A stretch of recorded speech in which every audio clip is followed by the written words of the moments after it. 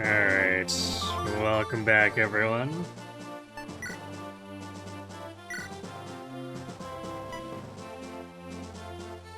Tonight we are resuming what little we managed to get done last night, or not last night, Friday night. In Drunk on Sacae. Where we're going to be using a core of Sacaen units, and then the rest will be filled out with their direct supports as we get them. But until then, anyone else is generally fair game for supporting their journey. But we obviously want to minimize how much goes into the other characters, just because they won't be coming with the final team, and as we pick up more characters who actually are direct supports, we'll have to start cutting people.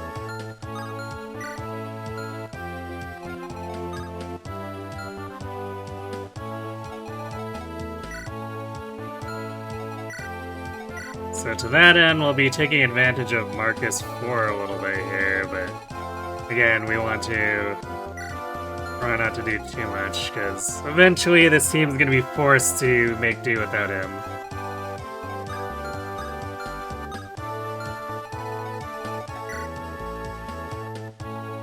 How fast are we here? 11. I don't think he's... No, there's no shot he's counter-doubling.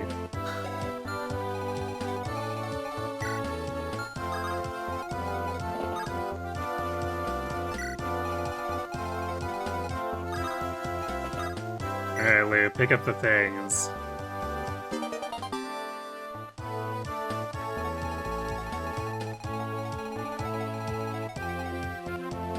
Hey, Knight.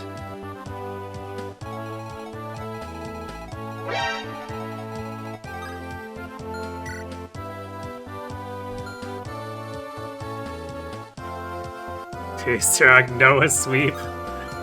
Well, we'll see about that.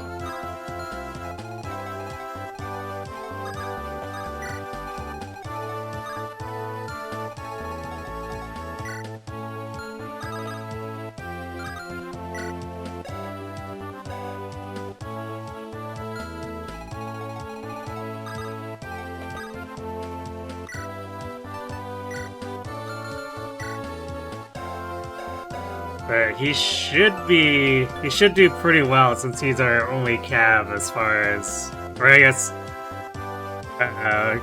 Paladin line Cav as far as, who can be deployed long term.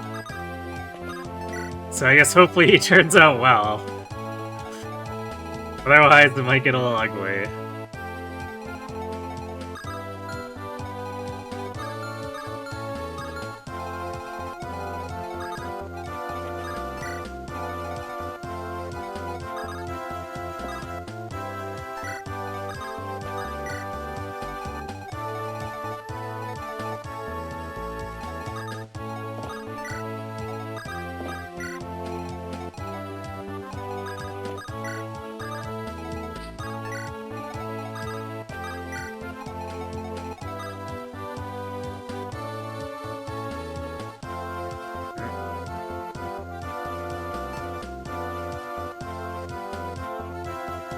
Controller at the moment. Not sure why.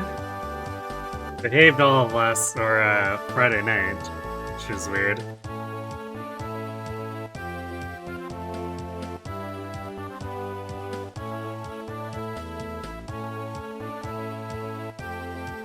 You saw that reasonably held it back and didn't mandate Carol. Yeah, I mean, he technically counts, but I think it's fair enough to say he's someone we can drop to run the others that we've been building all game. I don't think the last chapter would be that boring because of him. Oh nice, get him, Deke. Because let's be honest, it's mostly just a long hallway walk anyway. And he's only one person who'd be using a one-range anti-dragon weapon.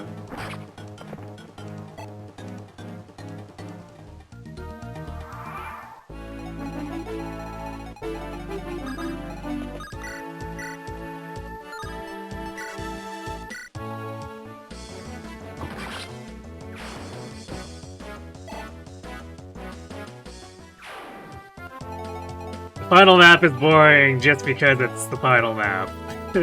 Let's be honest here.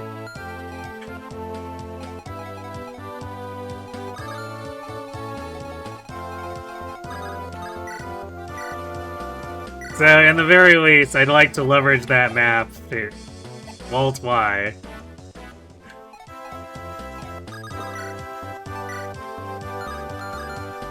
I'd like to leverage that final map in order to show off the strength of our units who can use the other anti-dragon weapons.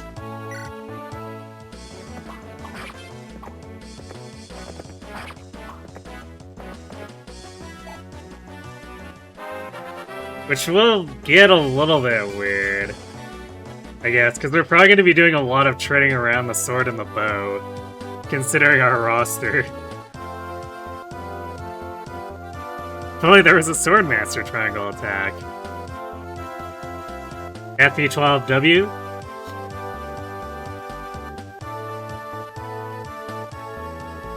Unk still got it. Yes.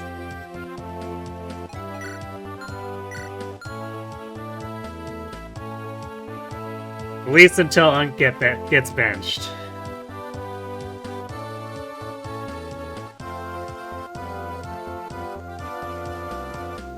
Your vacation was unexpectedly cut short and you're beginning to feel like you have no emotions? Because of your vacation getting cut short?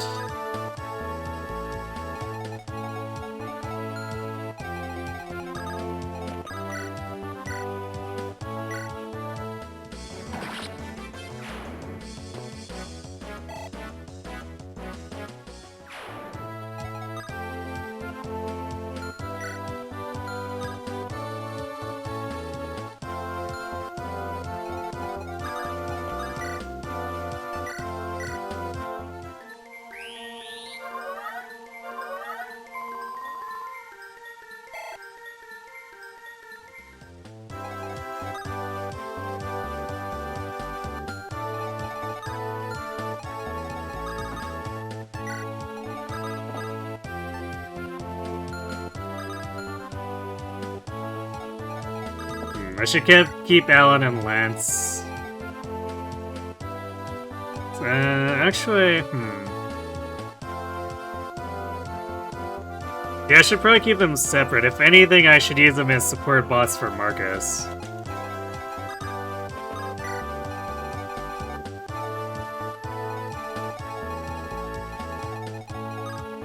Because they'll probably stick around for a while until we start needing to call people. Especially since we'll likely want to do some rescue transfer drop shenanigans with the likes of Rutger and Deke.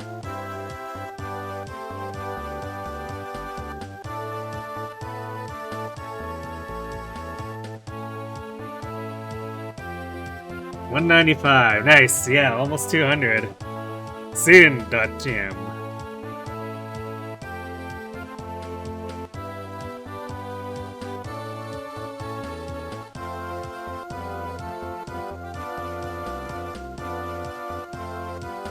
Please hold your applause to the end.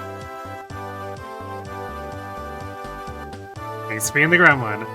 Long story short, your younger sister, the one you mentioned having issues taking accountability, was supposed to stay behind and watch after the dogs. But she was caught being out with her boyfriend and not feeding them for a whole day. Oh no. Poor doggos.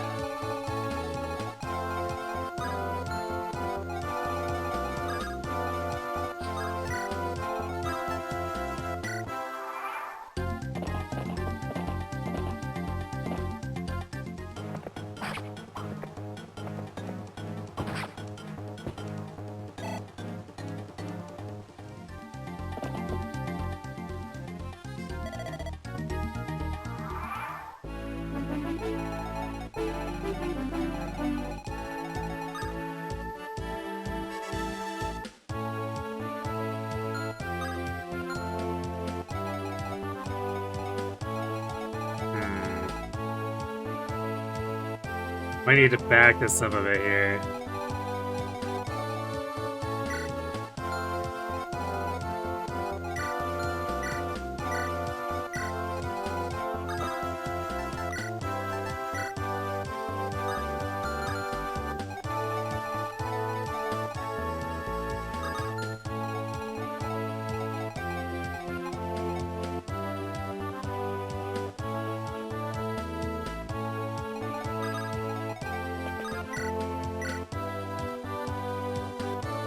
Although, in theory...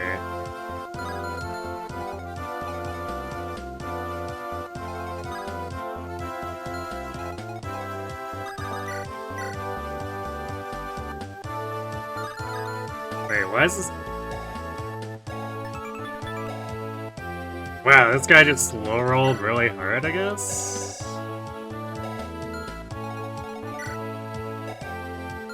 Or no, wait, I guess Marcus gained speed, didn't he? Well, I guess Marcus is doubling everyone now.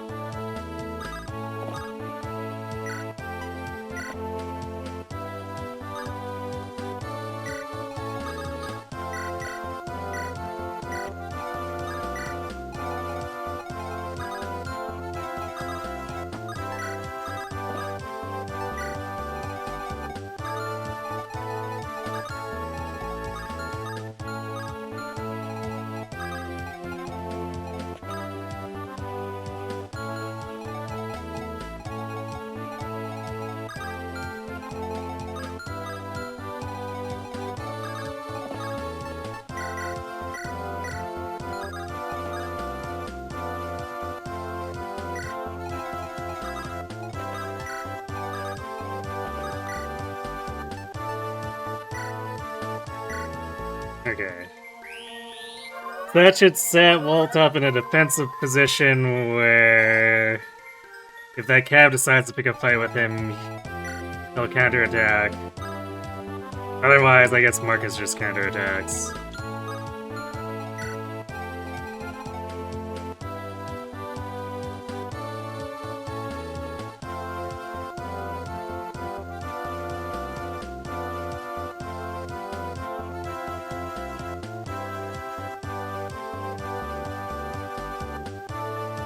Gonna let the doggos eat all her food next day so she knows how it feels. This is the final straw for your mom and she kicked your sister out of the house. Oh yeah, damn, GG indeed.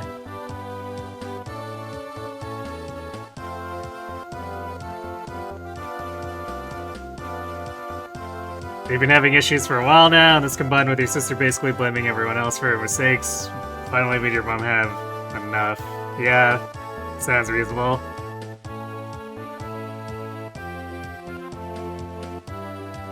Now everyone in your family is in a state of emotional stress because of this, but you feel nothing either way. So you're trying to help your family cope, but it's hard when you feel nothing.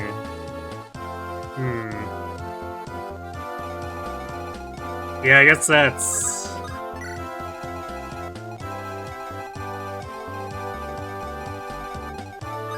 That's a bit tough.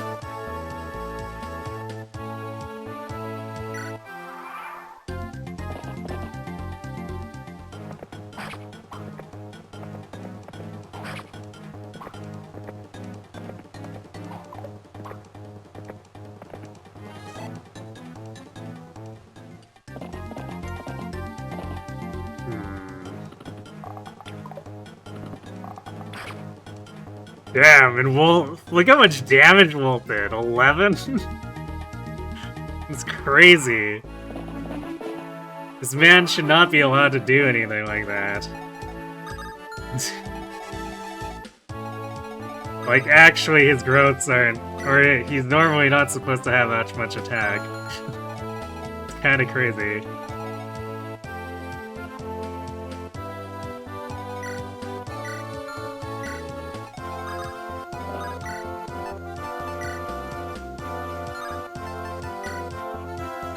Short by 1. Silver Lance is so inaccurate.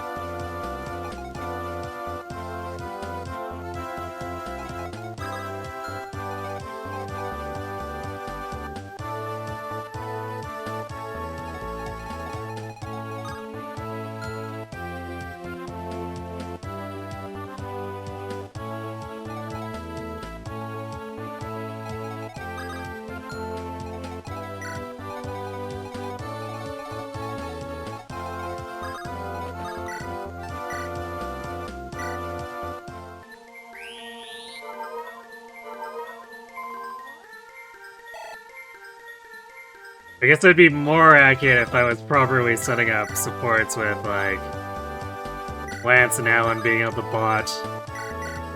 Obviously, we don't want to do it with Roy if we're trying to push for the Sacae, and Wolt being a better long-term partner for him. But definitely could have set it up with Alan and Lance a bit better.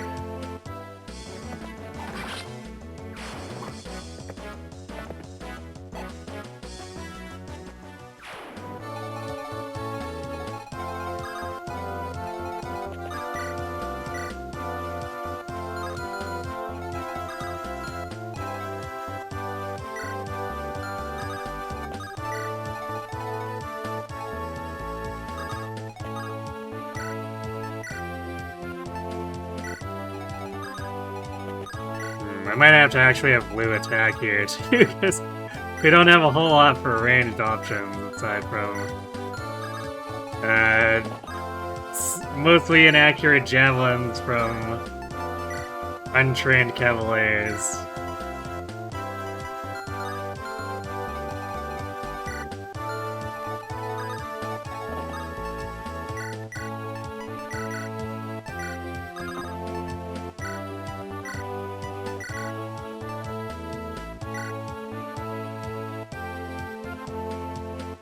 AMCH. Wolt needs to steal Shin's horse and declare himself Sacae. I mean, Wolt doesn't need to. Because he's got his support walked in with Stu, I believe.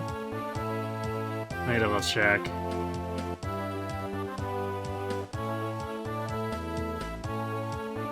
I'm pretty sure it's one of the nomads. Yeah. Wolt has supports with Sue, so he's safe. He stays on the team.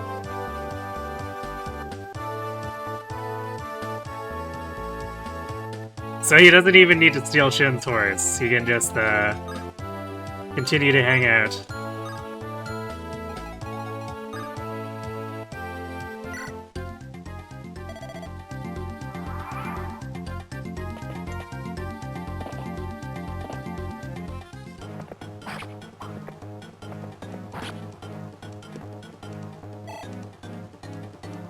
Wolt Gaming, indeed.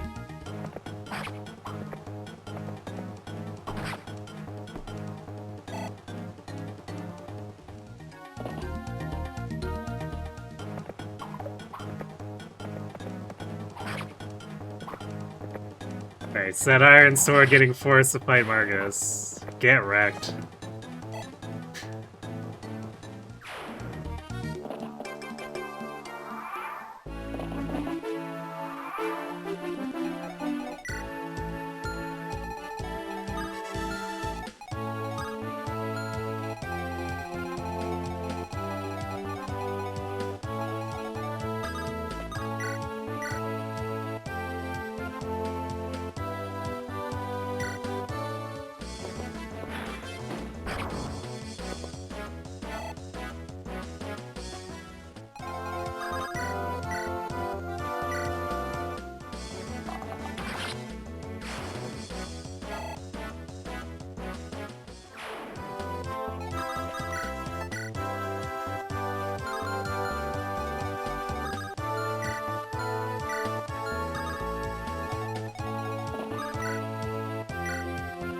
3 damage.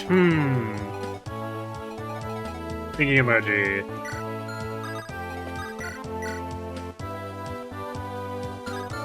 Now what's a crit?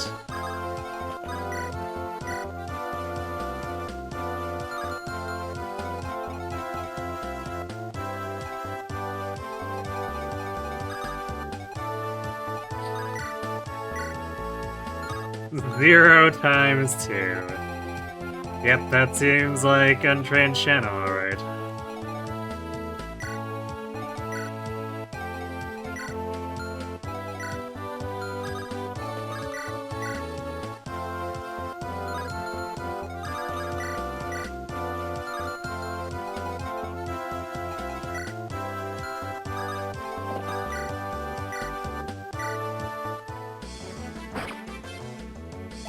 Good job.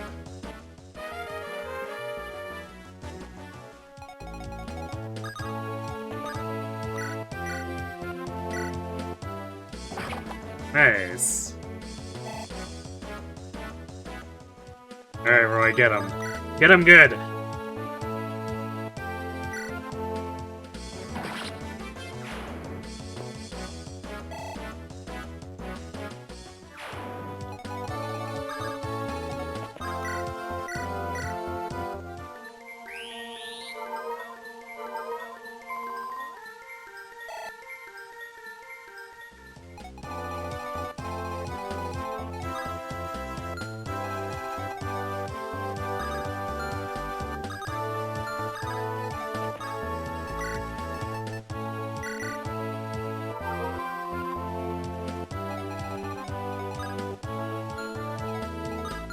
What class is this? Haha! The archer also gets doubled by Marcus.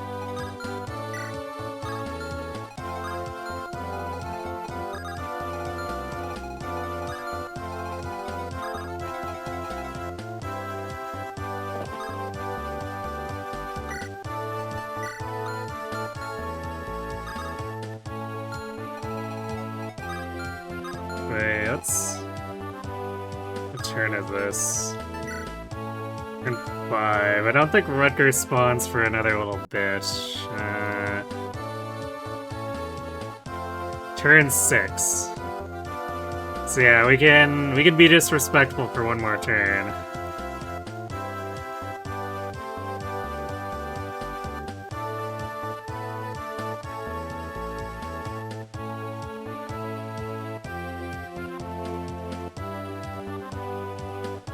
Makes you feel like a psychopath? Well, man.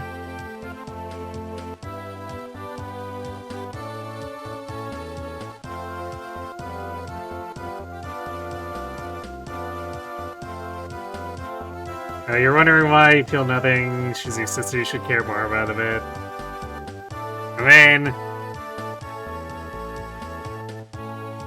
considering how she's acted, doesn't sound like she's reciprocated, so that might be why.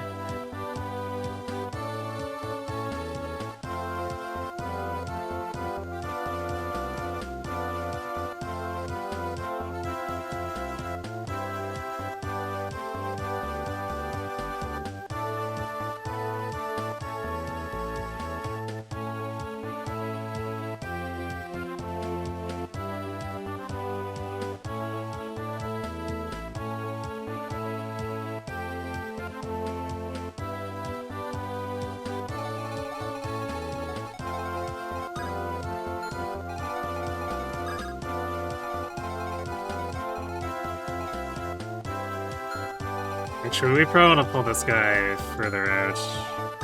So let's have Marcus over here.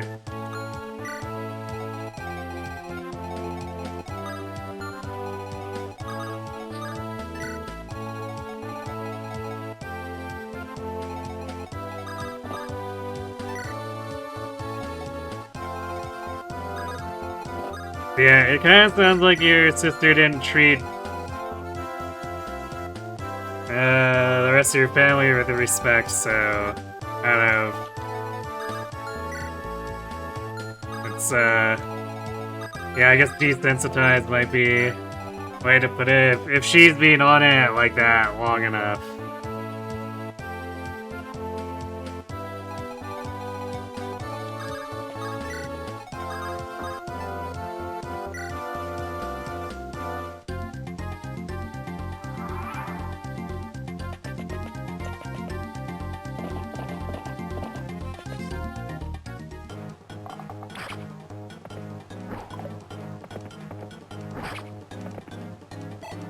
Alright, as long as you get once, I guess.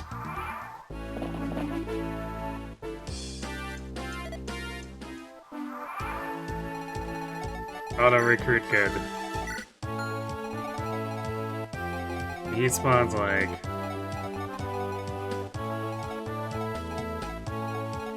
yeah, we gotta pull this archer back, otherwise...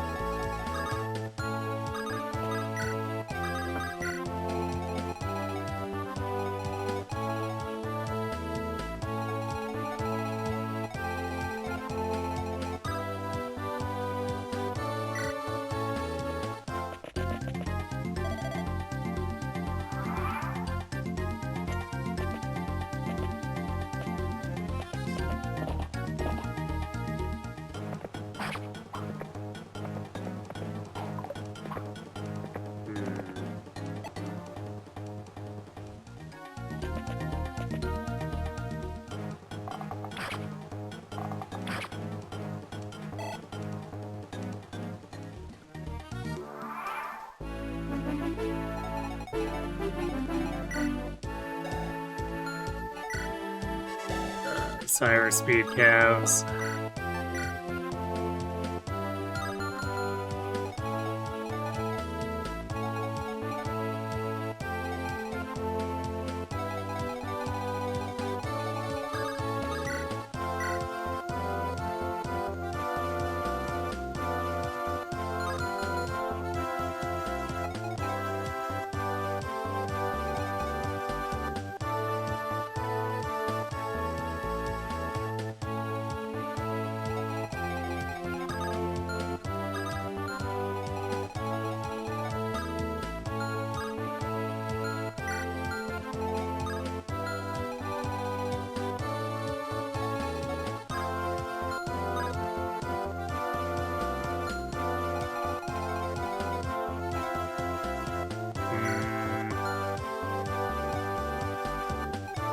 This question is how aggressive we want to be about this.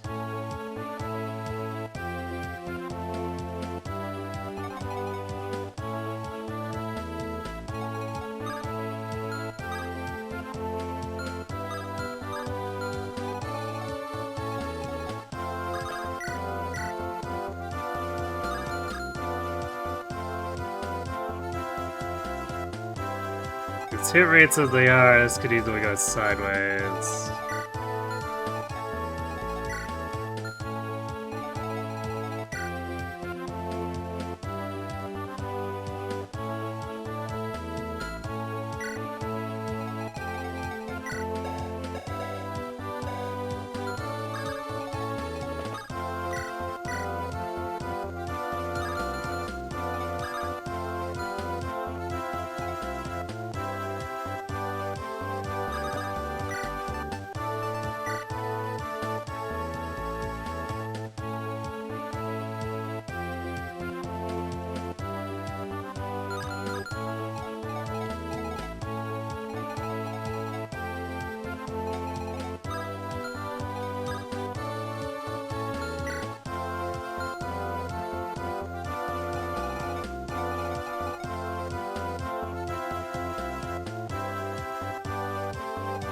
I think our biggest problem here is it takes like all of our firepower to kill this guy.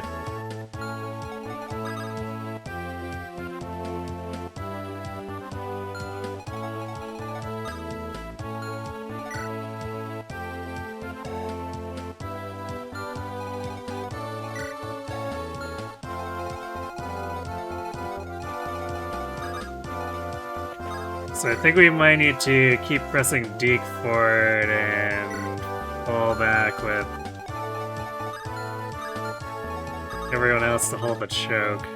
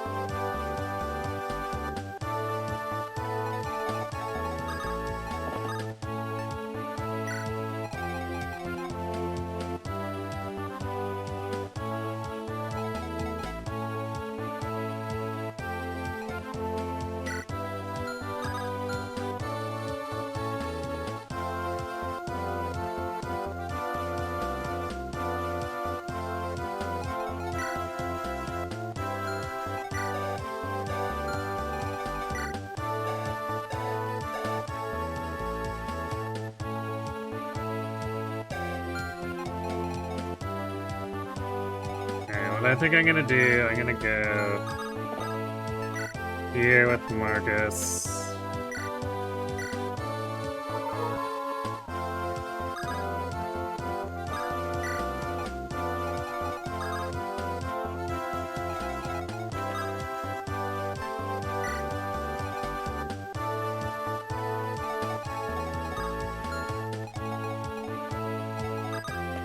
See if I can use Chad to bait this archer away.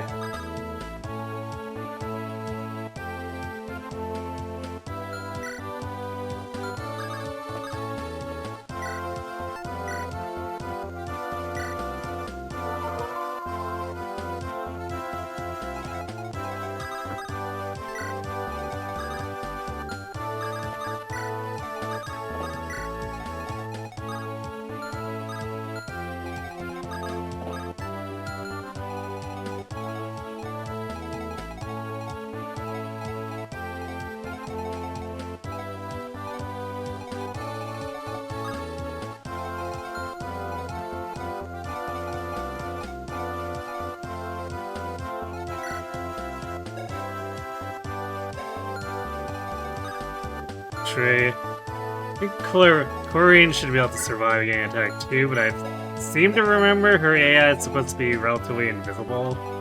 Because I want to have her so she can reach Rutger.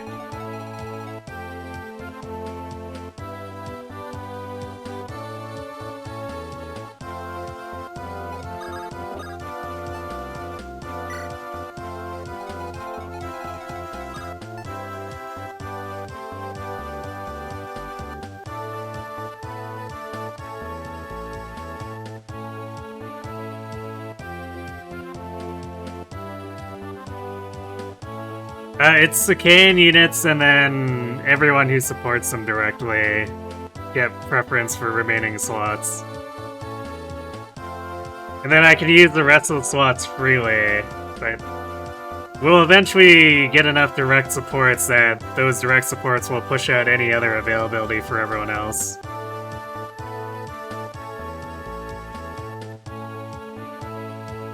The FE7 version after this? Yeah, could consider it, yeah. So it'd be Lin, Guy, Wrath.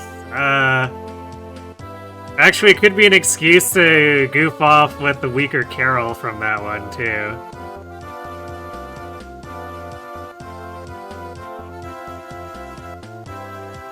That might be all there is. Trying to think if there's anyone else.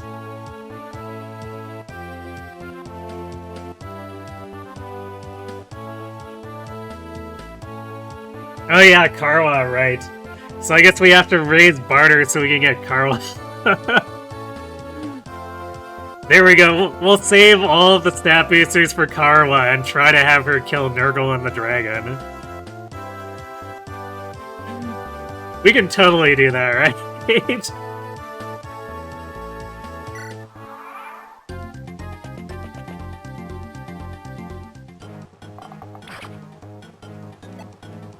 Alright, looks like Clarine is indeed invisible.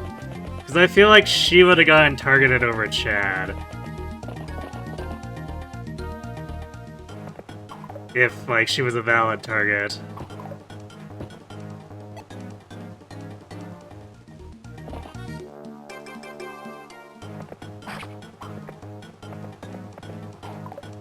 Marcus, no.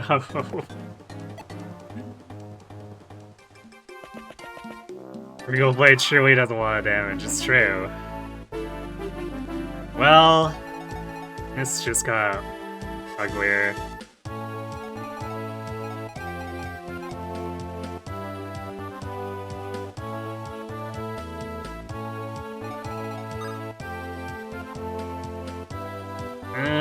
I guess the plus side.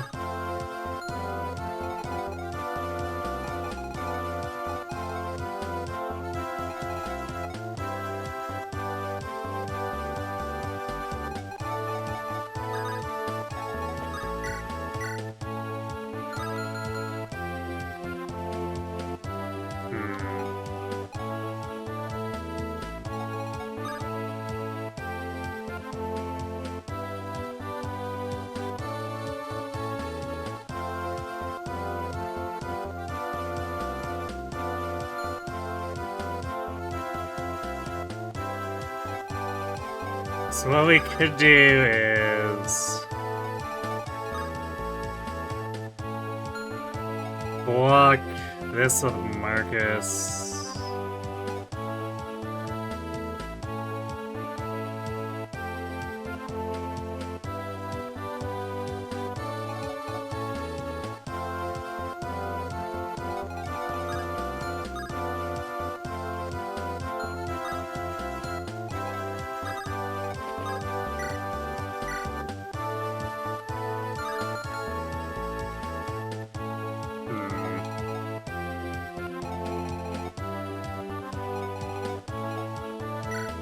Hopefully this cat wasn't just like completely dodging Marcus over and over, but...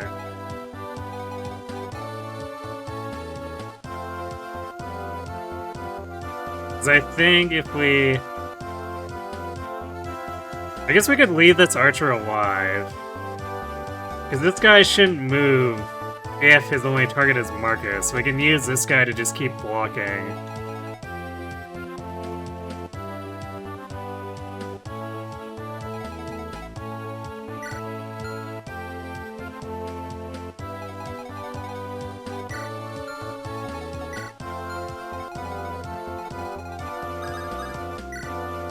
So we can just heal Chad and keep that archer attacking him.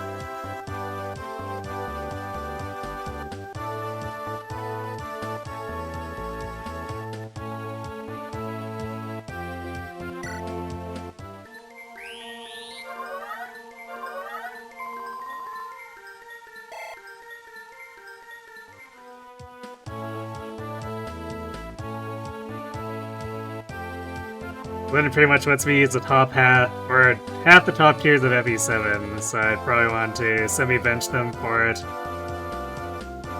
Yeah, I mean... with Hector Hardmode's deployments as is, like, if we go Lords plus Sacaens, we might not really have room for their direct supports anyway. Let's be real here.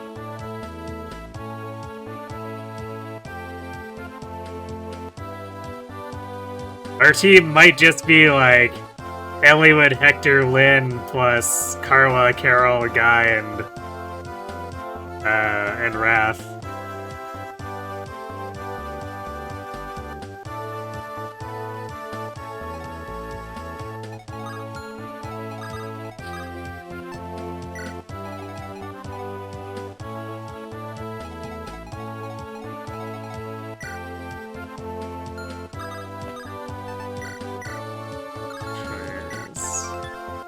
And X is E. Also, its hit rate is garbage, so we probably don't want to use that right now.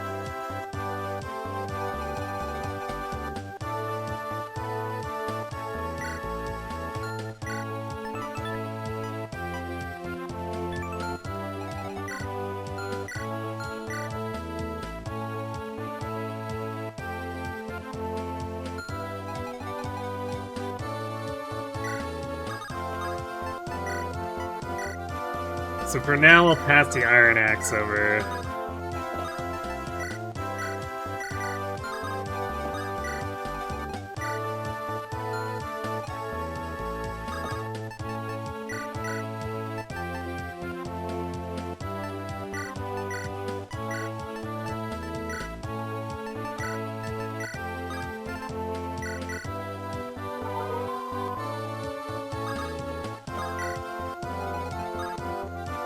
Might end up with an armored or an archer jam up here too, because this guy might try to target Roy from here.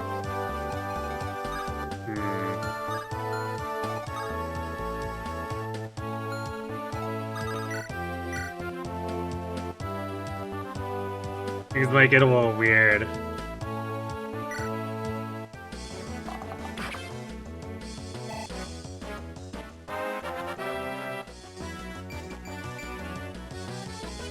Well, Wolt got more hits.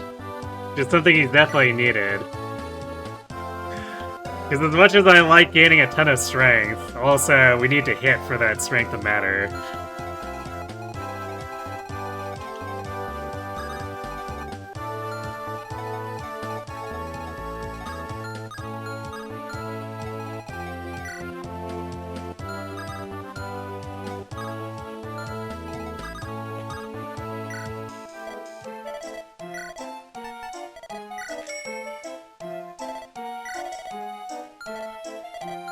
There we go. They're trying to corner Deke, but what if he was sitting on the thing that gives him infinite vulneraries?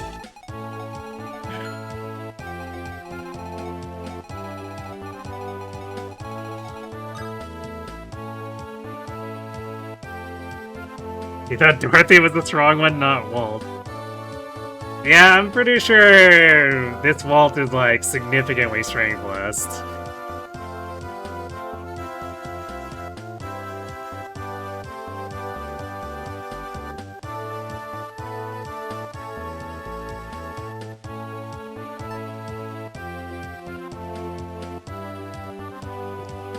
But I want to say that the only feed Wolt was a lot faster.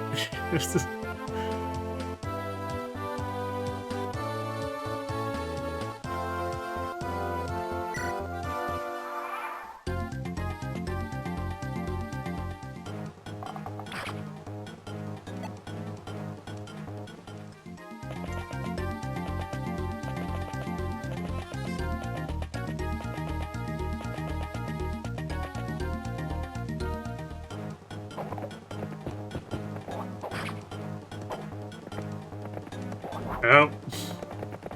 Marcus, angry! Marcus, smash!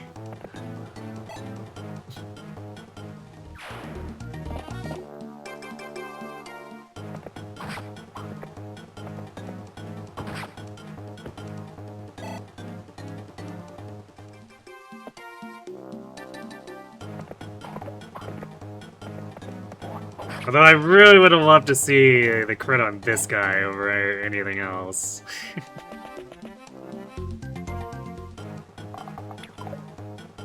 3 hits of damage against Roy, huh?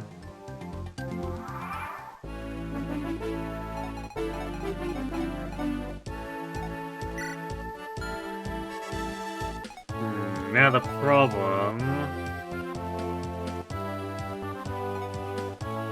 making room so Clarion can get out and to recruit. So we can kill these two.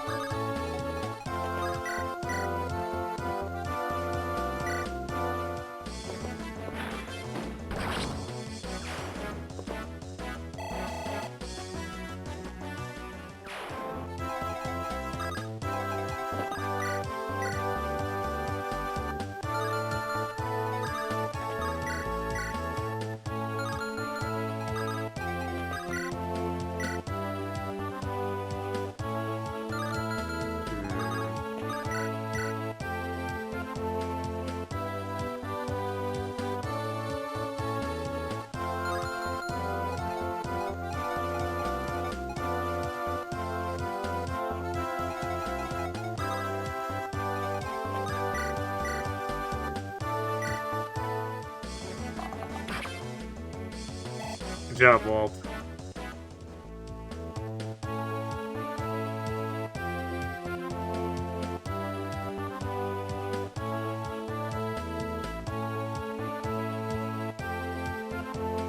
According to Indian Bot, level 10 Wolt versus level 10 Dorothy average to almost the same stats. I see.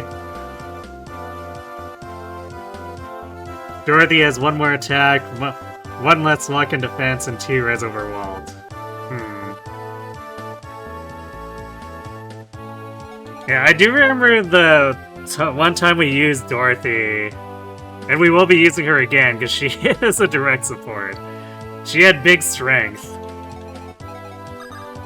So that was kind of cool.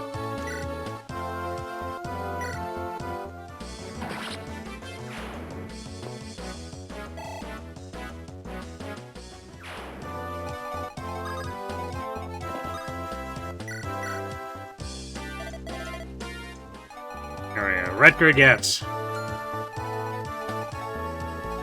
True-blooded Sacaen acquired.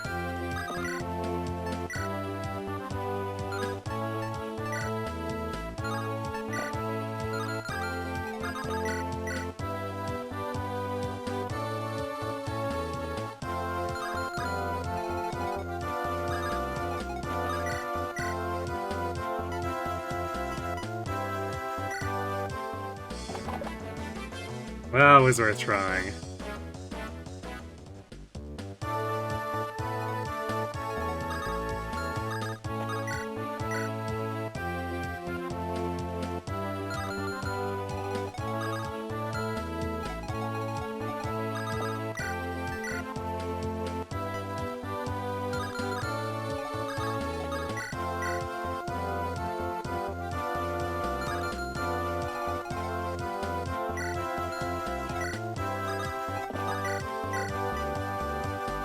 It's not enough damage to actually matter.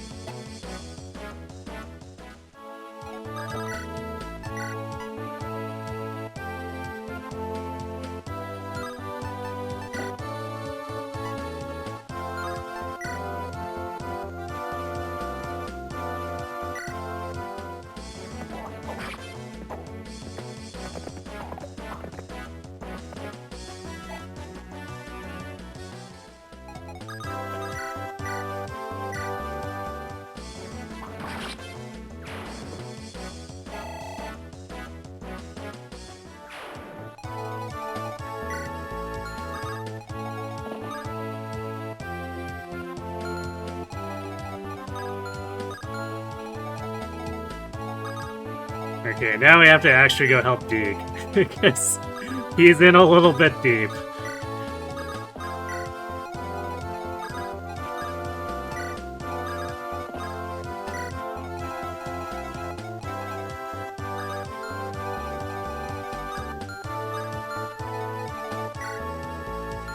Alright, let's move him to the forest, because it has more avoid and some extra defense.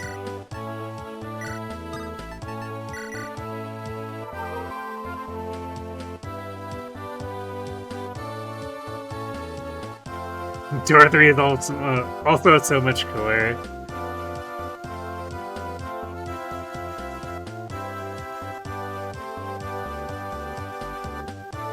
I mean,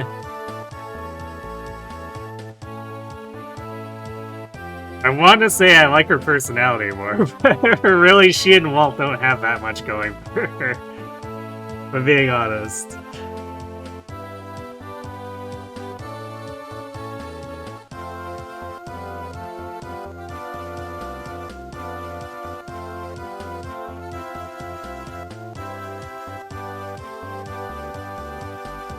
Oh, Rutger's only partially Sacaen, which is why he's alive. I mean, if he's got any parentage, it counts. Otherwise, Lyn wouldn't count either if we do this in FE7.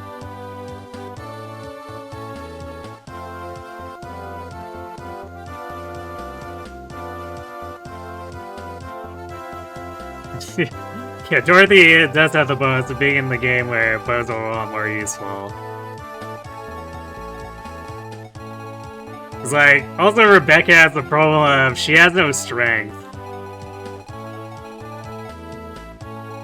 So even if bows had 3 times effective might, I'm pretty sure she still fails to kill, like, basic Pegasi. Yeah, Fear also wouldn't count since she's half.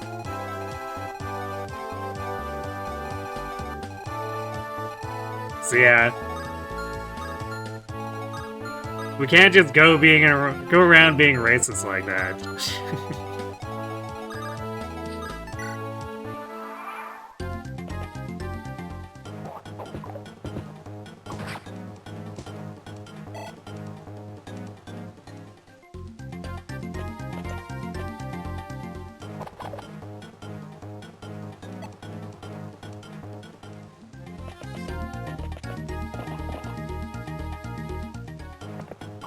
New Japanese FE7 playthrough, Rebecca failed to one-hit KO the pigs in the early game. Yeah, that sounds like Rebecca, alright.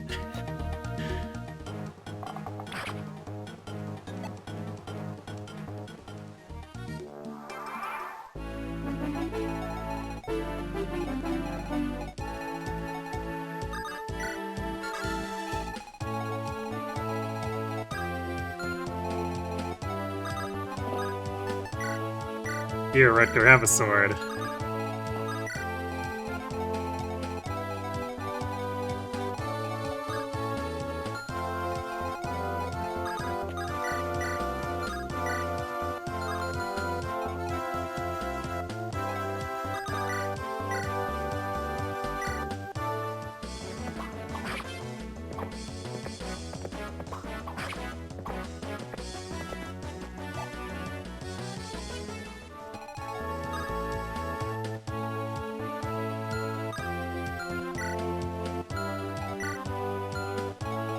Yeah, I mean, it's the same problem as people like Win, right? Except Win is also awful.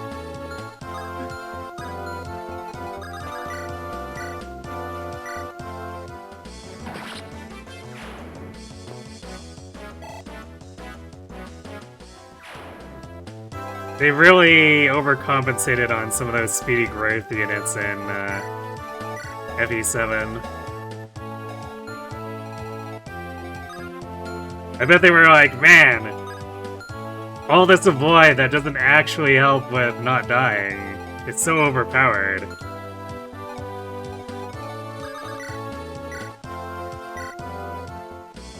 We'd better make all of their other stats completely garbage. Otherwise, they'll just dominate the game.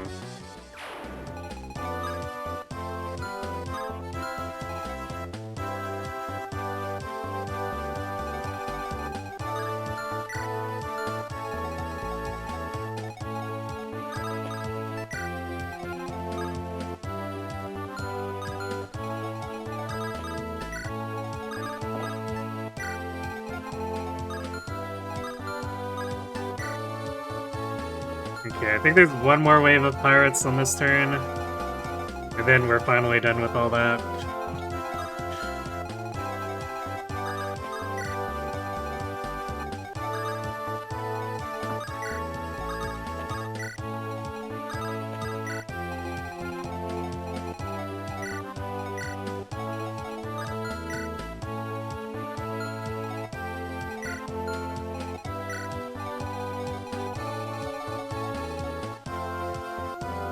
Speed's the best stat. Well, they don't need anything else. You know that? True.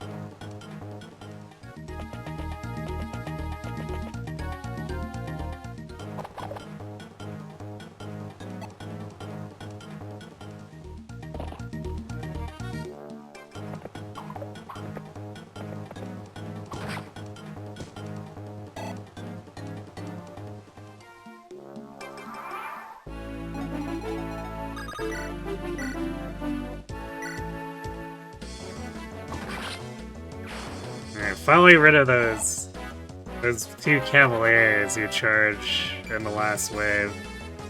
This is a very slow deke. And he doesn't really have any extra bulk. I'm kind of glad we're not using this one super long term.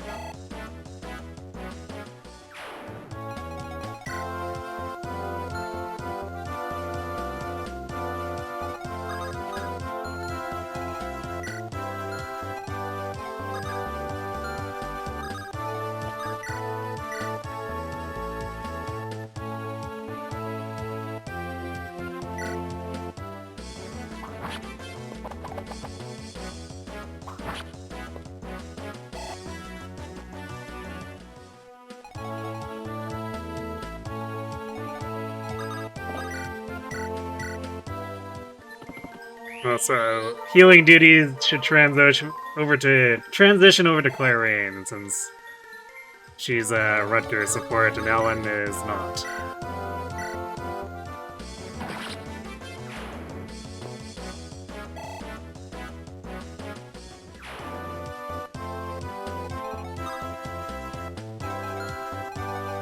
This is the Sacaen run.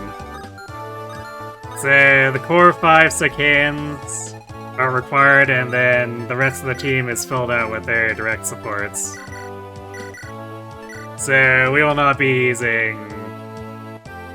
I mean, we could use Deke long term, but he's definitely making a case for benching him. So we probably won't be using any of the mercs.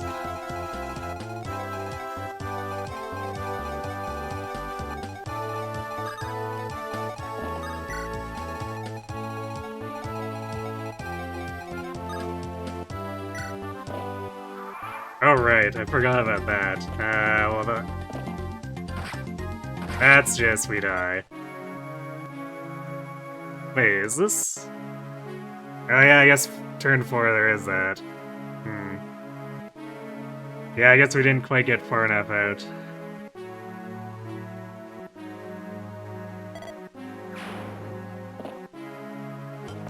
Shanna is like super dead here unless she dodges.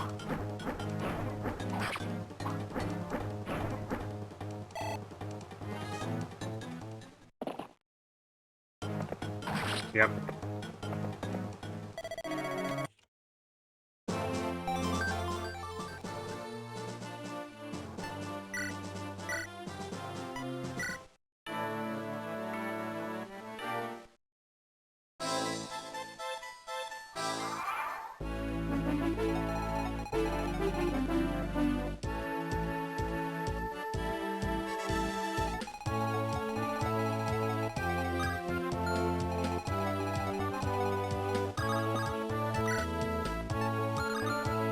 Well, maybe Marijuana or Marcus can miss less so that we can actually make forward progress.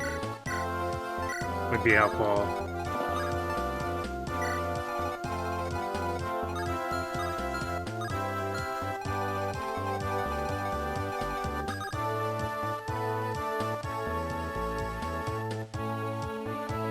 Bitter levels for Deke. I mean, I wouldn't be too sad if we still end up benching him anyway, but... Better level for Wolt, maybe. That would be helpful.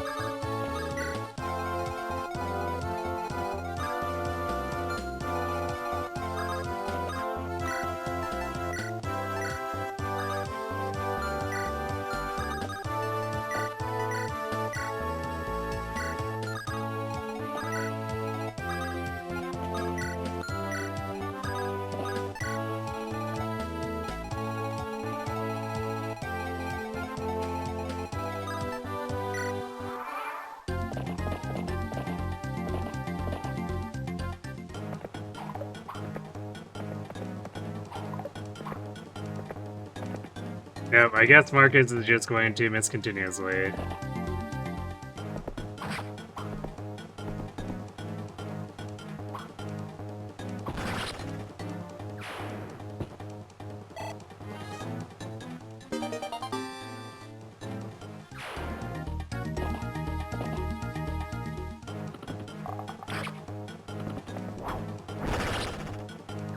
Okay, well I guess that cleans that up faster.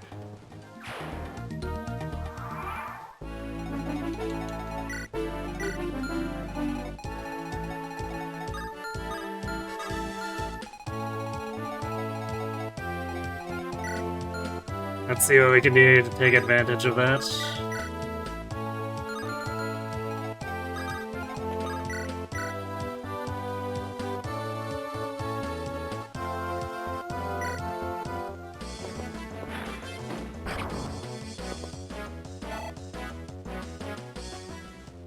He crit again like last time, yeah. I guess he's at least trying there. And Marcus decided to try a little bit harder despite whiffing on the cab.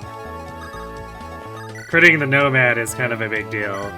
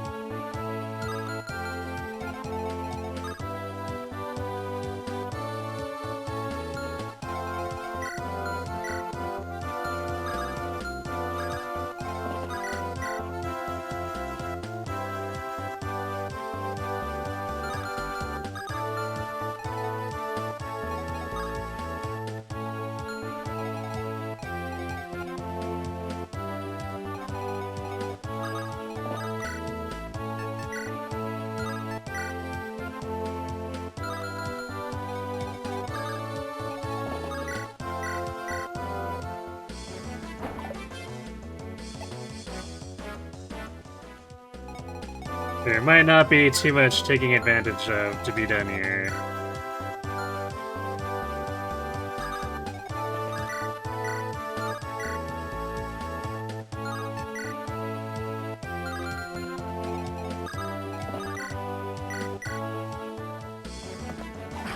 Alright, at least we had that.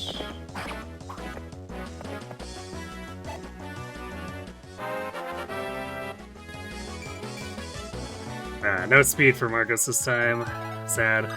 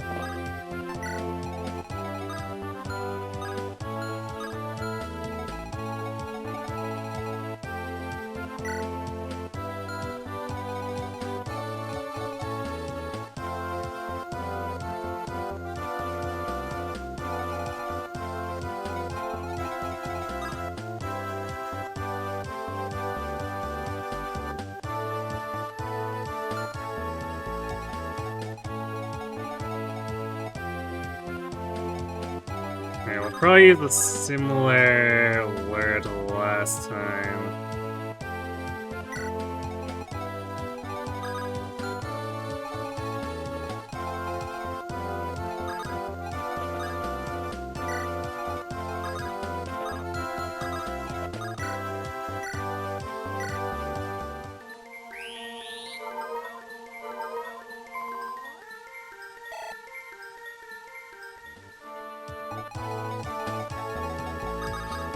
Yeah, we will be getting the aid support between Roy and Sue. Wolt's actually been doing pretty good for strength levels.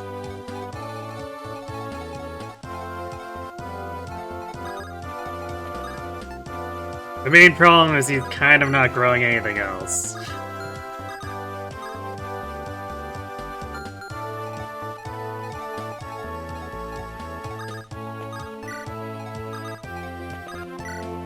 Which is better than usual where he doesn't grow anything, but...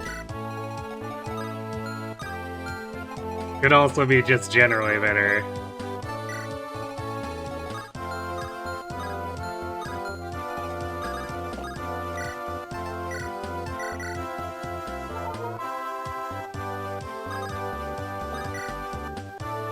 True, he could use more hit, unironically.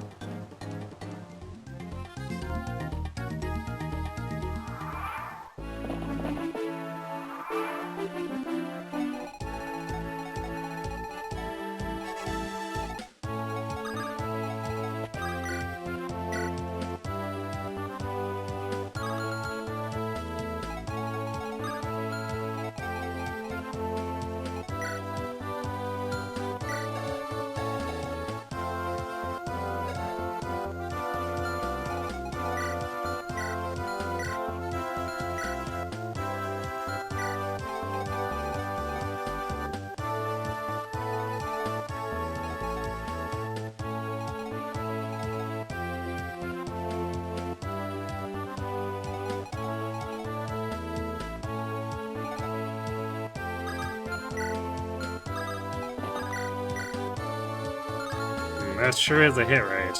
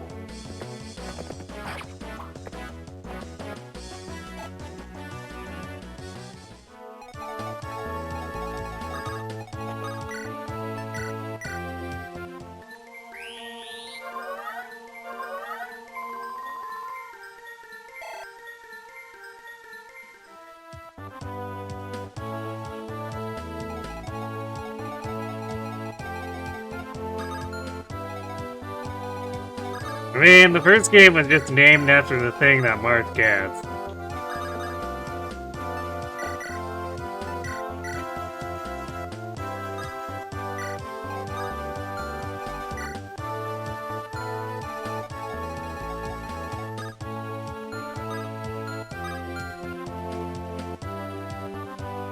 Because a lot of the games after that don't really have it be relevant. Like, the name be relevant, but just like...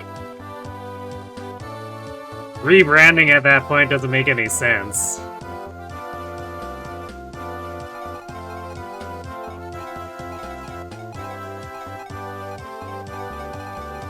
Because if your Fire Emblem first Fire Emblem game just happens to be a runaway hit because it was named after, right? And it was just named after the MacGuffin that Marth gets. It's kind of whatever. You just roll with it.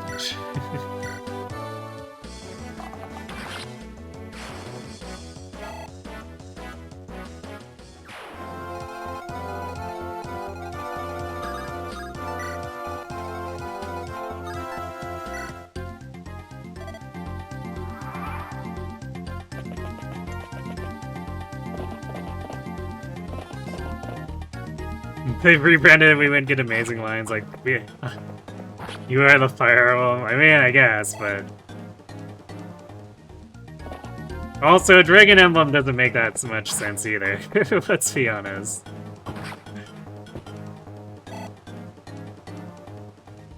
Because it only ties in that dragons are involved, but like, dragons are involved in lots of things, so why do they get the special treatment in the title in that case?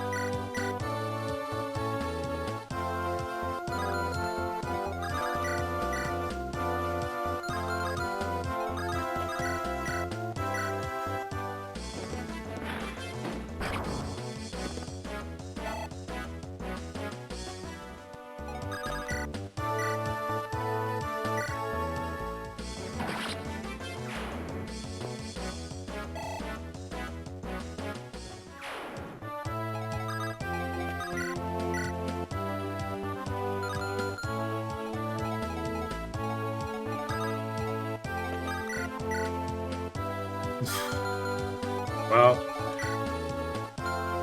that certainly is a hit rate.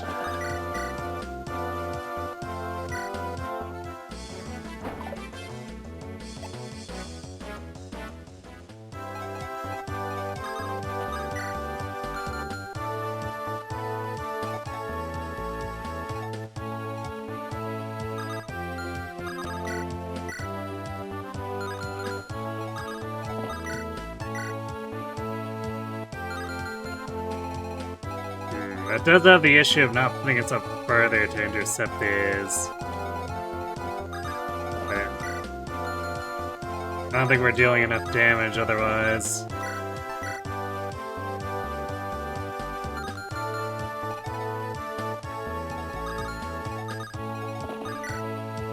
Guess let's see if Alan hits. Nope. Marcus might not even hit either.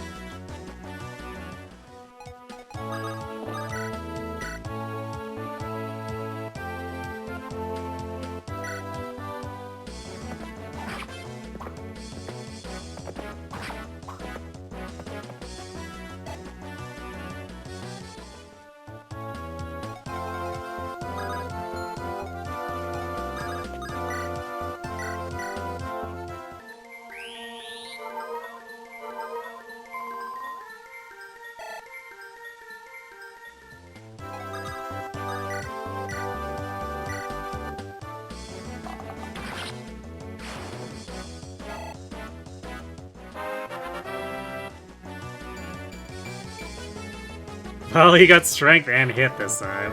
Still allergic to speed.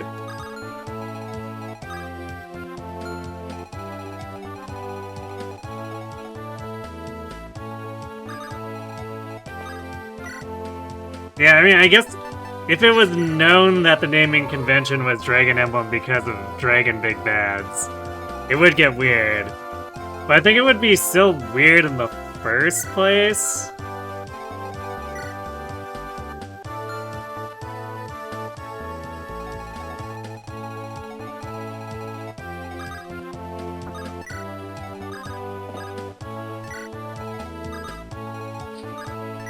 Just because...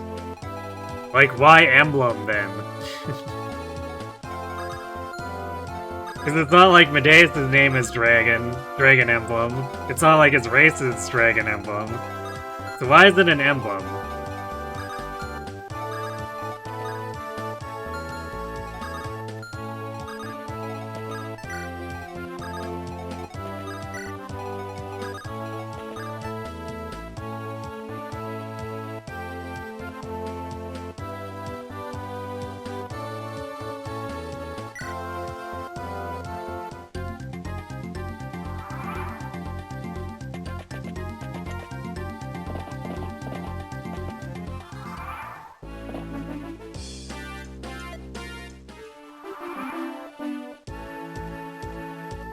Yeah, that's true. Tellius mostly doesn't use dragon antagonists, although I guess technically speaking,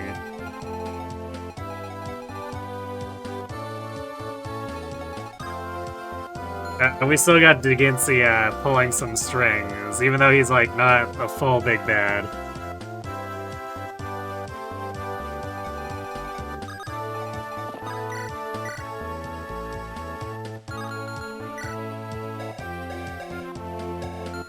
Did this guy just roll low on speed? Apparently.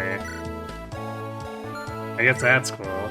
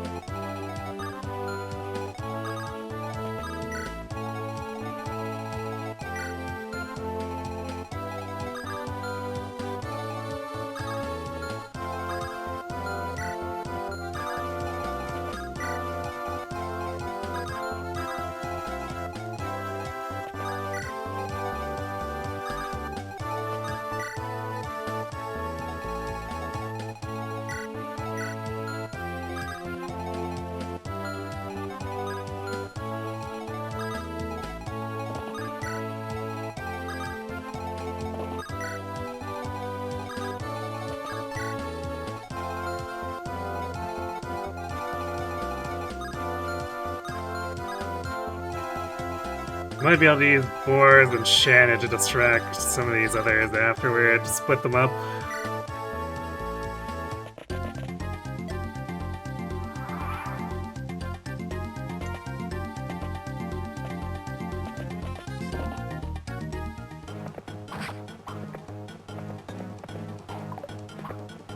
Damn it, Marcus.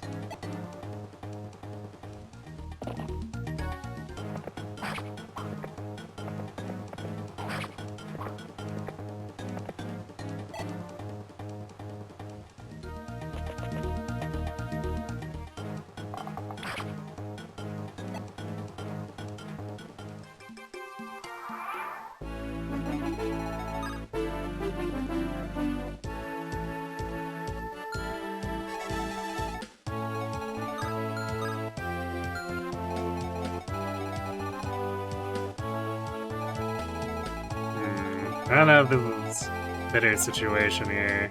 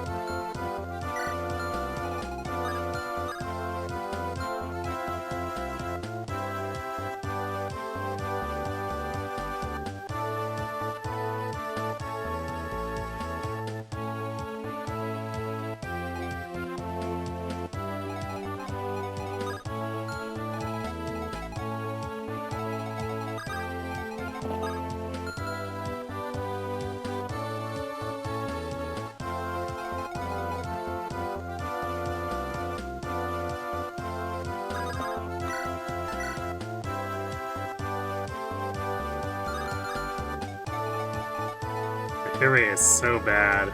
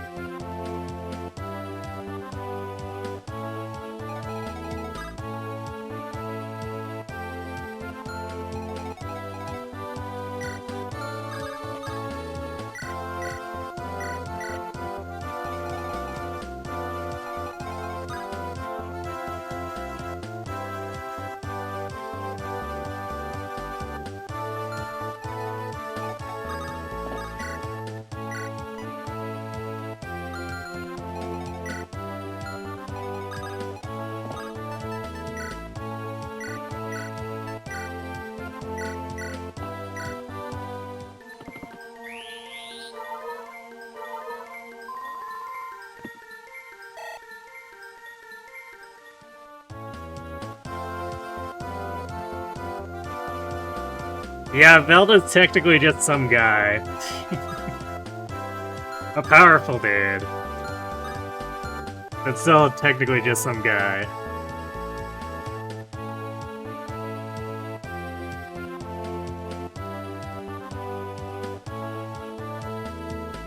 I mean, Birthright Garen does require you to actually land the Hexing Rod first. It's not necessarily completely trivial.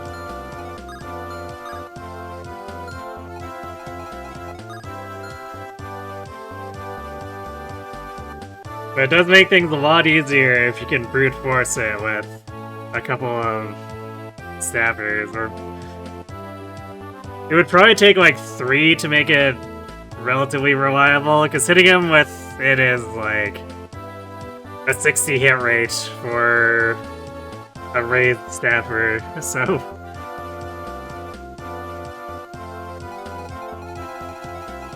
You basically gotta trade the hexing rod around and pray you don't miss with the three staffers on hand.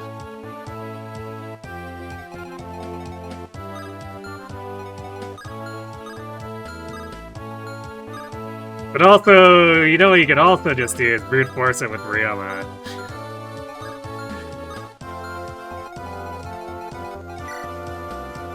Which is, in fact, not a meme.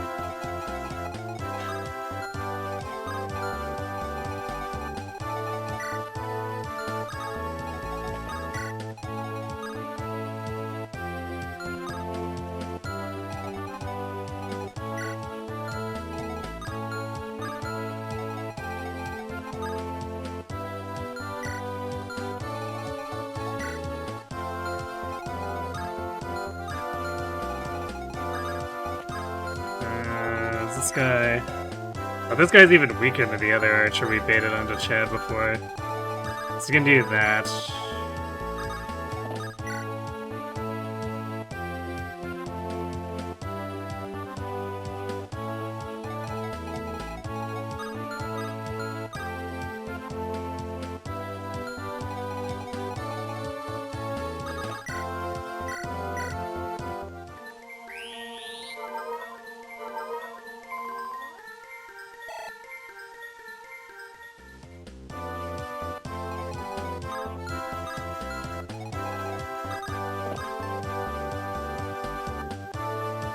Yeah, I mean, so you still get a few here and there. Like, Takumi technically isn't one. And then, like, 3 Houses has Nemesis not be one.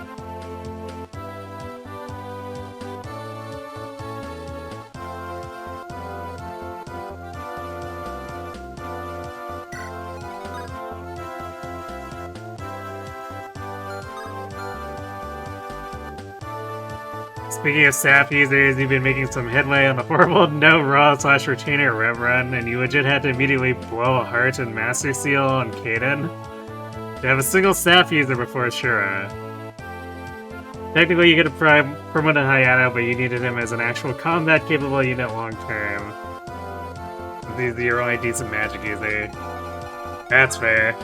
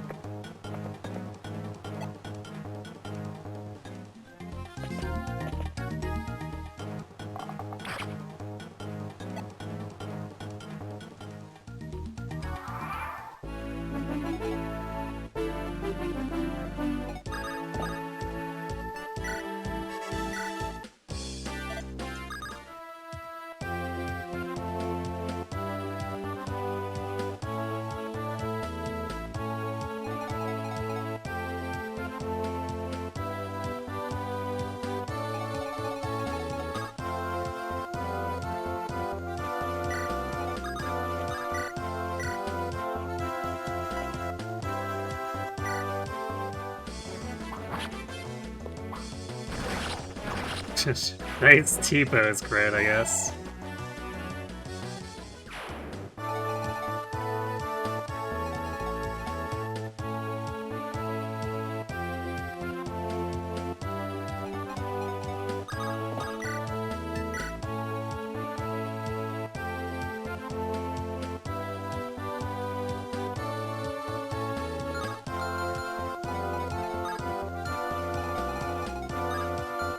Gotta be careful not to end up in range of those guys.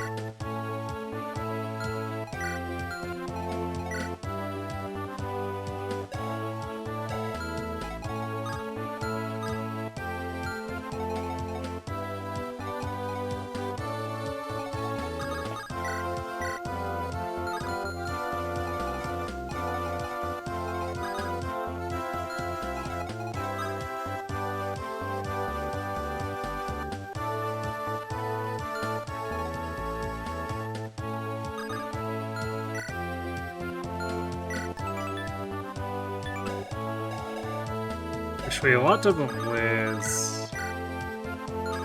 Yeah, it's not really worth attacking with him there, though. That hit rate is pretty bad. Or is it? I mean, I guess it's... I'm equipping it to discourage these guys from attacking into him anyway.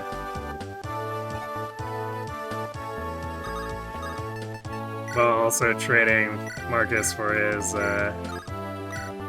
re-equip the sword. So if it hits, it hits. If it doesn't, it's whatever it's expected.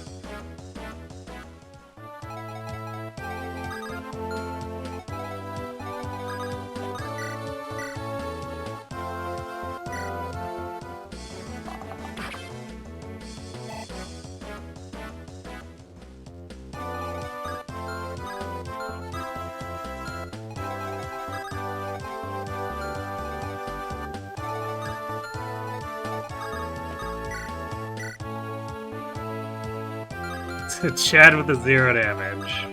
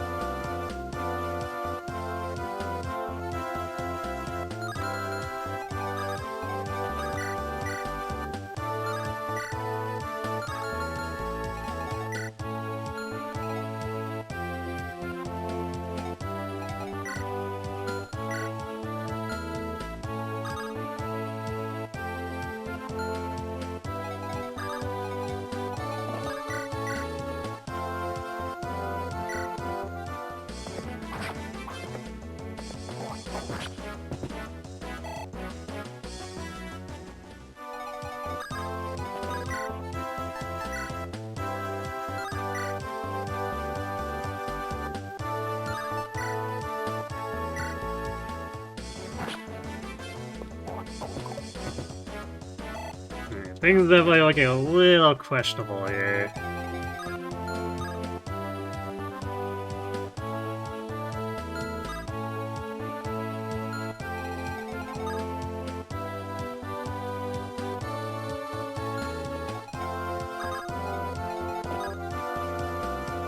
Okay, you know, we'll just do the Allen and Lance support so that they can maybe actually do more things here without being horribly inaccurate.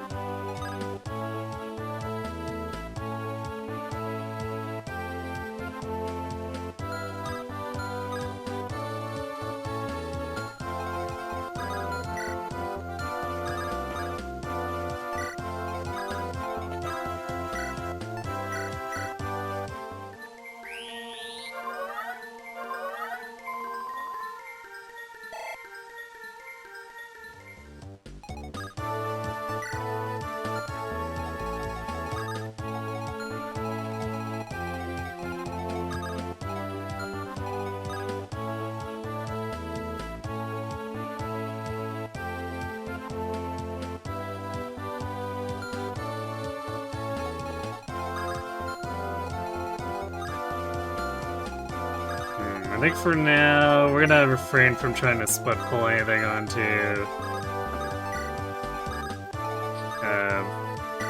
Shannon and Merlin us up here.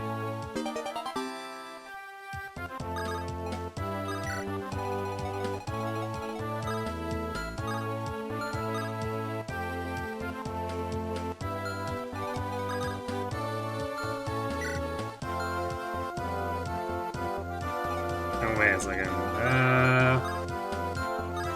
I guess I miscalculated that. That's unfortunate.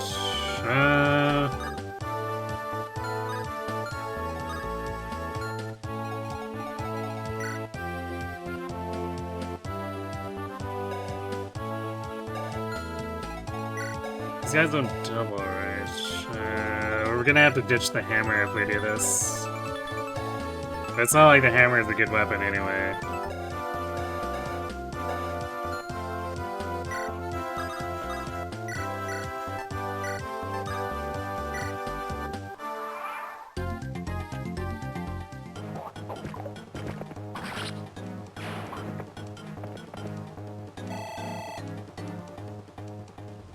Chad got hit by something, and the void isn't actually very good.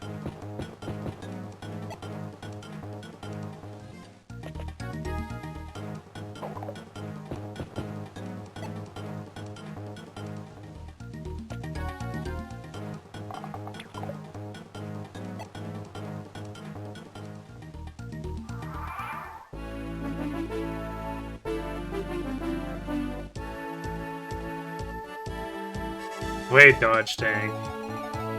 Yeah, apparently better at it than Chad, anyhow.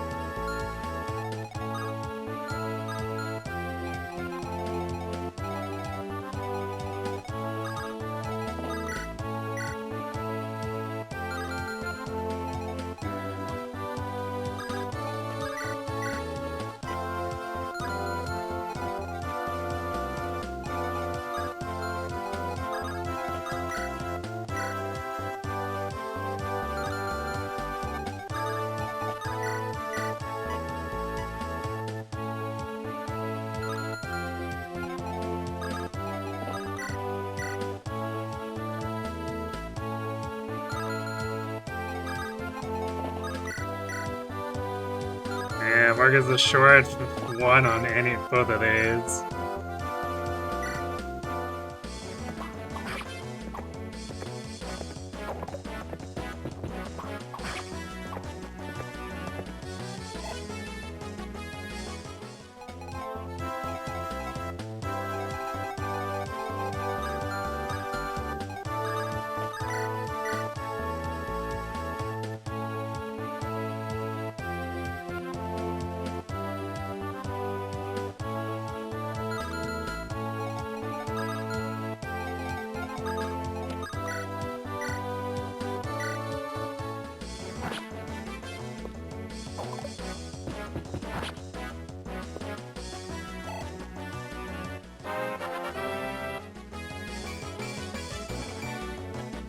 Well, regular defense is good, but man,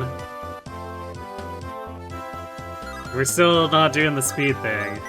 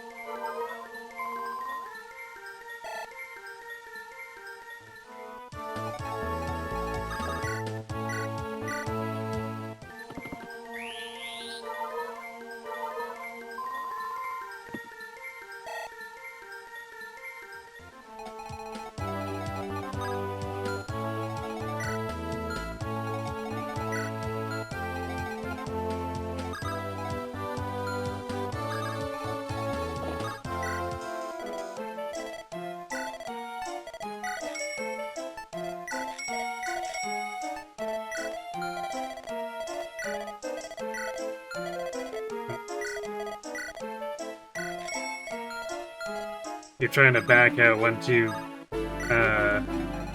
few prompts away.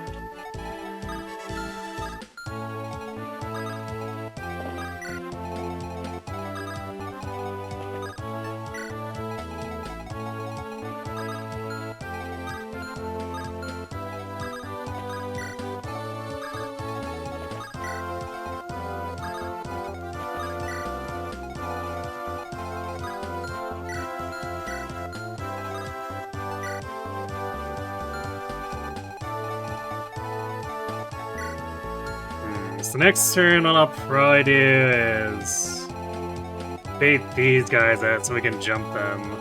And then that leaves us a lot of space to maneuver and split pull opponents.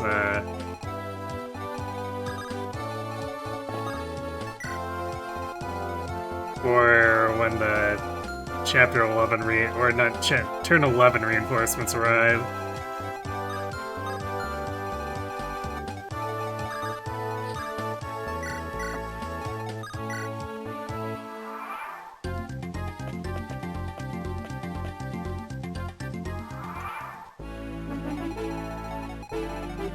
What do you mean, do I have barter yet? We barely started the game.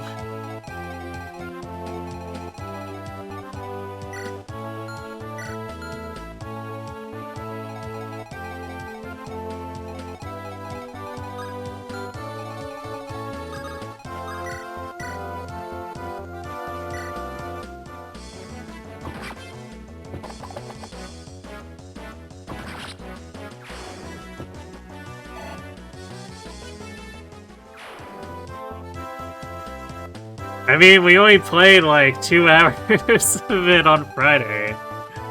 I'm not speedrunning. So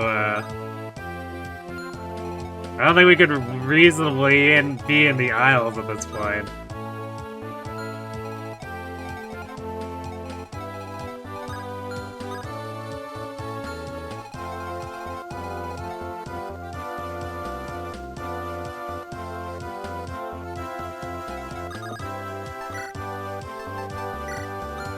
I mean, it'd be B-Road, I guess, according to Serenus, and... Actually, I don't know if World of Dragons uses the same terminology. But Serenus has the label as just A and B, just arbitrarily.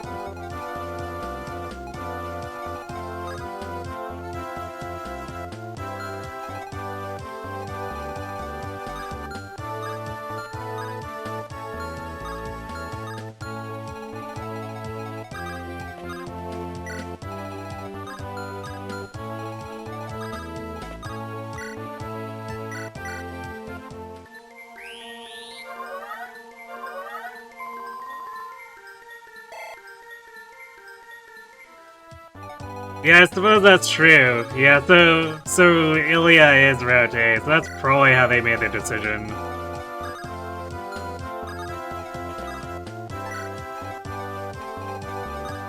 It's just A is the default, full stop.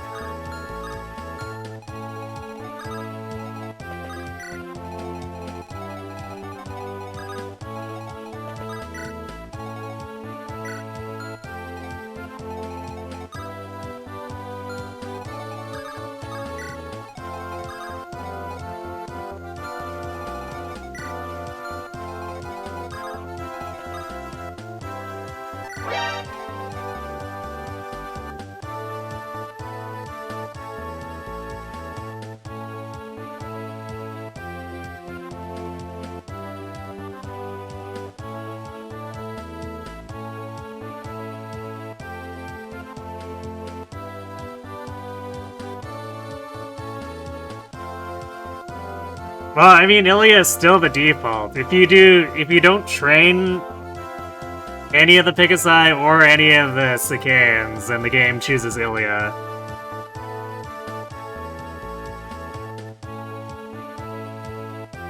So that's what happened with only feet as well, since all the both of the nomads and both of the Picasai were banned due to being mounted.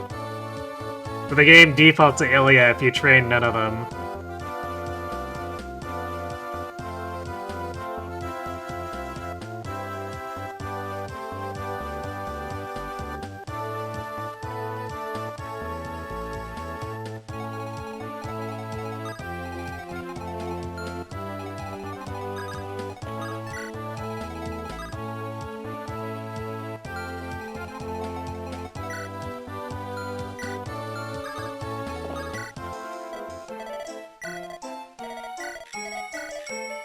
Oops. I didn't mean to buy the swim swords, but I guess we have swim swords now.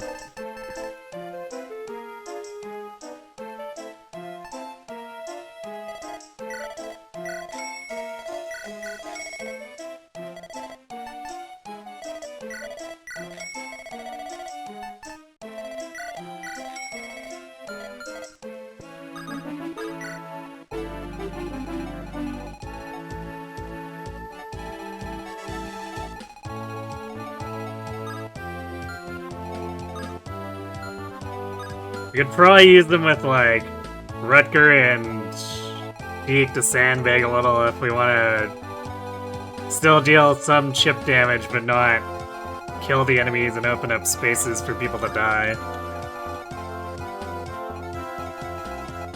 But not the best purchases.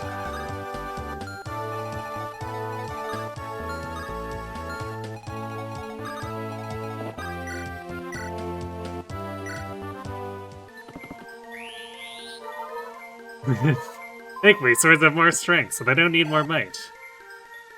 True.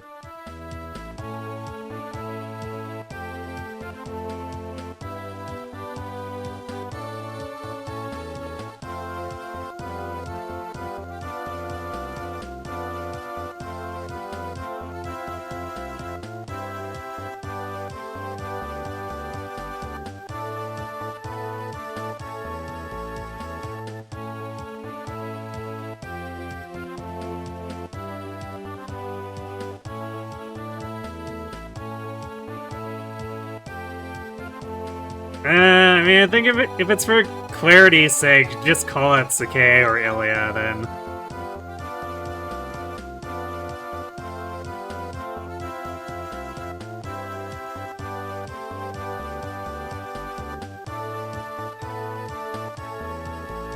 If only this Roy was as good at Smash Brothers Roy. Yes, or actually, I'd rather have Emblem Roy. Like, man, imagine if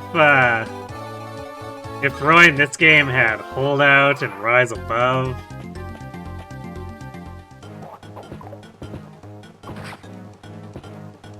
Man would be actually invincible.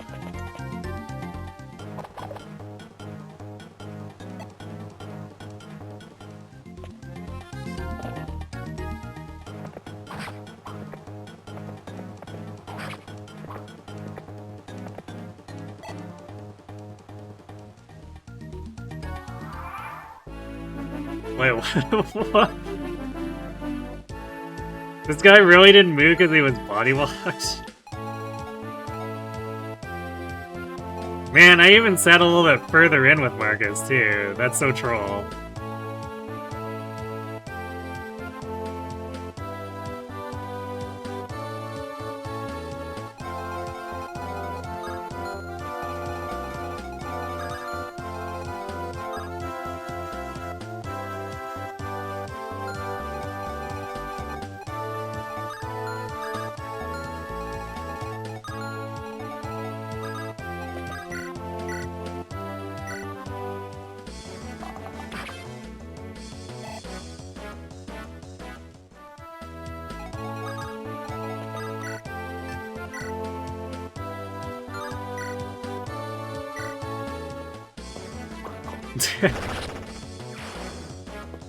Roy out here like, I don't need the rapier crit. I'm gonna crit with this. And then he did.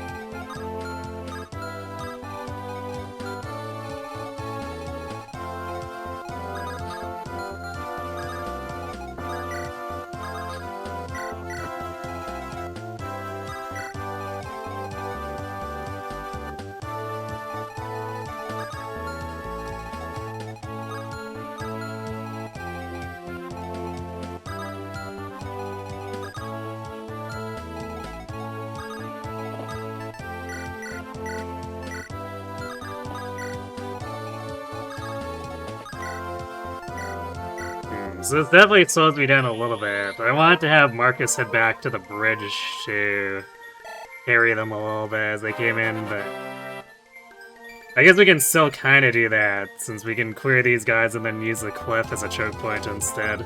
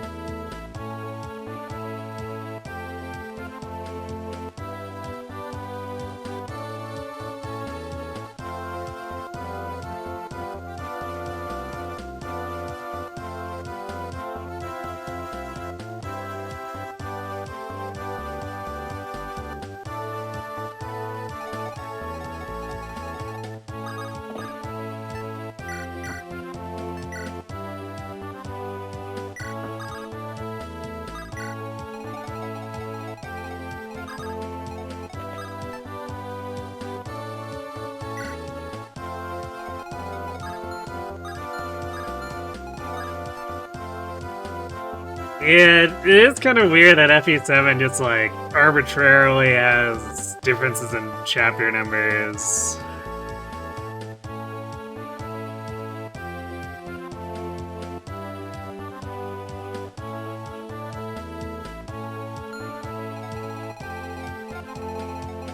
I don't think it would have really hurt to have, like, Eliwood versions of any of the Hector... Well, most of the Hector maps. I guess some of the ones where it's like Hector off on his own is different, but... Stuff like Praised Beast being Hector exclusive is just like, but what? But why? Especially since it restricts usage of a Pegasus. Which is an auto L in my book.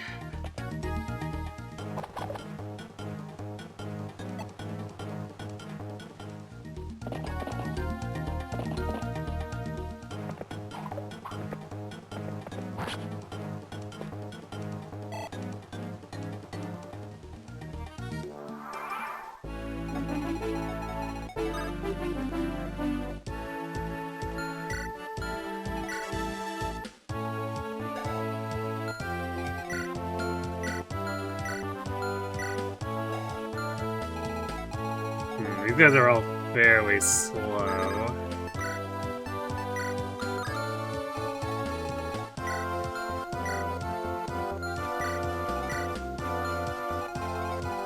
Bad damage, so he could probably just put, like, Marcus out here to own them all. Or close to it.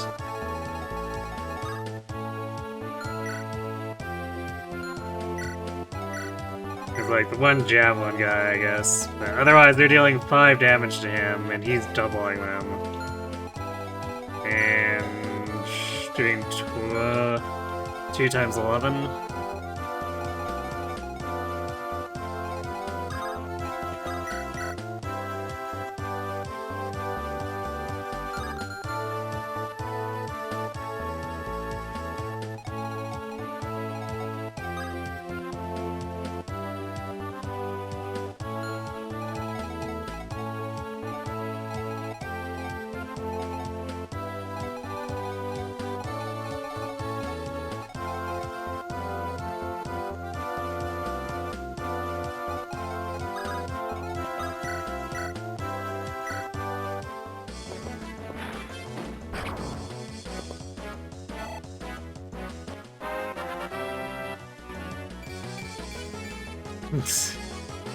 Wow.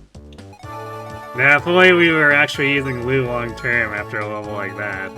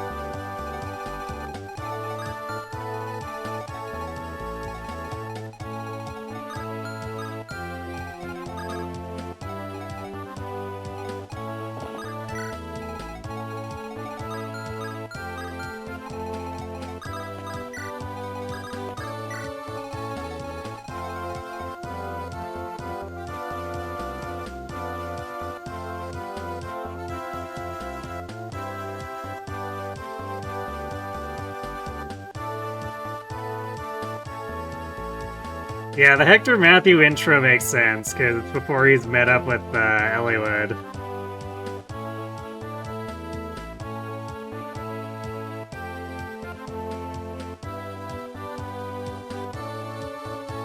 But, I mean, because, like, that one also has an equivalent. So Eliwood has his one before he meets up with Hector.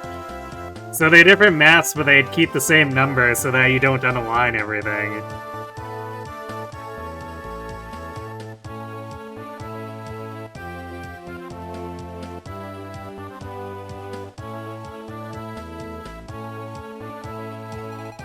Also, like, the Armad's map also has the Durandal map as an equivalent, so that also doesn't unalign the chapters. So, because, like, there's otherwise a number of Hector ones that just unalign chapter numbers for no real reason. Because they could totally be there in Eliwood's story, because it's not like Eliwood isn't present.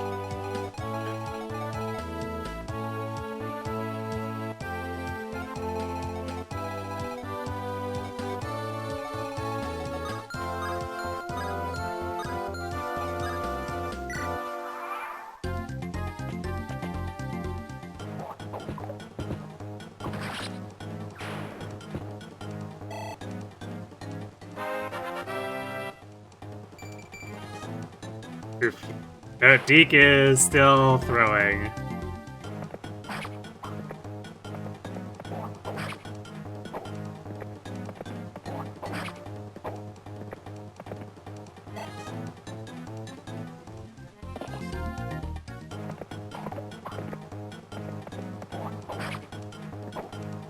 So I think he wants to be benched this time.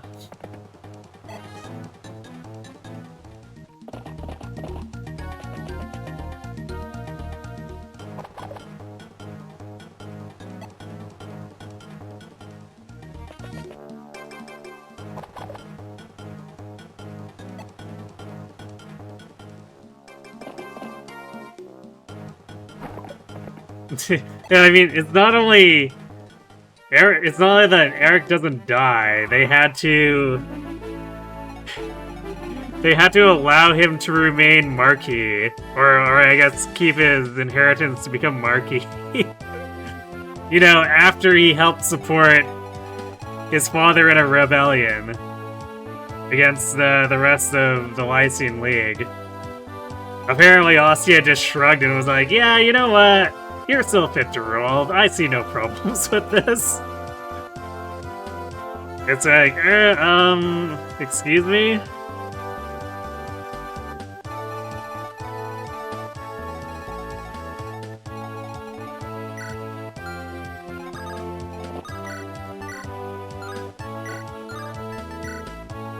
Oh boy.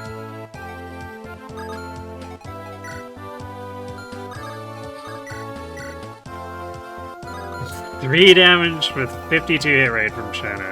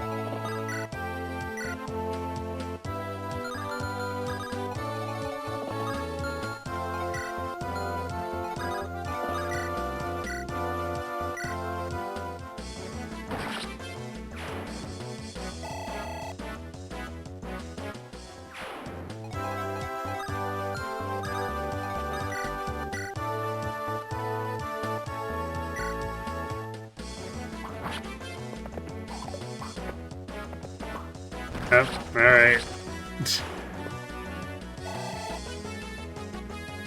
Rutger is here to win.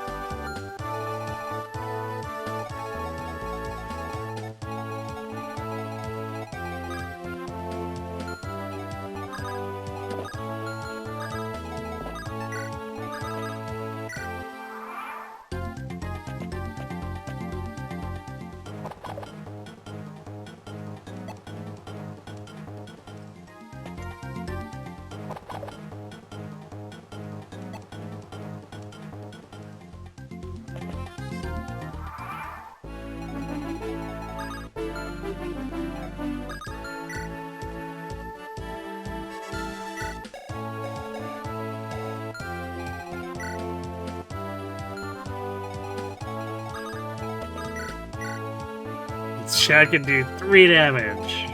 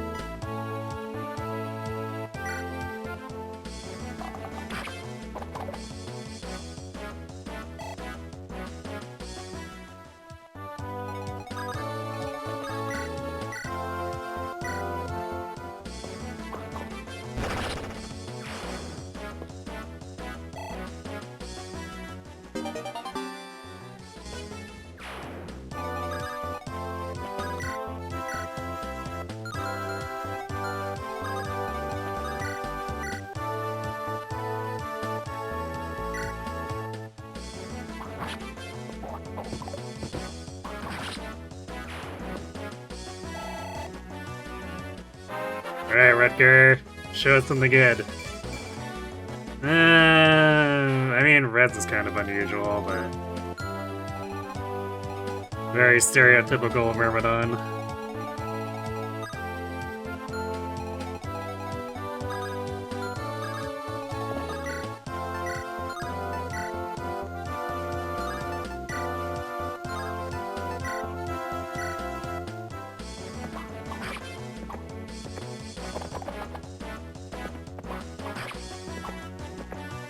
Yeah, this Wolt is pretty strength-less.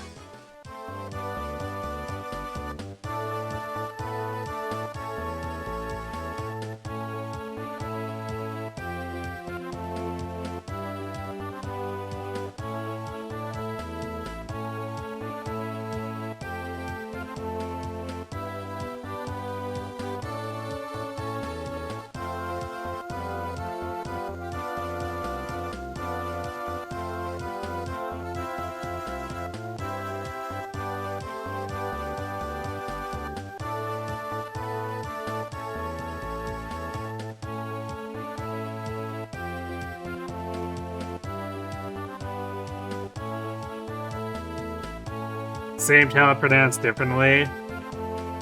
So I guess then, what's the problem then?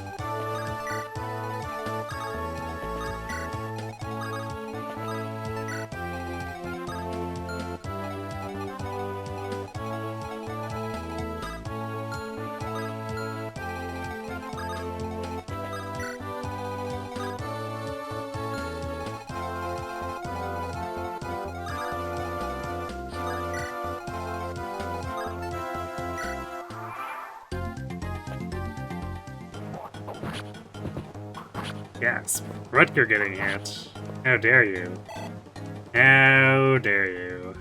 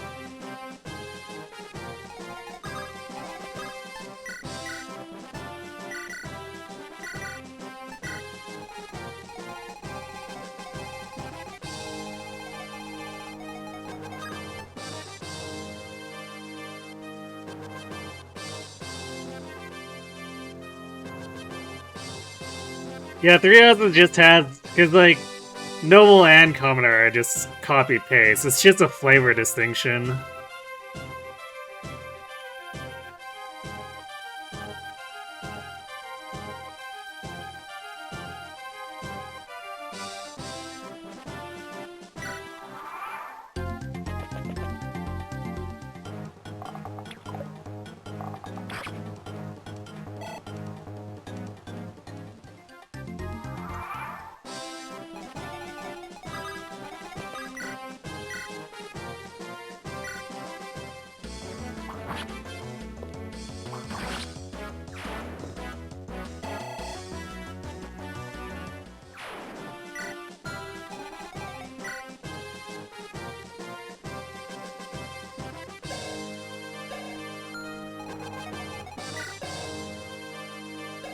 Damn.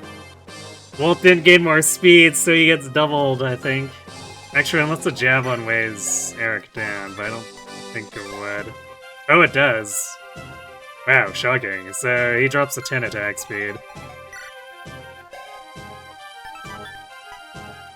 Although I guess he would only have 17 attack anyway, which Wolt would survive. Wolt is shockingly somehow bulky enough that he would survive getting doubled.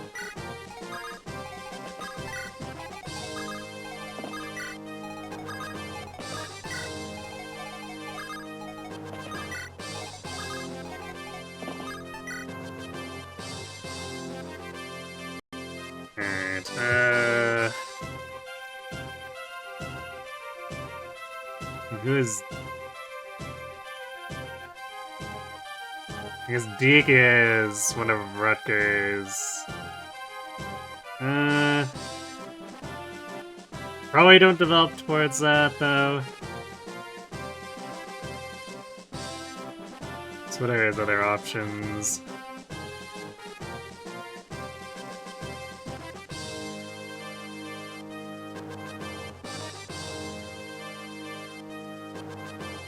We're gonna do Quarine for sure with him. Dan, Carol, Fear. Probably ends up being Fear. It's like 3 Quarine, 2 Fear.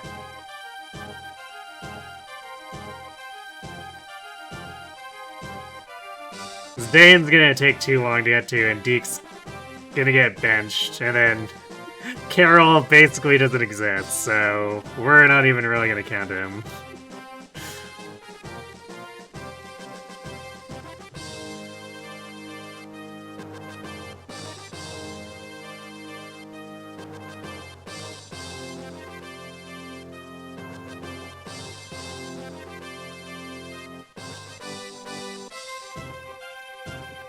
Yeah, Fire Emblem in general just seems to like having the most important characters be nobility anyway.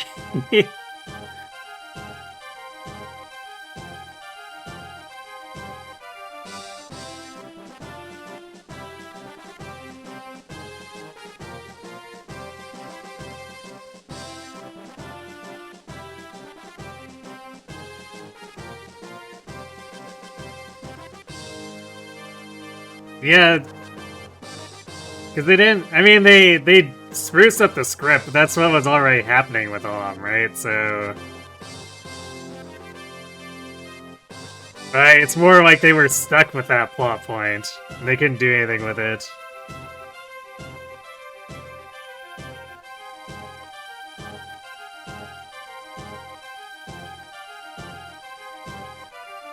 I mean, technically, Ike gained the nobility during Path of Radiance, since he was knighted.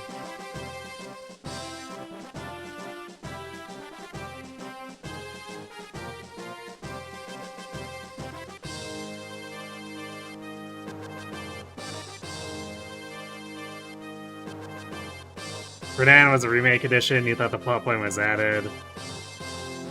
I think that was just to make it, like, drive the point home more, wasn't it? I guess I haven't played actual guidance, so I guess I'll have to see when I get there, but...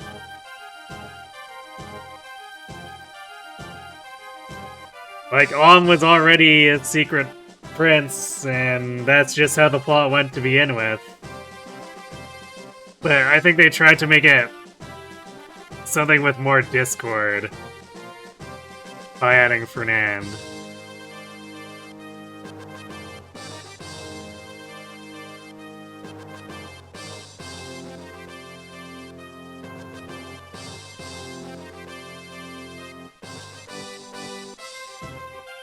But like, Om's progression was always the problematic thing of...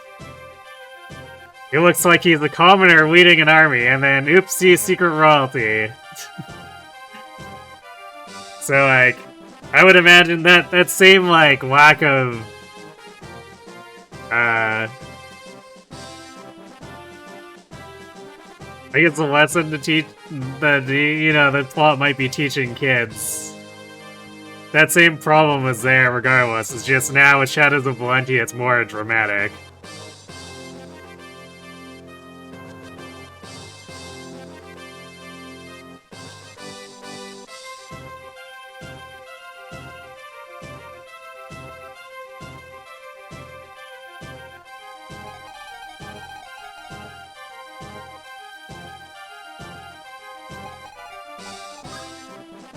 Oh, I see. Yeah, I guess that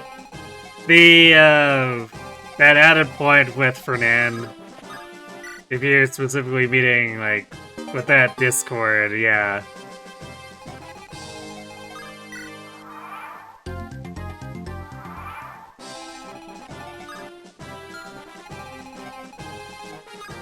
Although I'd be curious...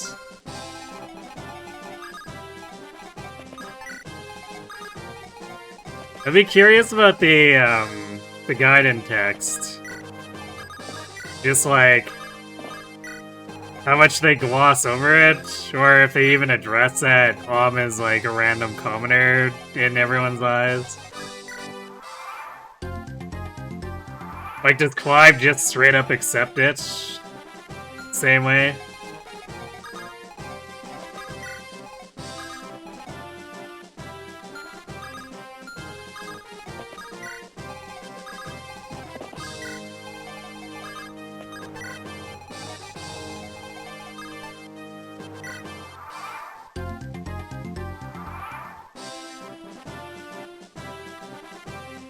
You don't know what to expect from any S-era plot. Yeah, but I mean, there's probably some text there.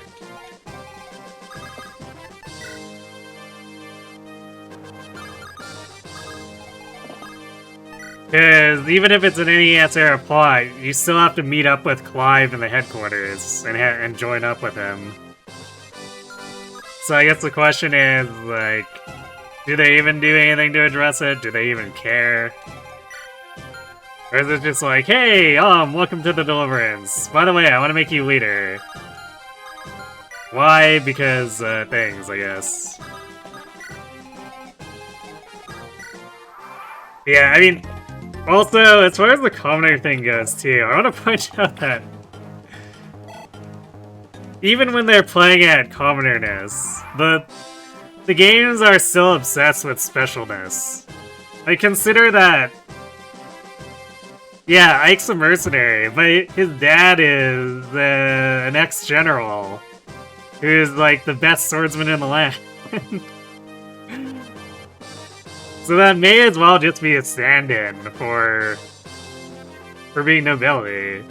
And it's the same thing with before they reveal it. It's like, oh, but he's the grandson of Myson, war hero, so obviously he's super special, which is another stand-in for nobility.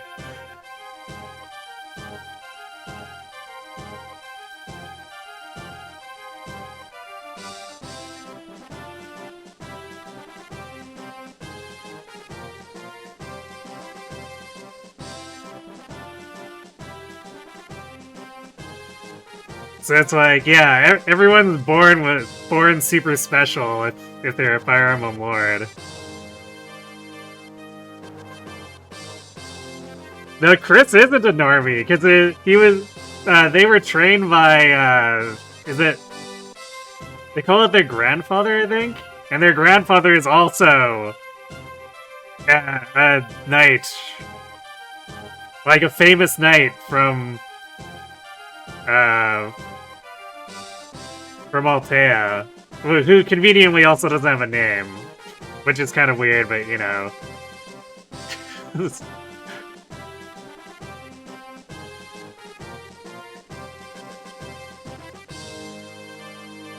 why Braum and Nephany are the best, just some country farmers who picked up a weapon to defend their kingdom. True. And Radiant Dawn even addresses that, too, which is kind of cool.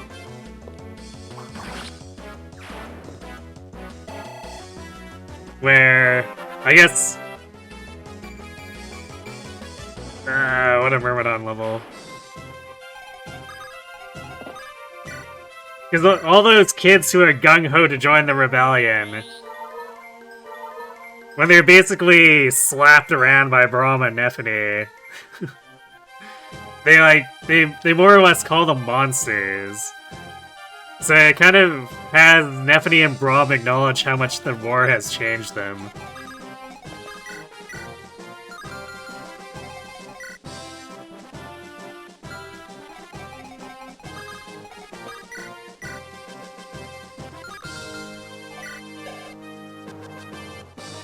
Sure, you know what? Wolt would survive by... Because he technically has one more defense because of his support with Roy. So he's like extra safe here.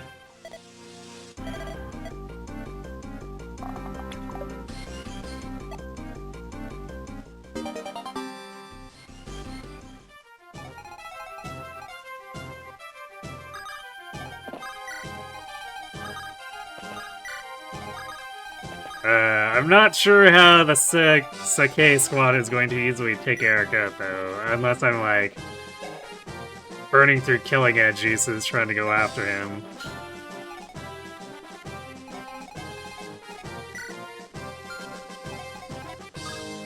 We'll see, though.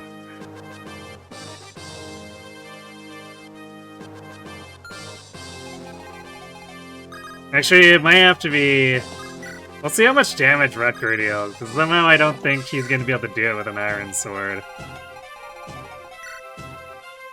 14. Yeah, that's like 3 times 2. It's as much damage as Wolt deals, except over 2 attacks.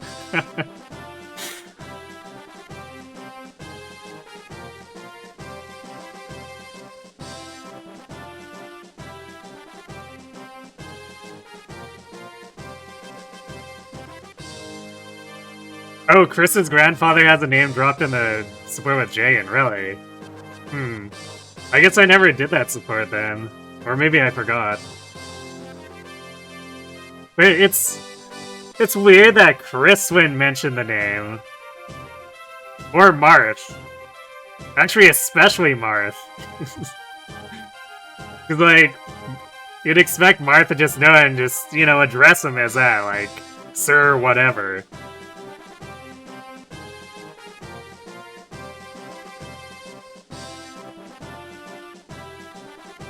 Yeah, I mean, Ike is technically, like, he's a commoner by technicality, yes, because he doesn't have a real title, but Fire Emblem, once again, Fire Emblem is obsessed about specialness, so he's got, like, the lineage behind him to be like, ah, but he's still extra special, so he might as well be nobility. That's the point.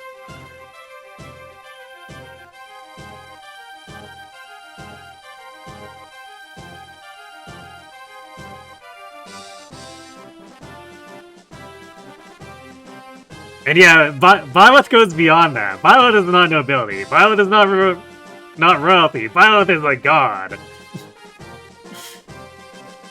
So three houses takes that up a notch. Three houses is like, you know what? Let's dispense with the nobility stuff. What if the player was just ultimate?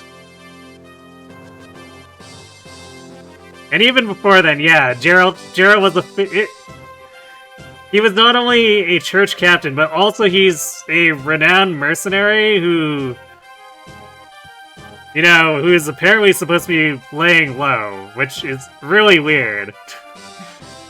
He's like, yeah, he took Violet and went to hide from the church, except he's a leader of a famous mercenary company? What?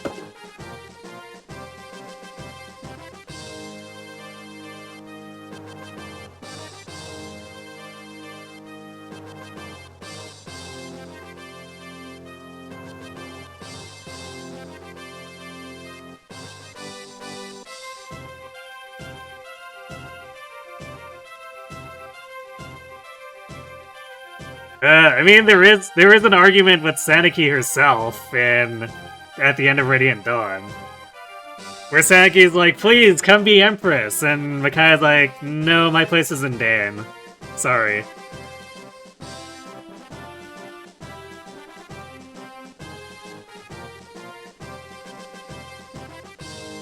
Yeah, mercenary band that also flies under his name. It's like, Gerald, what were you doing? Why? You did not think this through. Somehow, despite being an army veteran, like really, you should have had a better grasp of these logistics.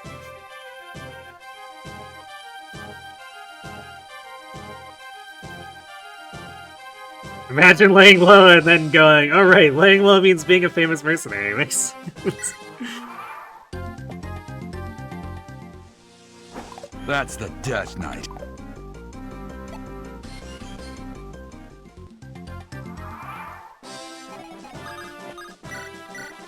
Oh, it's even worse. Rutger deals 1x2 and gives the Eric listed credits. Fantastic.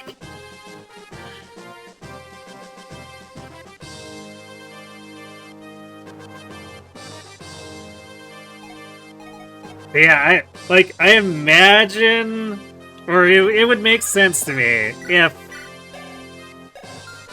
Jira was like, yeah, okay, I need to make a living to raise my kid. I mostly know how to fight, so okay, I'll become a mercenary. But then he uses his real name and his real title.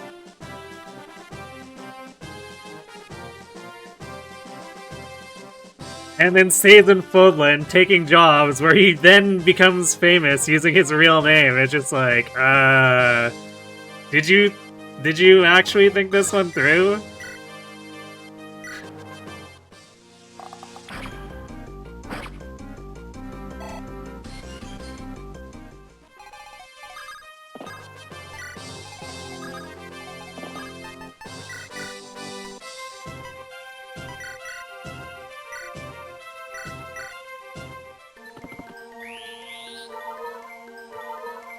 Yeah, didn't go to another country despite Fodland having several names. Well, I guess different continent. Because technically speaking, Fodland is the continent. So there is 3 different countries there, technically speaking, but like, they're all associated with the church. in some way. So really, he should have just left the continent. How did Rhea not catch him? By, I don't know, being just as stupid?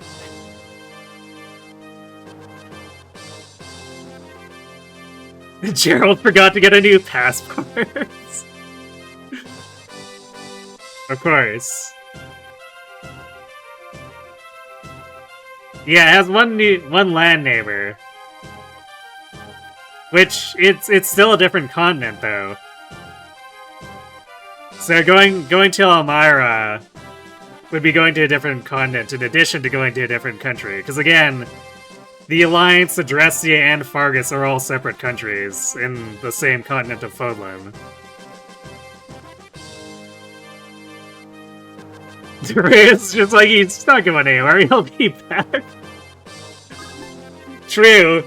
She's probably like, well, he didn't try very hard, so you know what, I don't think we need to try very hard either.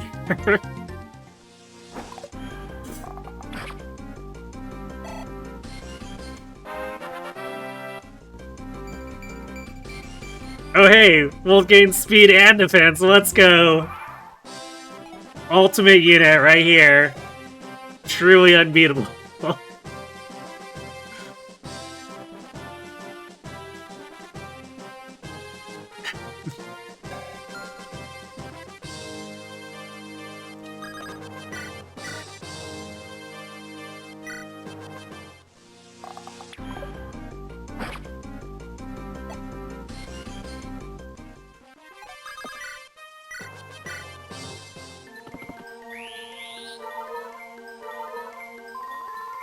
Imagine when Wolt is your best bet of winning. Actually, how badly would Roy do? Actually, Roy would technically be the better fighter.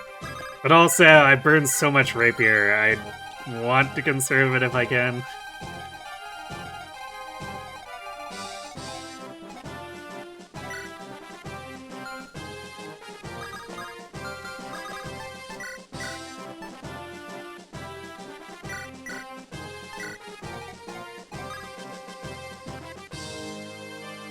What was Rutger's hit rate for that one damage? I can check again after, but it's probably really trash.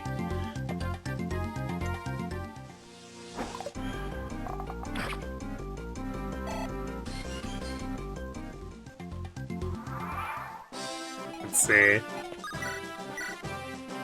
61.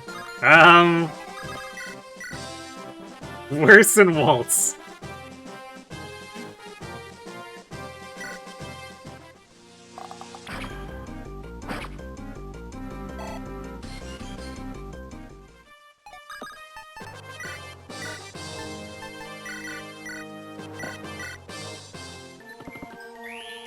Not even close to reliable to get the kill. Well, I mean, the fact that Eric has listed crit makes it, like, horrible to begin with.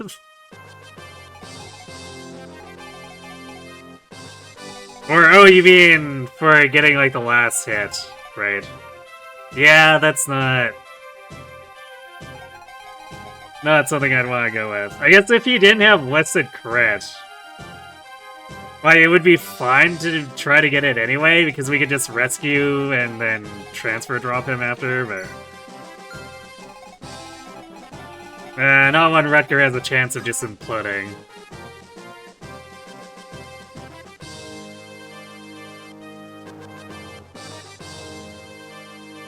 It'll go up when Eric runs out of javelins? Yeah, I guess. It'll go up to 76 against the steel sword. Which is still pretty bad. It also still gives Eric listed cred.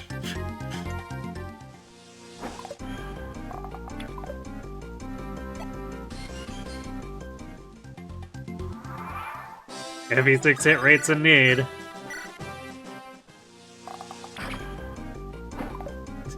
Also, I don't know if Eric's gonna run out of javelins, because he's not hitting Wolt.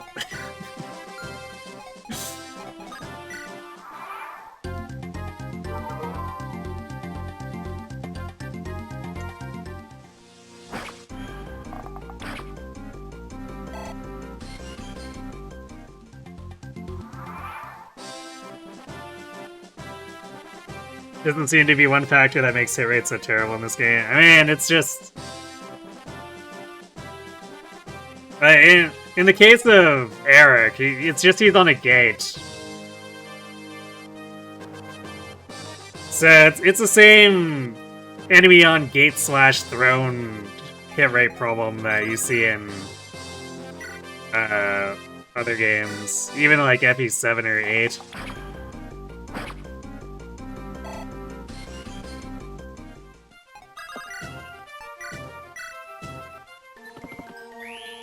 Because the problem is more muted when everyone's fighting on planes.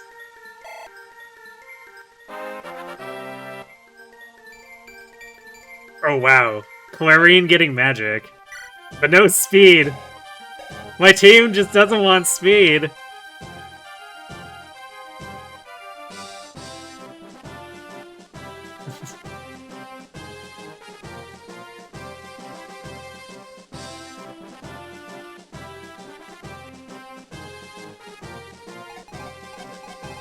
But yeah, like, when we were fighting the enemy calves and stuff out in the field, like on these planes, it wasn't super bad. Like, I'd argue mostly the problem with hit rates are bows, axes, and steel weapons of any kind. Also, I guess if you want to use the hammer is ultra garbage. 45 base hit rate. Yeah, I guess hit rates are typically a bit lower across the board too, but... yeah, I think the main problem is that they decide axes should get kicked in the teeth. And bows should be pretty unreliable, but... like, that's kind of a... I would assume to be a bit of a unit problem too, in the same way. Like, I would compare it to early game after prologue FE12. Where it's just like, if you're not forging, man, bow hit rate is garbage.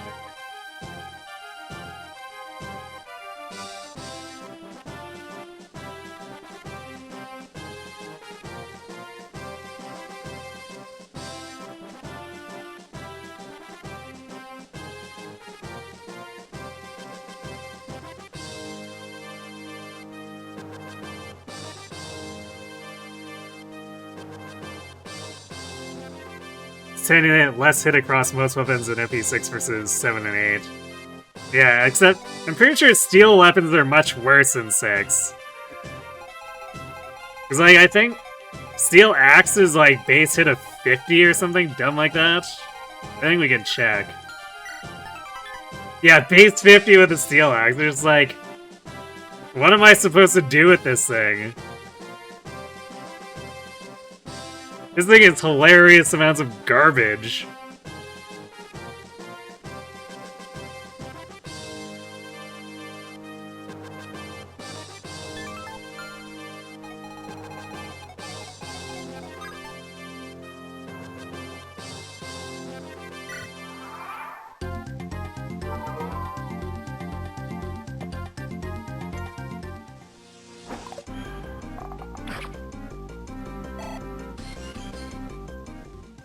Will Wolt put him away?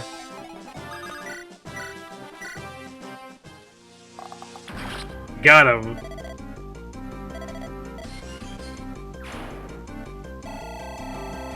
FE6's strongest unit right here. Yep, 12 strength.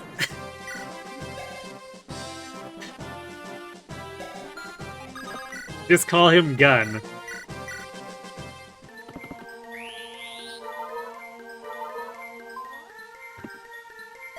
Where's that hit plus 20 when you need it? Where indeed? Where indeed?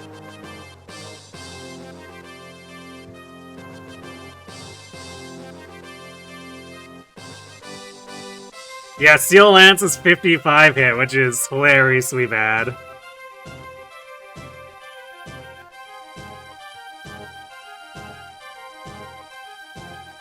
He's gonna be Shadows of What? Yeah, Alice with Luna.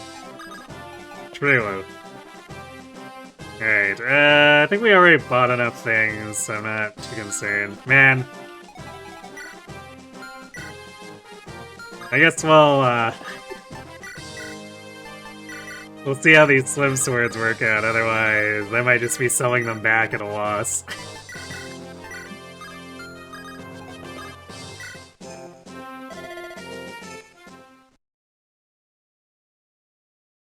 Yeah, this is the game where they decide to add 2 iron. Maybe they decide to add 2 iron during the playtest process. Maybe they looked at the hit rates here and were like, man, maybe we should do something about this.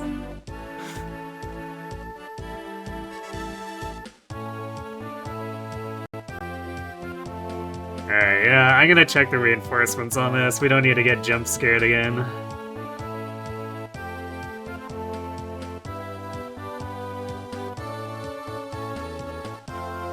Turns 12 through 15. The left side forts. And then 15 through 20 on the right side forts.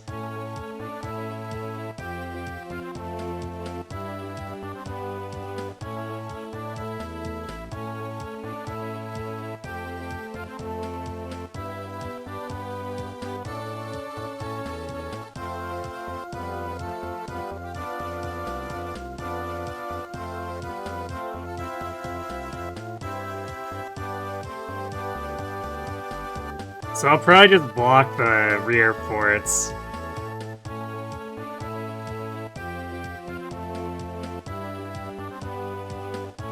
And then keep general forward momentum. 13 through, or 15 through 30?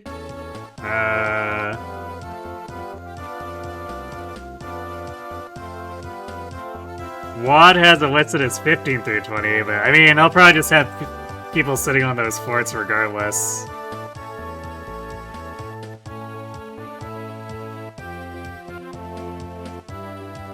This is why you use 3 knights. Ah, yes, of course.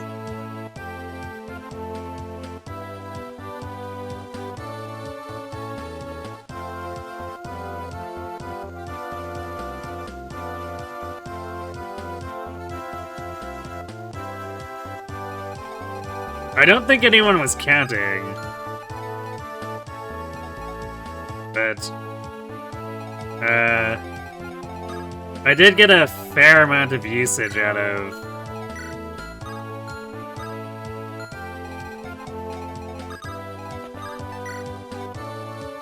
out of the triangle attack, although it was mostly to feed Gwendolyn, if I'm being honest.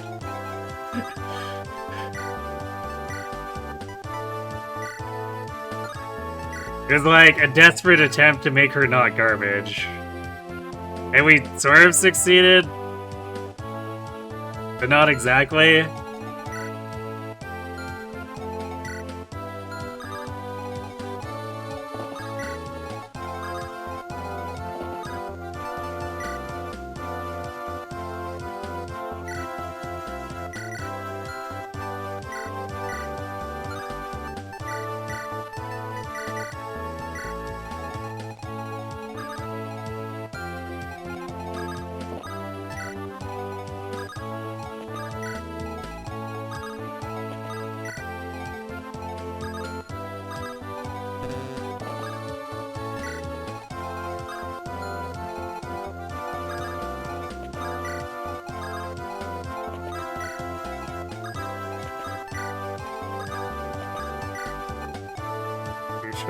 Korean and Rutger's growth rate is really low, isn't it? We might need to, like, pointedly grind out their support.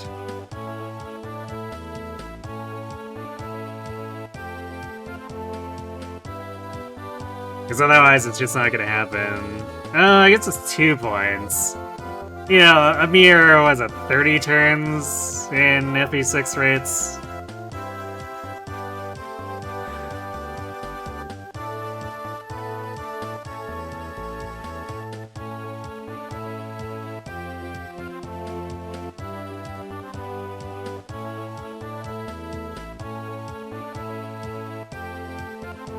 Imagine a 10 RN. Yeah, that seems a little excessive. I don't know.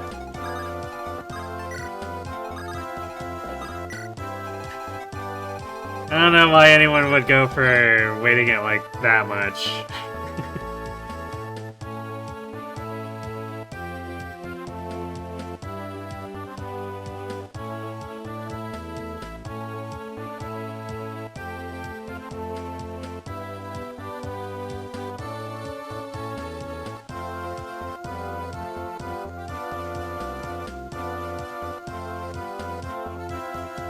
Yeah, I mean, that's the main selling point of setting up the triangle attack is that it doesn't miss, and then I guess the second main selling point is that it's an auto crit.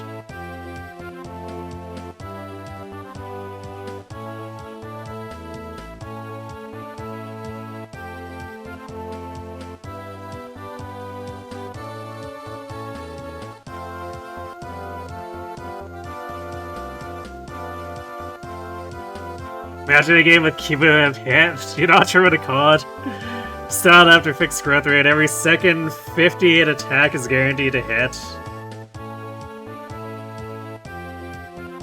That would be pretty chaotic. The modern XCOMs actually have something like that if you're not playing on the top difficulty. If you miss consecutive attacks, it starts to add hit rate. The game doesn't tell you it, but it starts to add hit rate to your soldiers until you land a hit, and then it resets.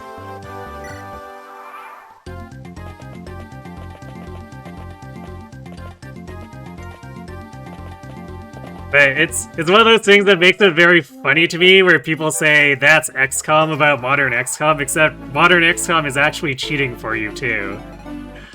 So it's like, actually... The game is trying really hard to give you the W, too.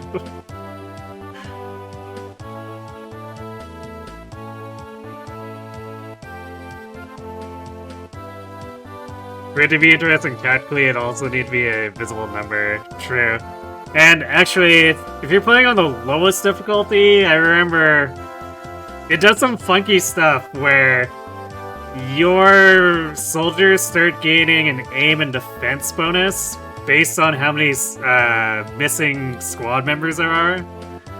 I can't remember if it uses a 6 as the top by default, or if it starts at 4 and goes with your squad size. But it's like 20 extra aim and defense for every lost soldier, so if you have a near squad wipe, your last soldier is just actually invincible.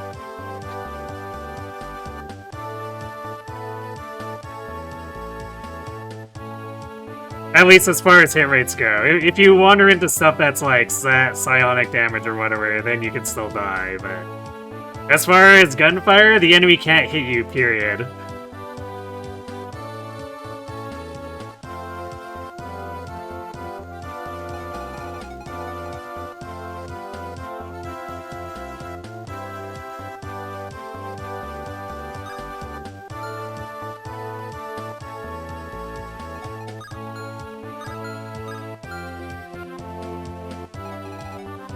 Yeah, Original XCOM does have a patch, though, for that, to make it so that you don't have to worry about not having to save.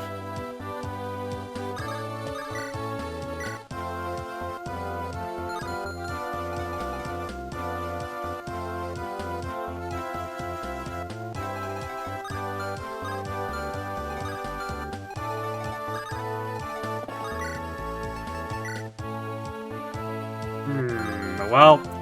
Marcus is not doubling the fighters. Unk has become too unk. My, how the days fly by!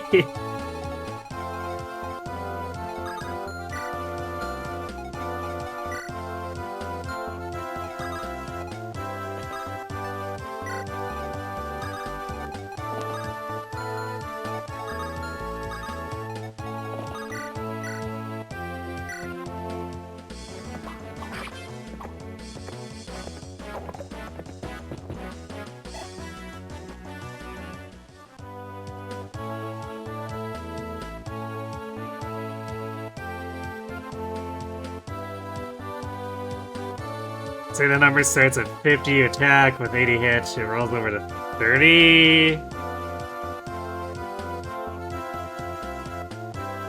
The attack hits. Oh! I mean, doesn't that effectively turn it into a rigging game?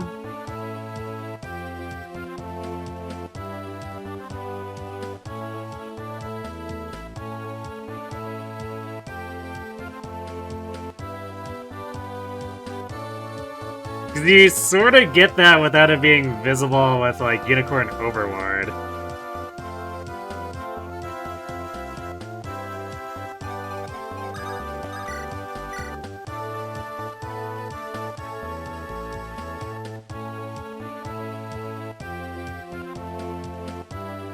Now that is a terrifying amount of damage.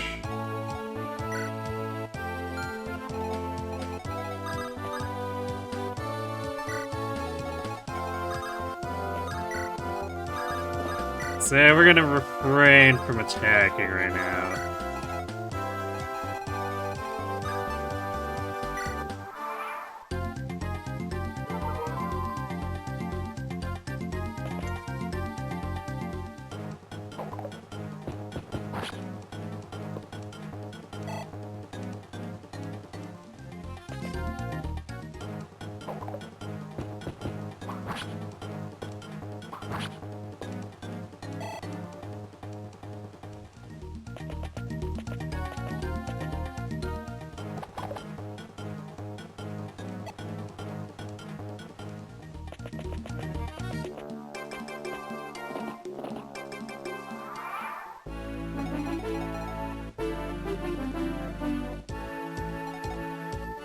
We need to get this guy off the fort.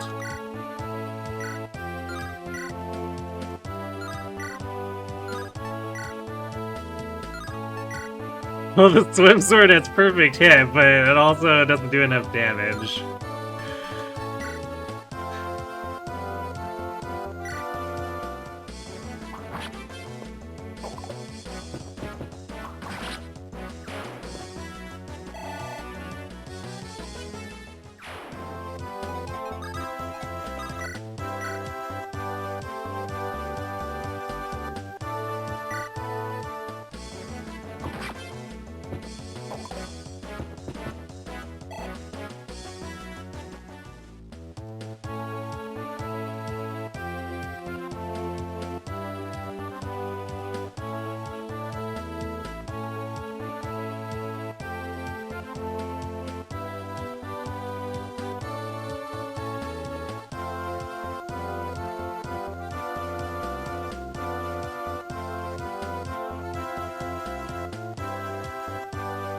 But there's the hack for timed hints, or hits.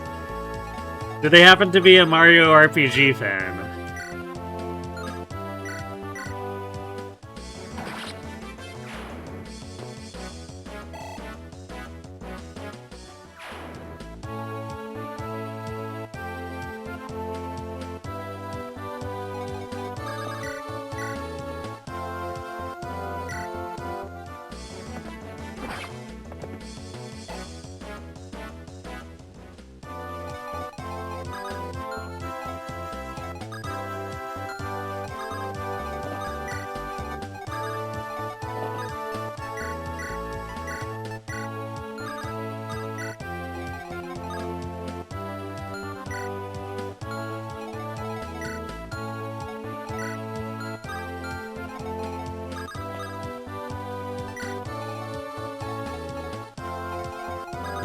Might have to have Lou contribute here, too.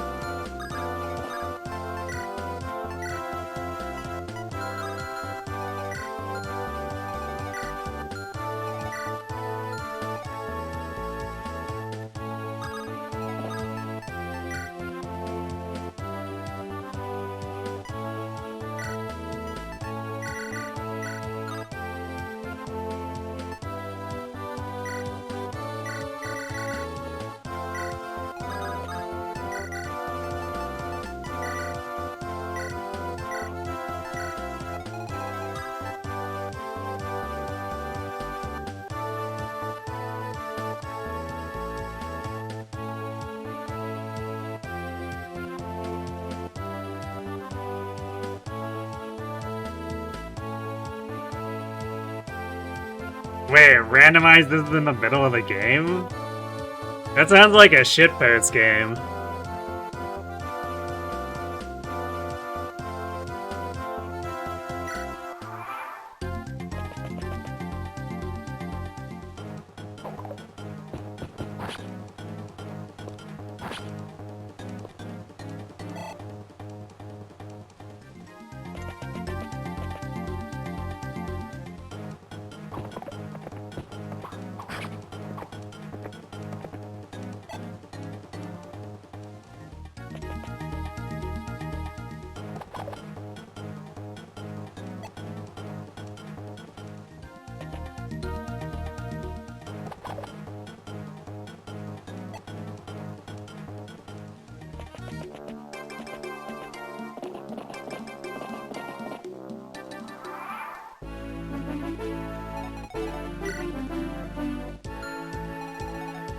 Yum, steel bows.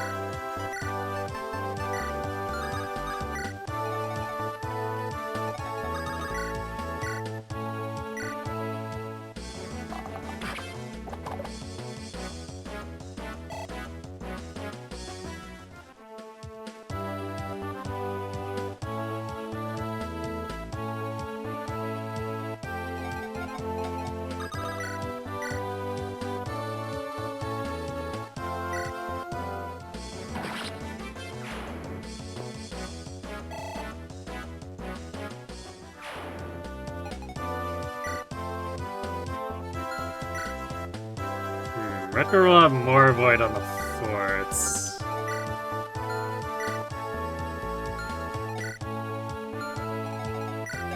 What's the defense difference? 7 versus 5, so it becomes 9 and 7. Yeah, I think I'd rather flip to having Rutger on the fort. Although, it doesn't mean we won't be building support anymore, but I guess I should just wait until the end of the map and we can mash and turn a bit.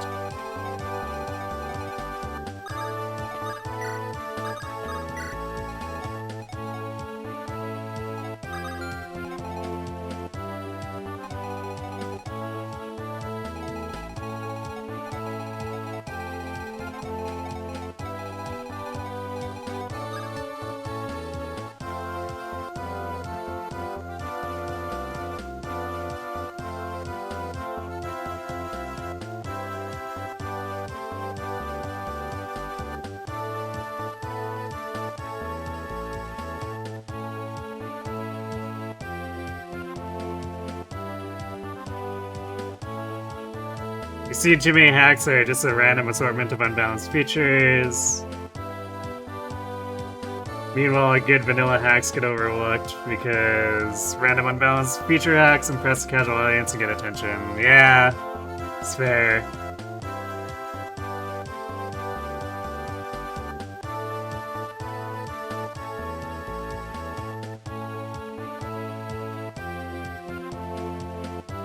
You forgot that fear exists. Rip fear.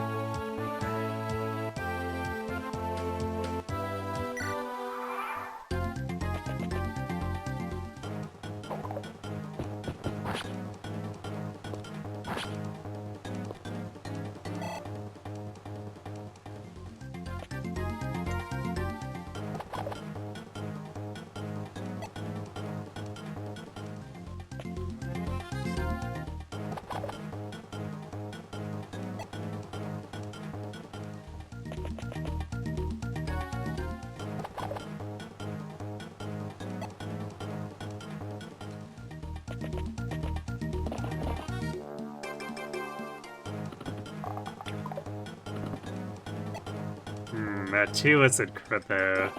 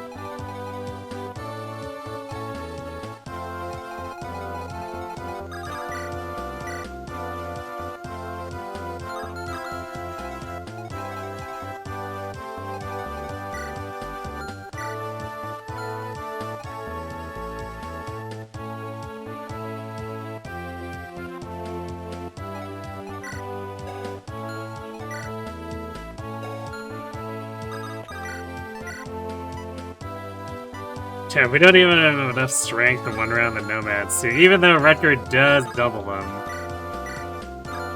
He doesn't hit hard enough.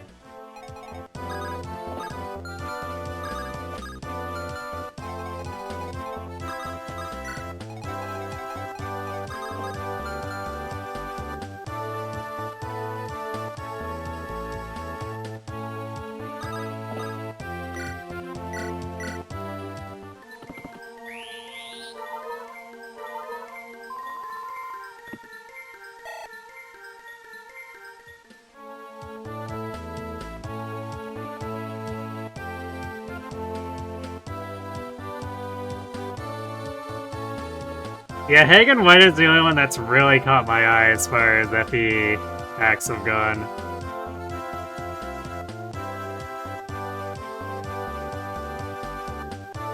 Burger King is definitely not something I'd call particularly good, though. It's like, better than expected for a shitpost hack, but also that's an extremely low bar.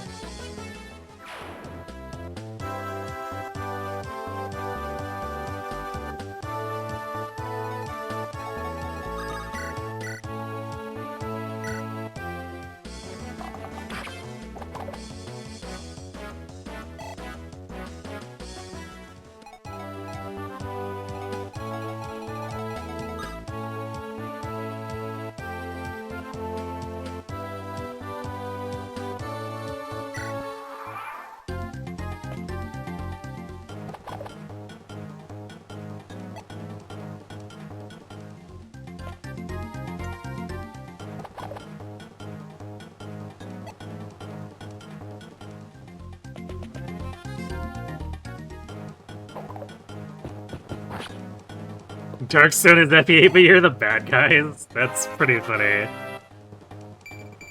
Or at least sounds pretty funny. Hey, we actually gained some speed. Imagine that.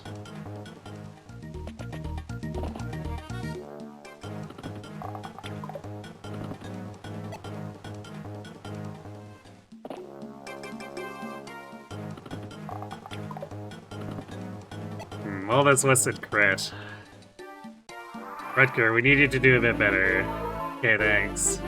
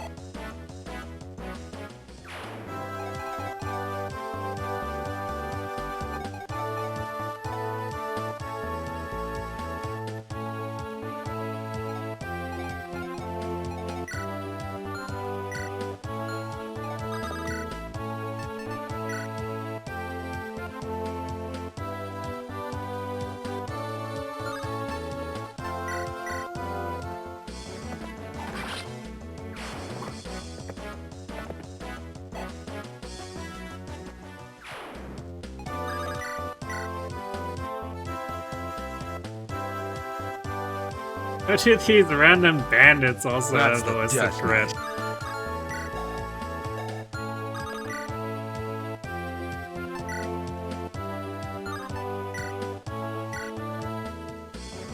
Or I guess random fighters. Rutger, more like Brutger.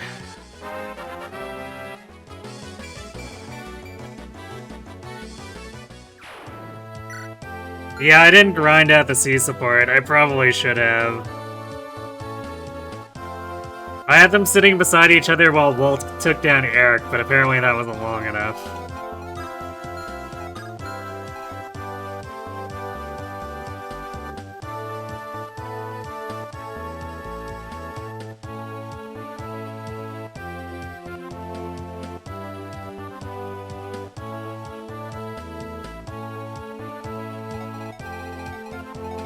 So yeah, we need to get that sorted out, I guess.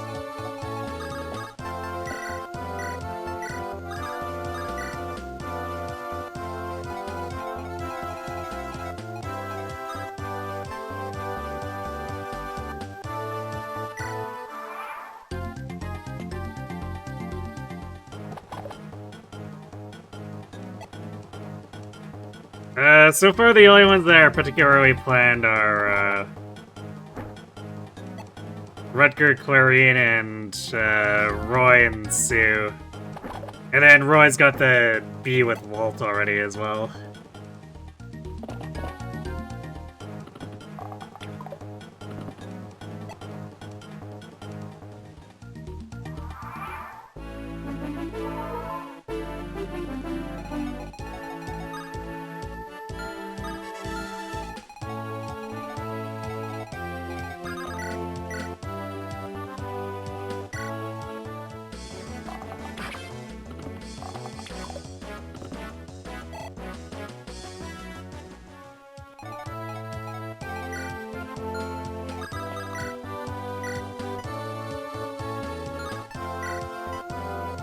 We're 1 damage short.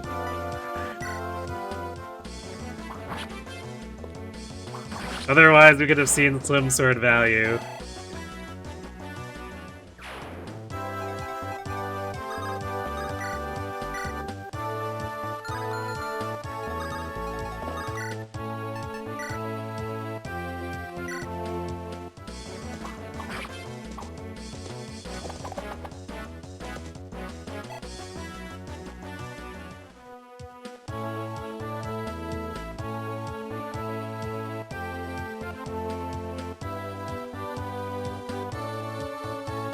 What are your favorite things is getting the A support immediately and then seeing enemies on one-shot Corey and try to get the 7 display chance to one-shot?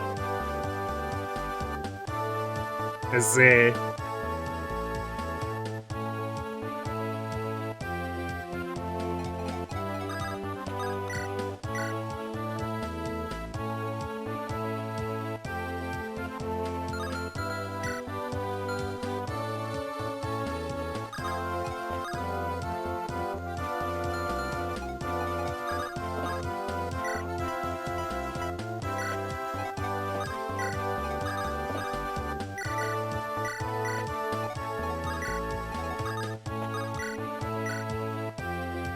Yeah, well, I mean, that's not a problem.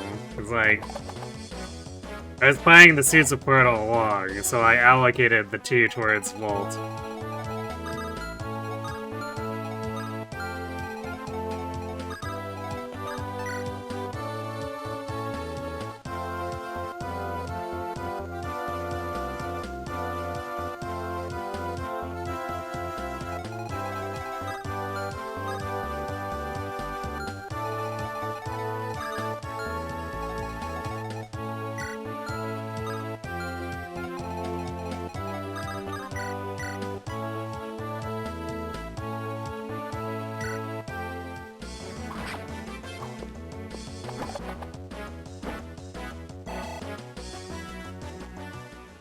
Makes sense to me that they would prefer, or at least if it's the AI is just like simply looking for damage, that they would they would go in and try to get that kill regardless of whether they can actually hit or not.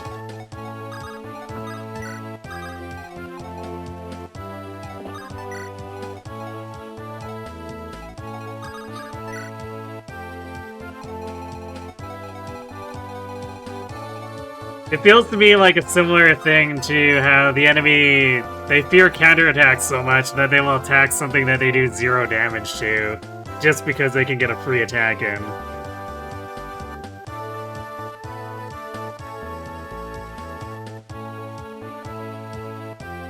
You wonder why they thought ending turn repeatedly was a good mechanic. I mean, genealogy does it too, so I guess I would assume they just copy-pasted and didn't really think too much about it, aside from... I guess that the rates in genealogy are a little bit faster.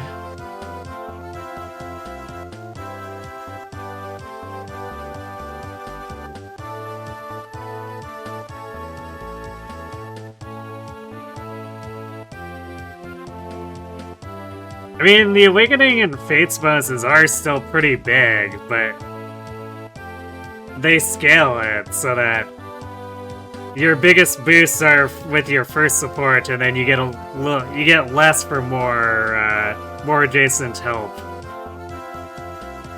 So that way it actually has impact, but you don't have it go crazy just because you got 4 of your friends hanging out beside you.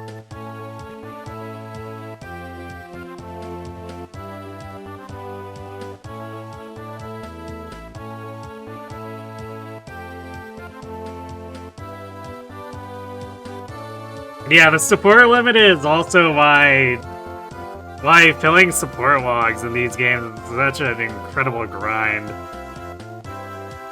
Especially like for the GBA games more than anything else. And that's why doing so burned me out so thoroughly on FE7.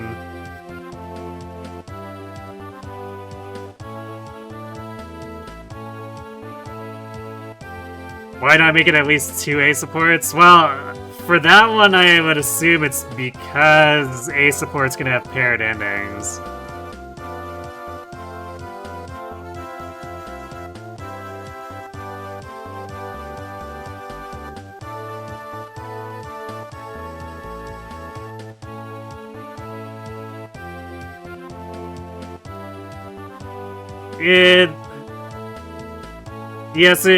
It's resetting, but like resetting multiple maps. So the save that I had set up for grinding it out with FE7 was I had everyone basically capable of like marginally contributing or more in the Lim Stella map. And then no one with supports for the most part. At least, no, I guess there was like supports to B at some points. Like anyone who could afford to leave it open. But actually, let's see. I might have optimized it more. I might have actually left some people empty so they could take multiple supports. Like multiple Bs. But like what I would do is I do that. I do the C supports in Lim Stella's map. And then B supports in Nurgle's map, and then grind out the last bit, so as soon as we started the dragon part, we would do the A, and then I'd reset back to Lim Stella's map. No, not the Gaiden. Just Lim Stella into endgame. Because the way it's coded, the dragon map counts as a separate map, so after you kill Nurgle, you can just get support conversations again. So it was Lim Stella, Nurgle map, and then start the dragon map, do the supports, and then just immediately go back to the Lim Stella map because there's no point in killing the dragon. And even though I basically had that down to a science there, it took forever.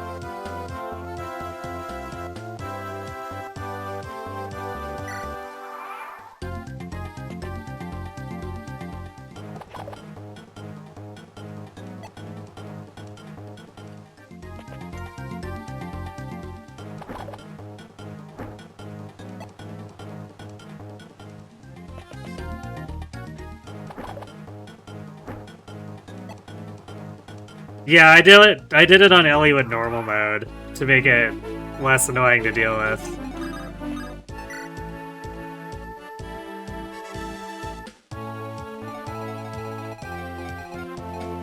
But even with that, it still took a long time. Because just the sheer amount of end turns when there are like 60% of the units have single turn rates. Which means that every rank takes 80 turns. It's just like, why? Why would you do this?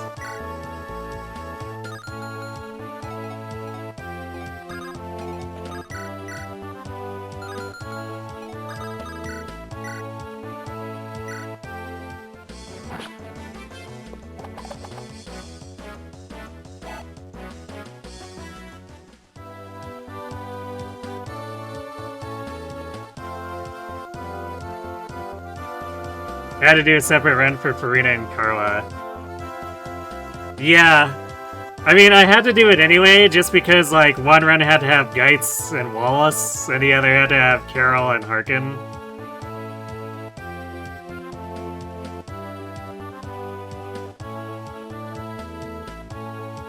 So I did have, like, a mini Hector save afterward, but that one was much smaller.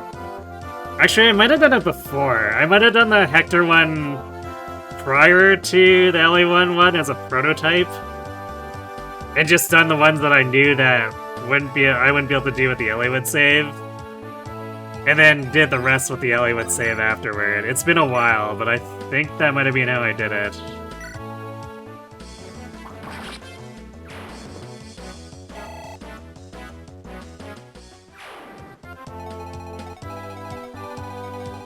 It's been years since, like, I did it, though, so it's hard to remember, because that grind was finished maybe 2 years after FE7 released. 1 to 2 years, so, you know, that's kind of ages ago in terms of game console generations.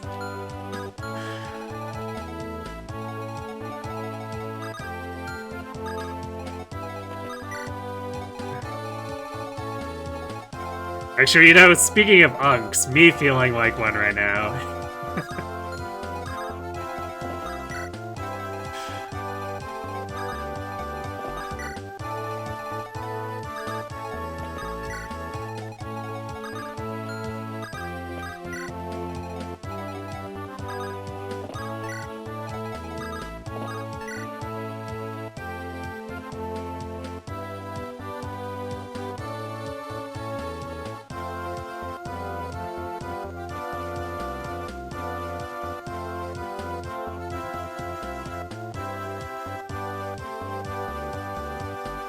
Most complete save for it on Game Pack only has 33% of the Path of Radiant supports unlocked.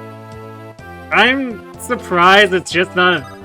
like, they didn't just put a hacked save up on Game Pack. Because you may as well, especially since... maybe Game Pack itself doesn't have it? I haven't really looked, but... there's that master save with hacked transfers that people like to use for drafts and whatnot. Like, surely that's up there. I haven't really checked myself, but like that, I would feel like that would be one of the things that people would get up ASAP because of the demand. Not just for drafts, I guess, because it's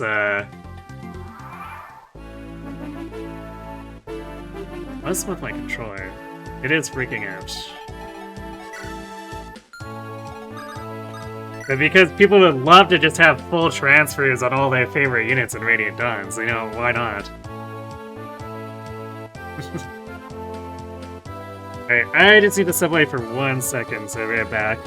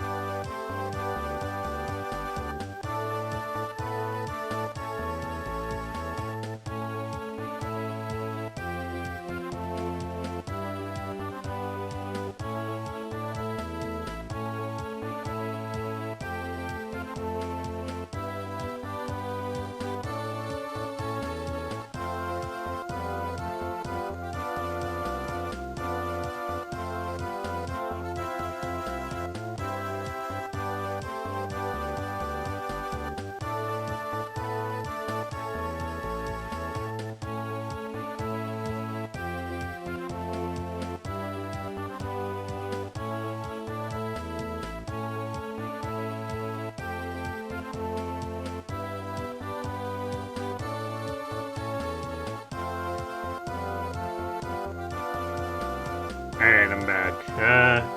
Oh, GameFAQ only allows hacked saves if it's from an action replay or Game Shark.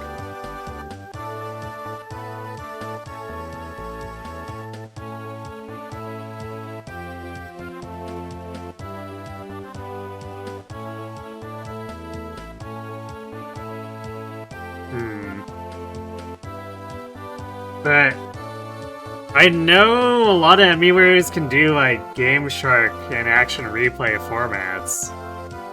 So what's to stop someone from hacking their save in emulator and then exporting it to action replay or Game Shark? No one would be able to tell the difference.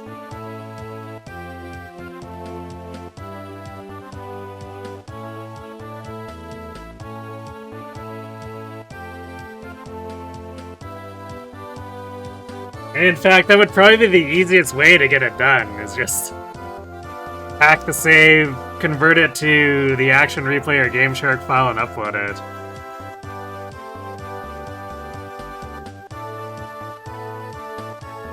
Because there's no such thing on Wii.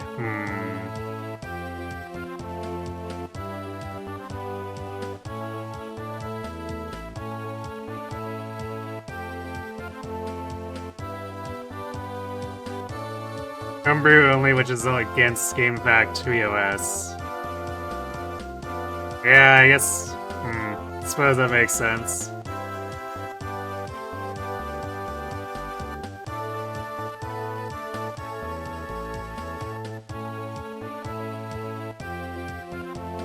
Actually,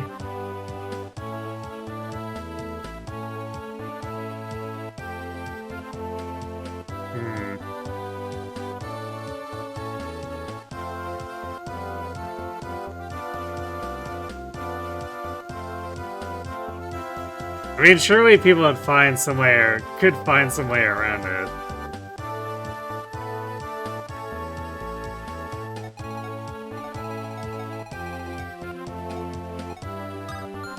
But I guess maybe they just don't find it worth the effort.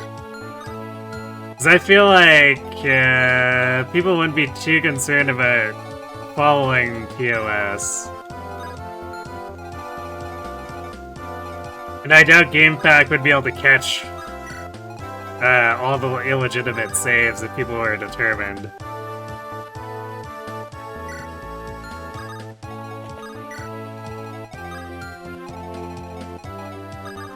Especially for like a relatively obscure game like Radiant Dawn. Their mods would probably look at it and go like, yeah, whatever.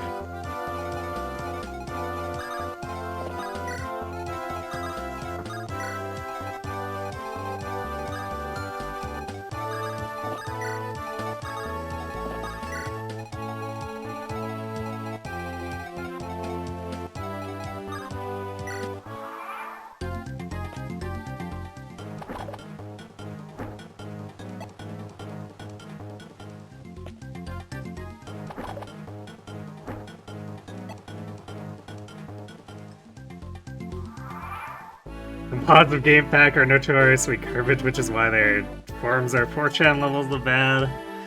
Oof. That doesn't surprise me. I haven't been back seriously in years, but I recall it being in not a great state when I was using their forums more heavily.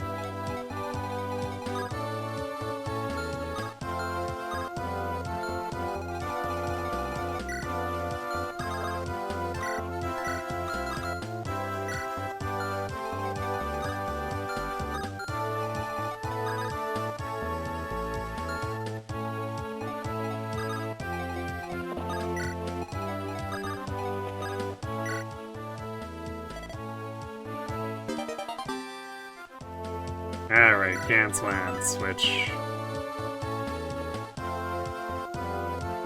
Which is 10 more hit than normal Seal Lands, which makes it slightly less garbage. Yay!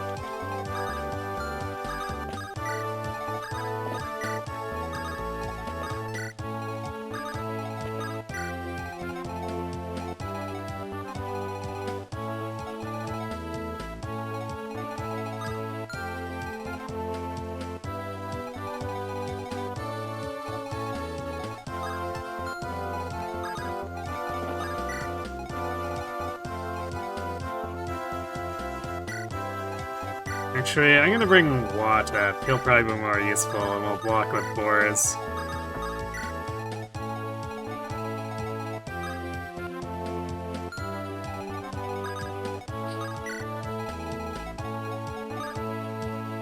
And Shan is sticking around because flying rescue.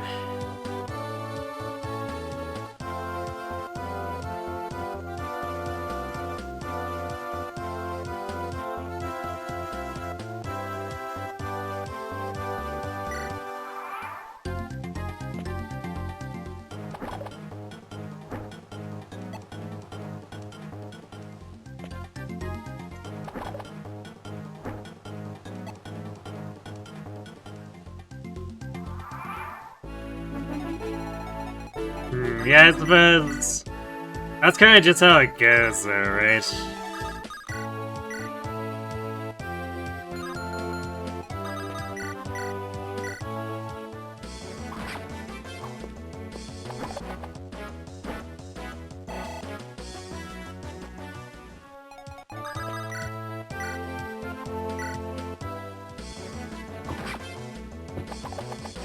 Because it's just like the more form-based social media, and we've sort of seen how that all turns out with like Twitter and stuff.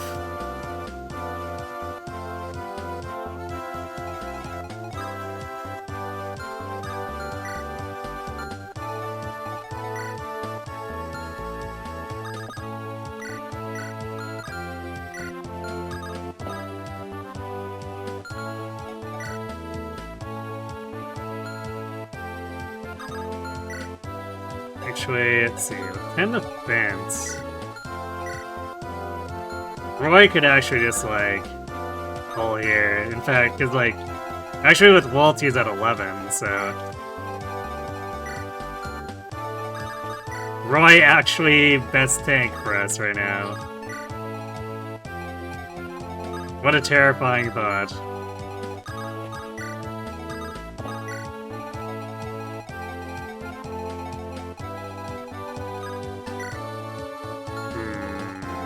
We also need to be careful how aggressive we are, because these forts are gonna start spawning bandits in a bit here.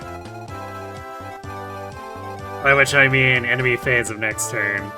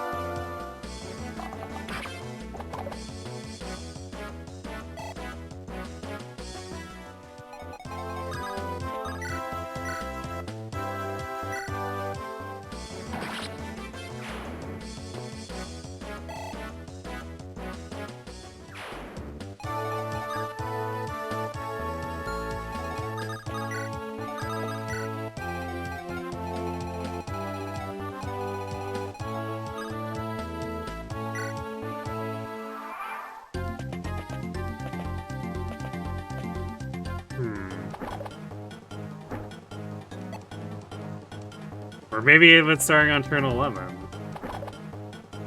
I thought it wasn't starting until turn 12, but apparently it's going now. Not that it matters that much, but kind of weird.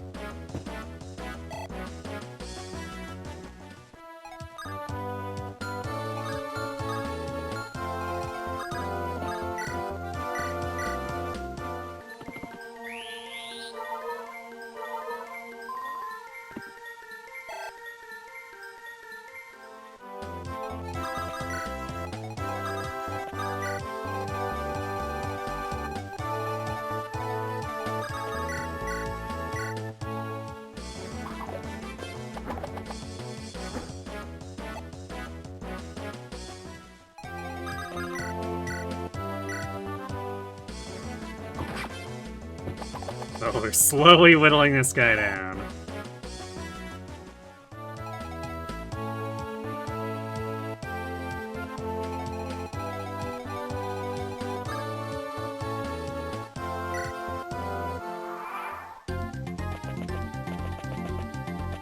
Now he's running back for healing, apparently.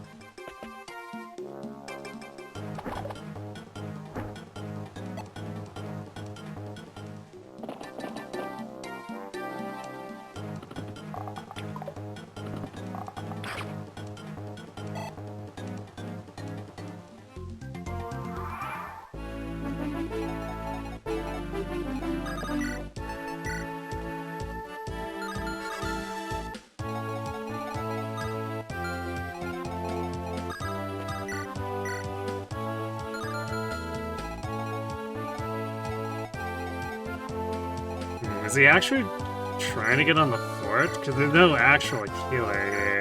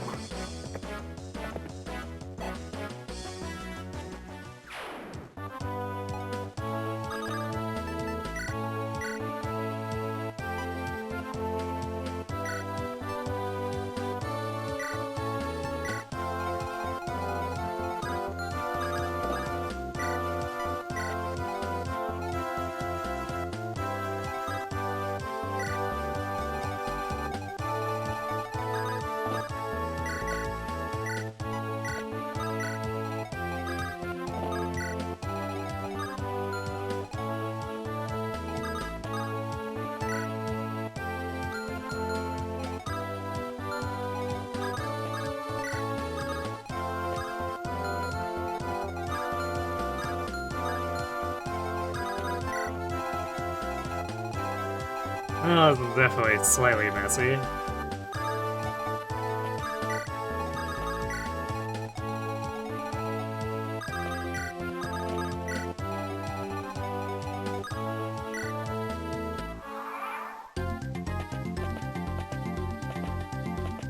Yeah, definitely seems like that guy's going for the fort.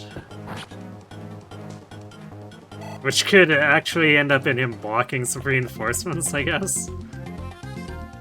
Which would be a bit funny.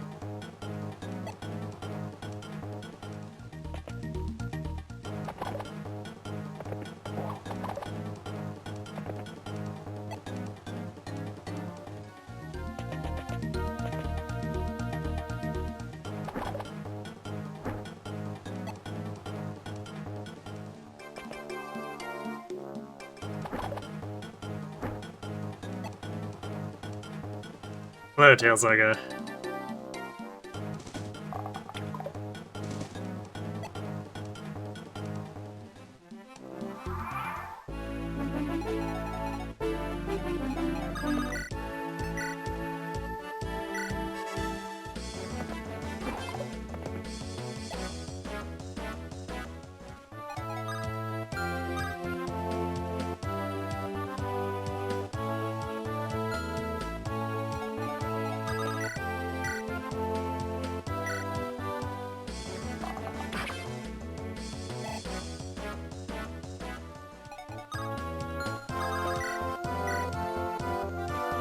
Right, it's short again.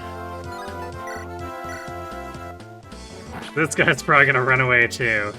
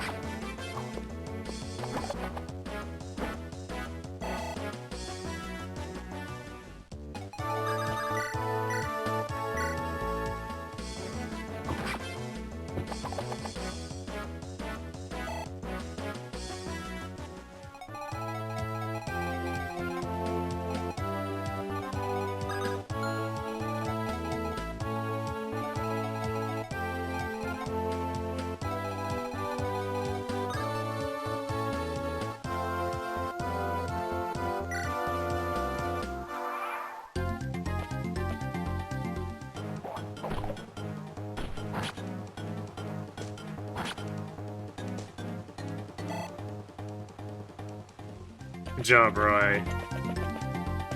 You're picking on steel axe enemies.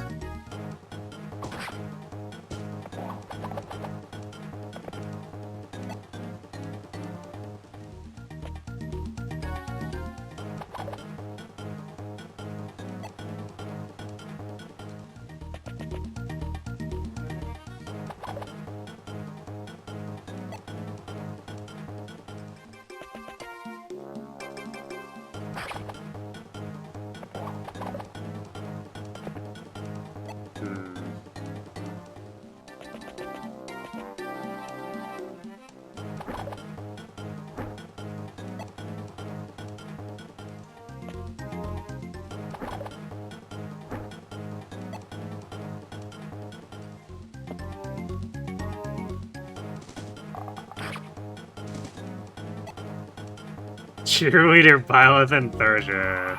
Oh boy, indeed.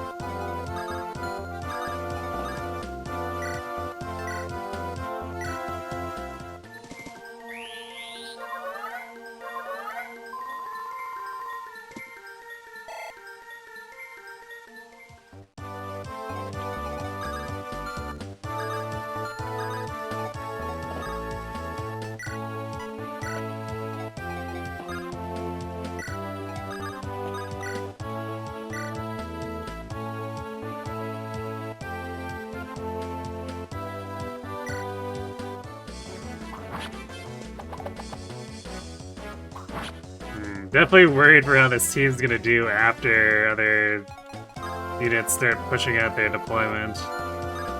Or like Marcus's deployment.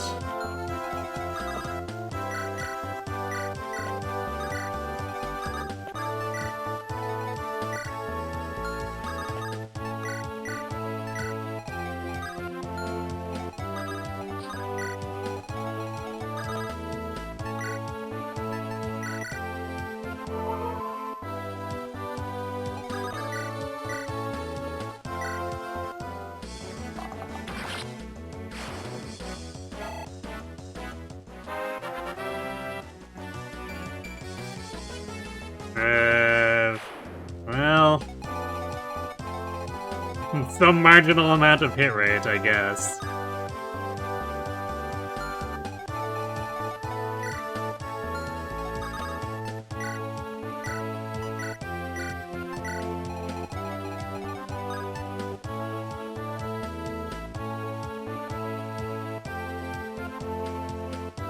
Oh, there's a harmonic with Corin. Ah, I see.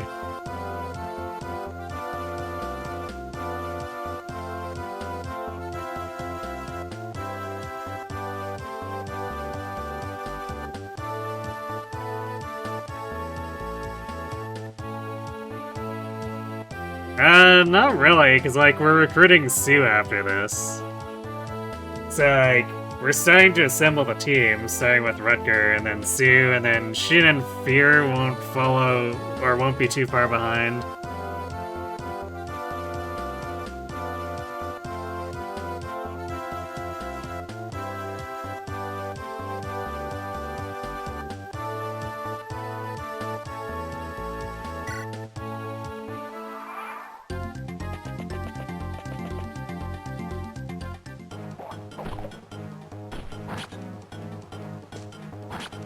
We really do need to get Rutger running a little bit more.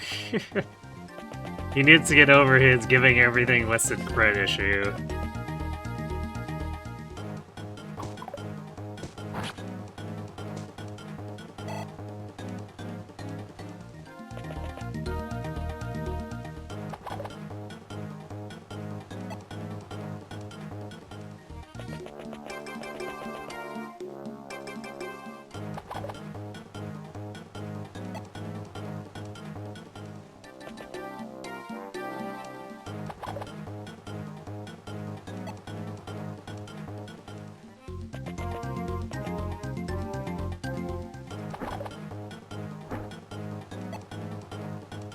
Am I gonna bench Elven? I mean, we'll pretty much have to, aside from when we have more slots than we do Sacaens or Sacaen supporters, because I don't think Elfin supports anyone.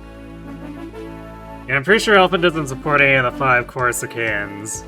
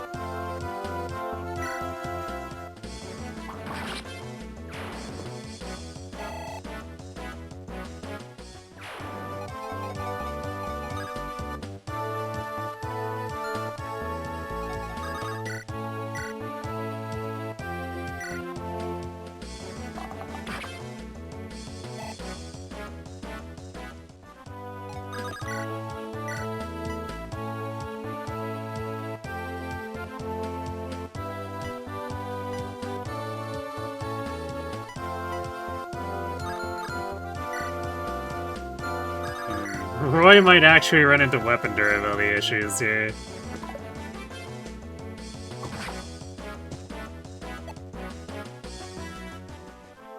Also, the issue of getting himself pummeled.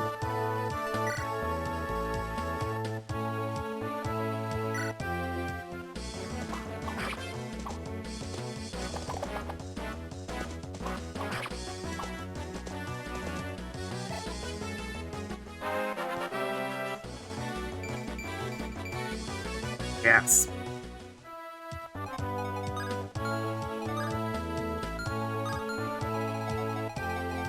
Marcus getting strength. Truly brings a tear to my eye.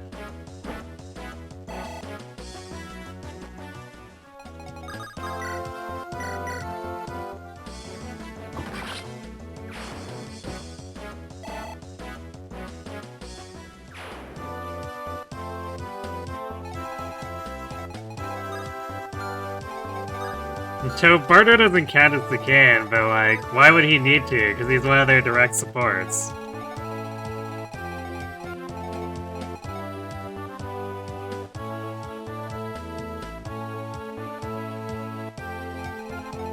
So like, he's valid without needing to jump through hoops like that.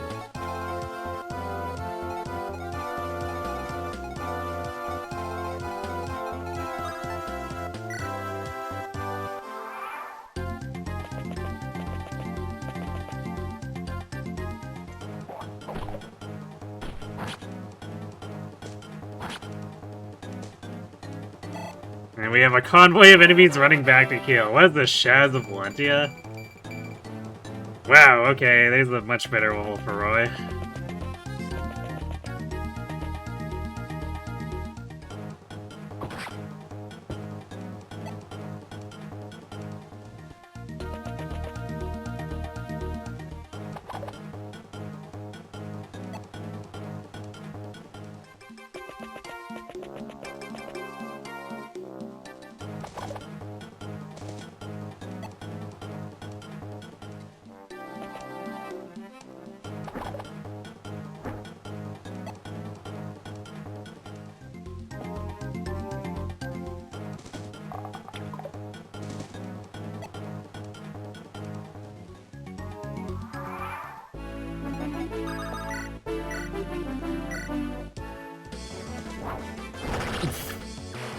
Okay then.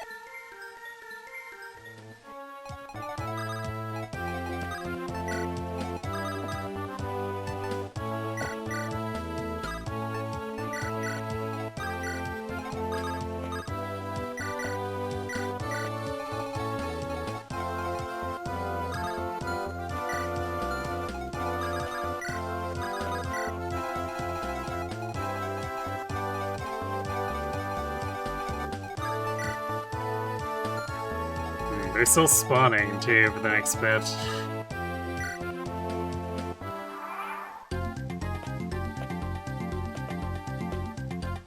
It's just gonna turn into, like, 8 dudes huddled over in the top left.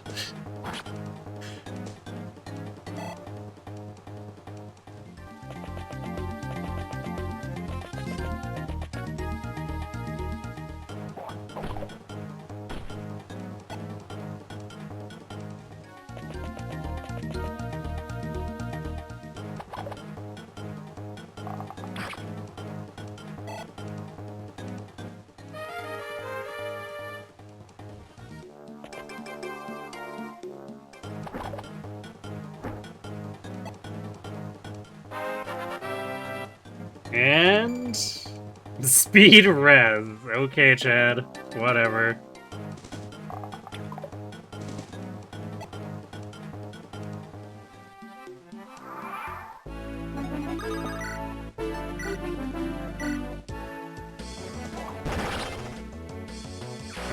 I see. Angry Marcus is angry.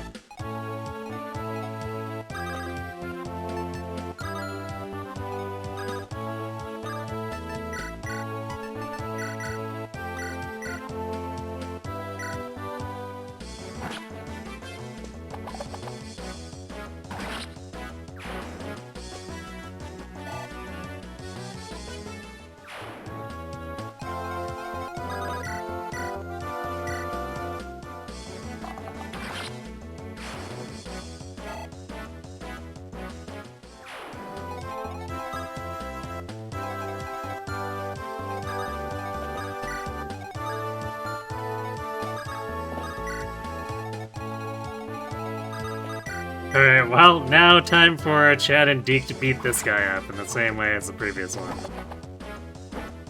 Although I think this guy rolled lower defense. Seems like he's taking more damage. Oh, way lower, because Deke does 11 instead of 9. Rip this dude.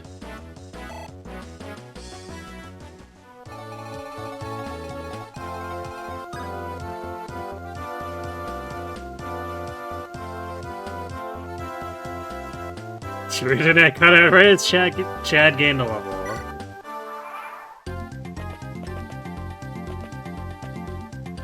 Your internet was just so unimpressed by it that it decided to shut off. It's like, Chad, why? How could you?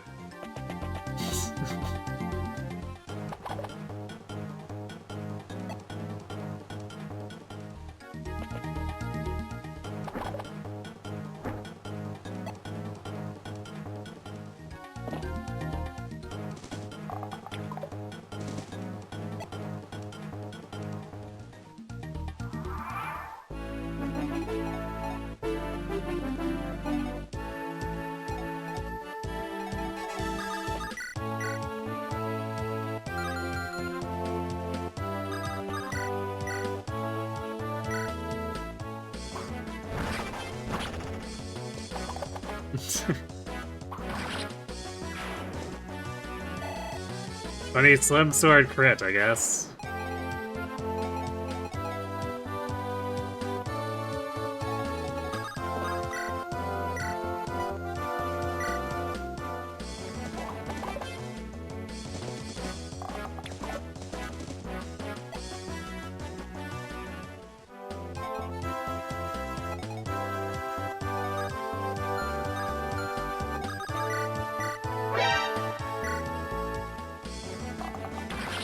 Hey, Arctic Fox.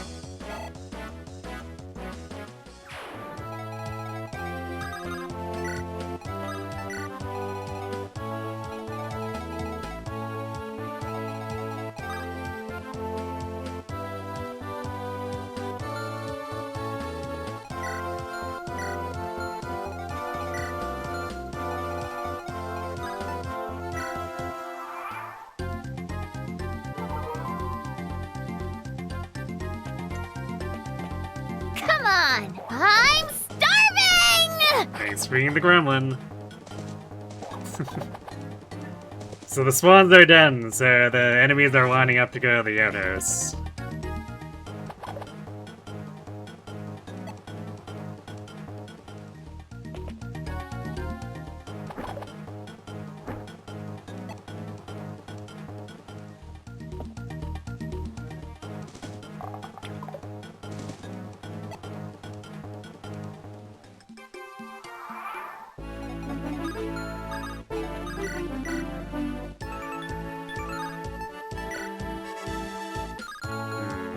That's a hit right, alright.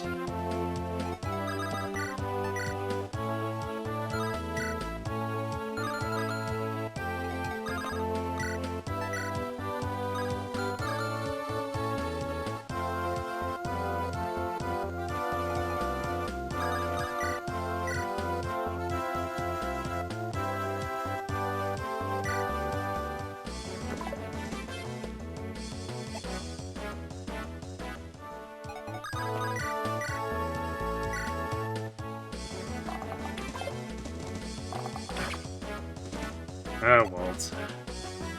Wolt and Roy. You're acting like a bunch of clowns right now.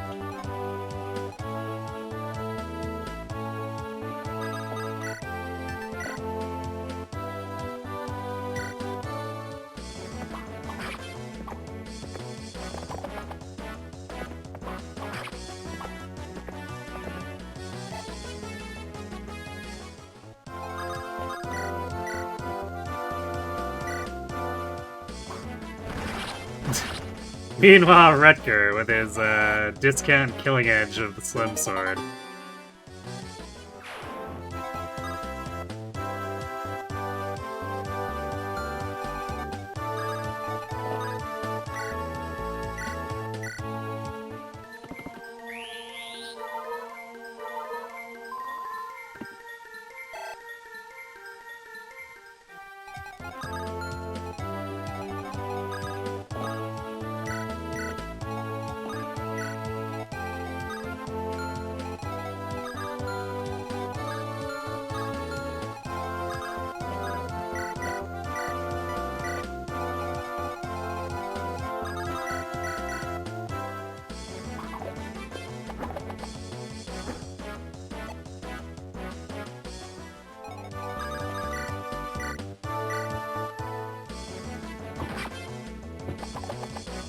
The moment when Wolt and Roy are my carries. I mean, yep.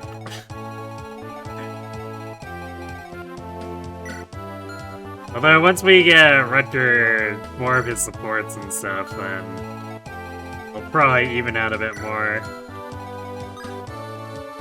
Because Rutger's raw offenses are also just better for the most part. Although I have a feeling that it's only going to be safe for Wolt to fight the boss again. I'm not throwing Rutger into a killer axe.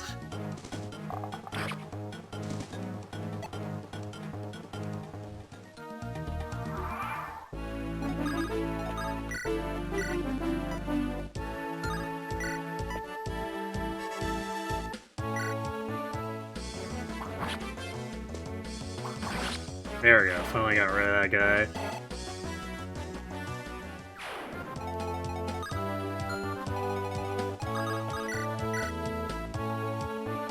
Wow, look at that. Wolt is one-rounding him from full health.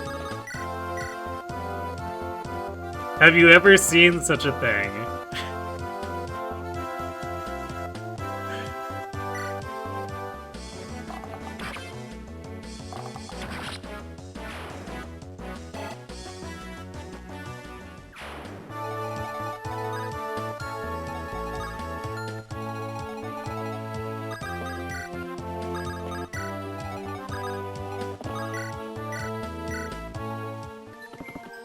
No. Oh, there we go. We have crossed the threshold into madness. There's no going back now.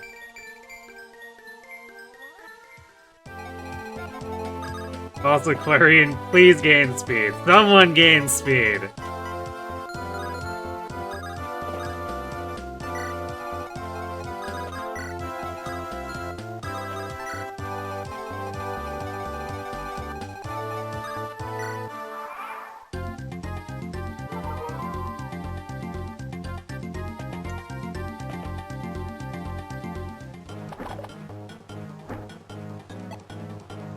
The cans took all the speed, that's why I have to go there. Ah.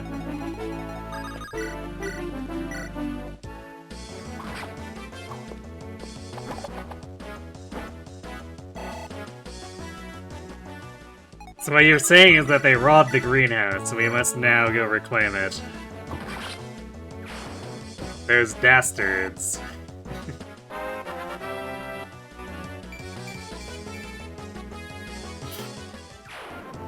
Yep, the speed is in fact still missing.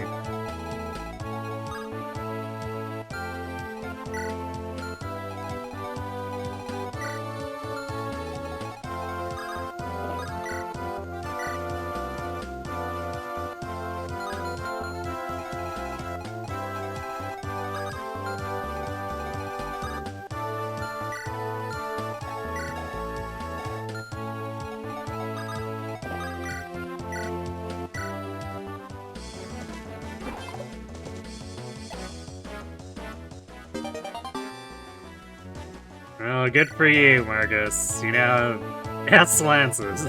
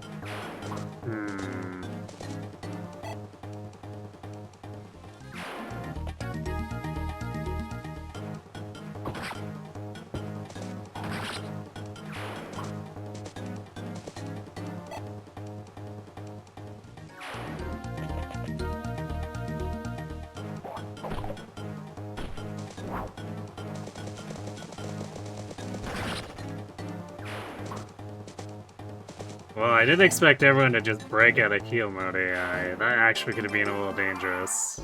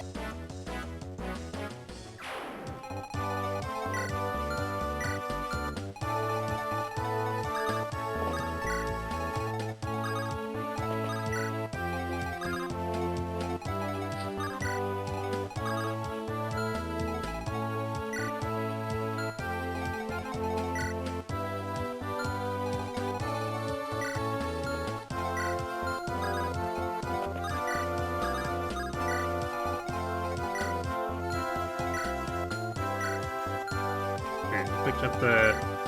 I forget who picked up the... Alright, it was Wolt who picked it up. I was like, who picked up the Gant's Lance again? Where did it go?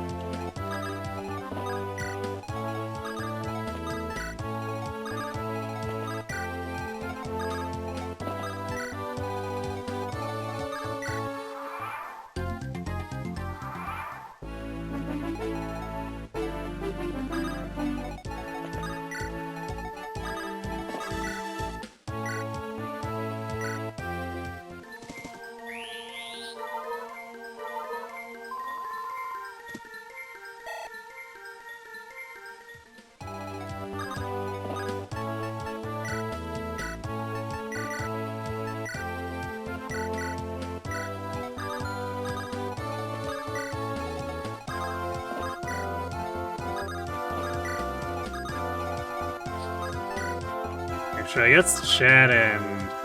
Well, it's not like Chad's doing anything here, but... You know what? Neither is Deke. Really.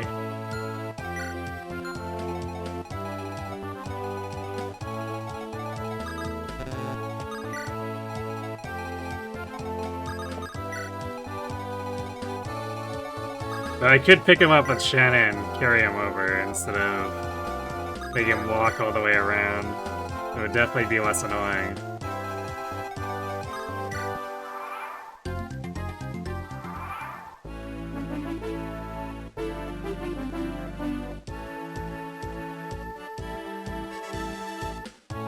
You just got reminded of the Garfield's 9 Lives book. It shows that Garfield spent his first 8 lives as a cat and surprisingly dark. I mean... It's about how he died 8 times, right? I don't know how you make that not dark.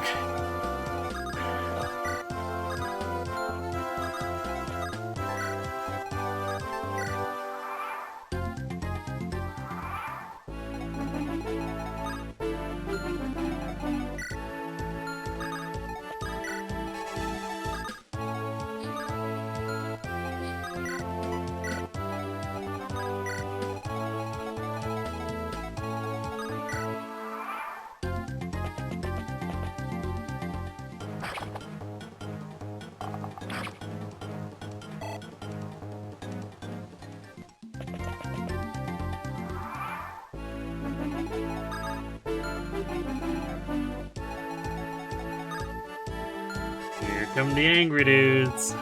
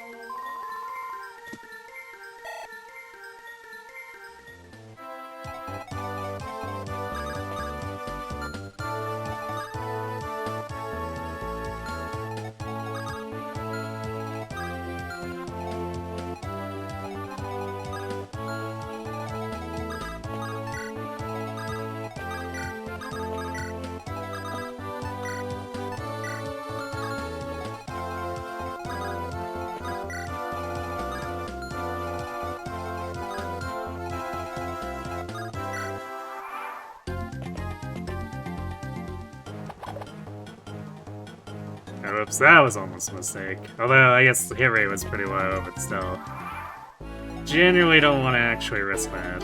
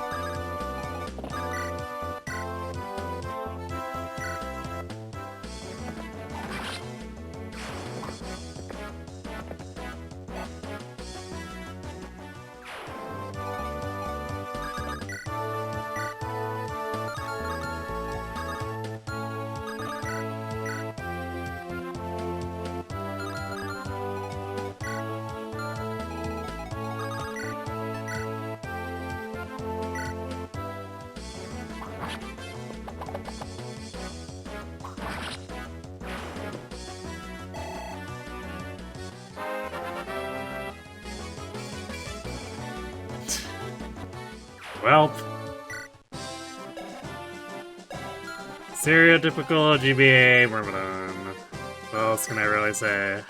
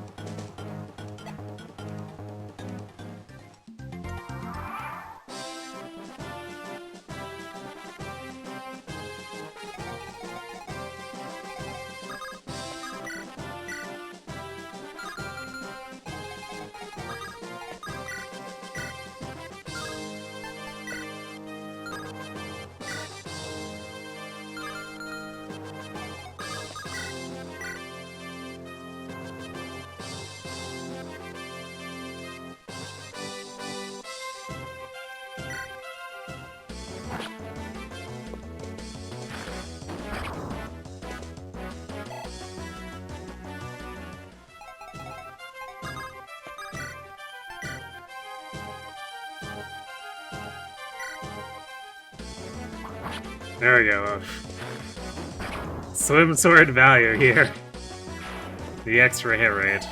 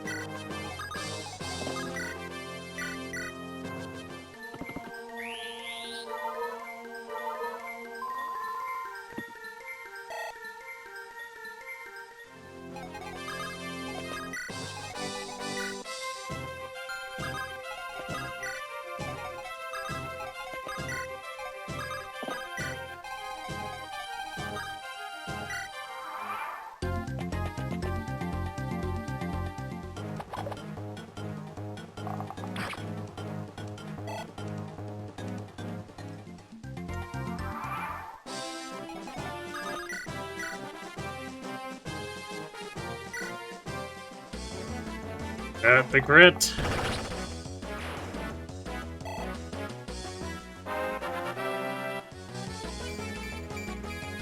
More strength and defense, but still no speed. Actually, is that the speed gonna be a problem? No, this guy's pretty slow.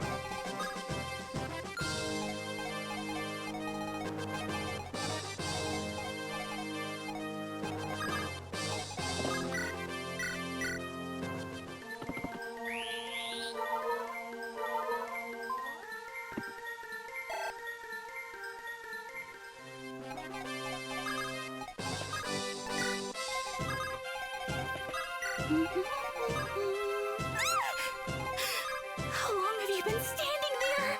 Hey Tim, thanks for the raid. That was robots.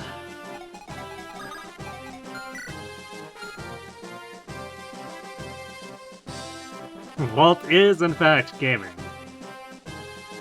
Gaming harder than Rutger, at least, anyway.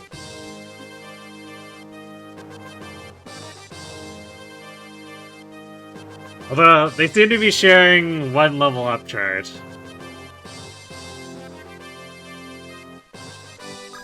Wolt gains all the strength, Rutger gains all the speed.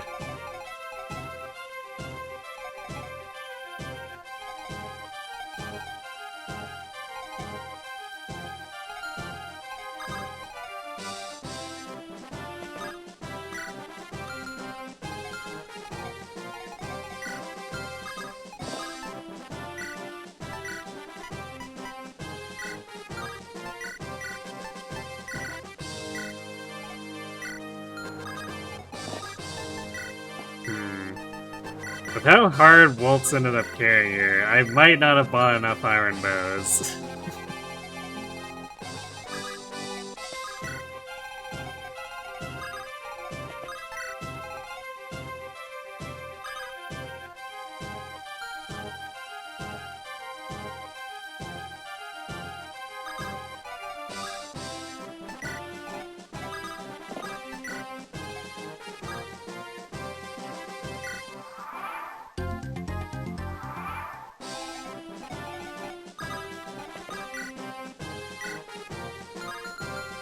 How much damage are we expecting here? So, 26 attack.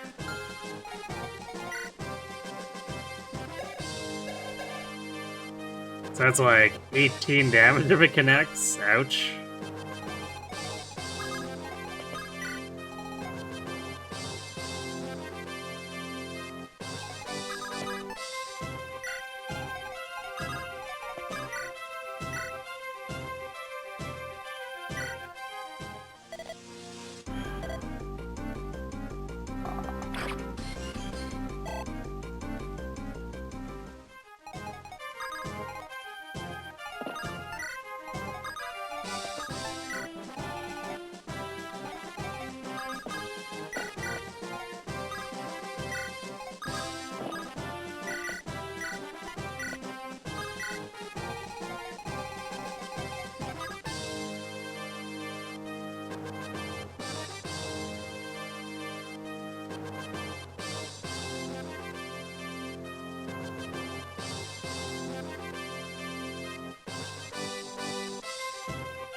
Oh, you're still recovering from being sick. Well, fingers crossed. Wait, did you order another capture card? Or are you playing... Were you playing on, like, PC or something then? I was under the impression you were streaming off of a console.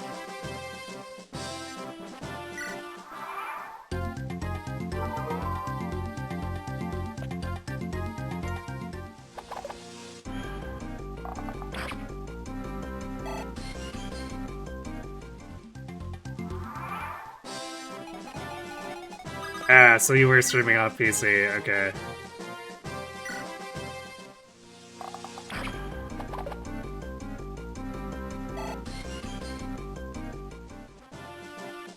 Wait, what's Rutger's hit rate? Just out of curiosity. Well, it's almost 100%.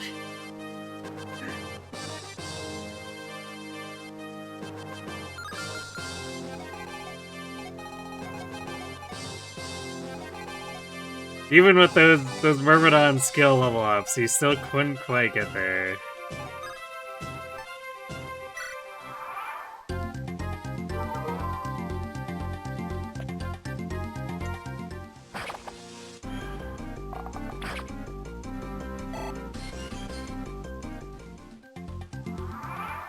Although, I feel like the way the math is going here, it probably wouldn't be an opportunity for him to get the kill anyway.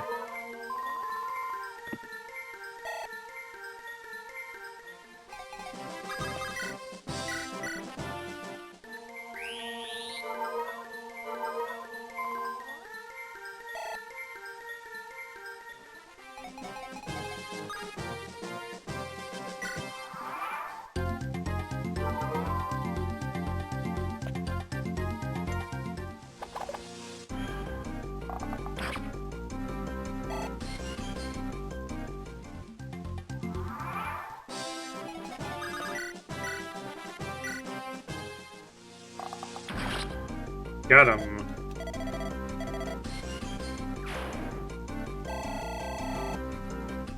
Come on, Wolt, get some speed, please. No, well, I guess he got more defense.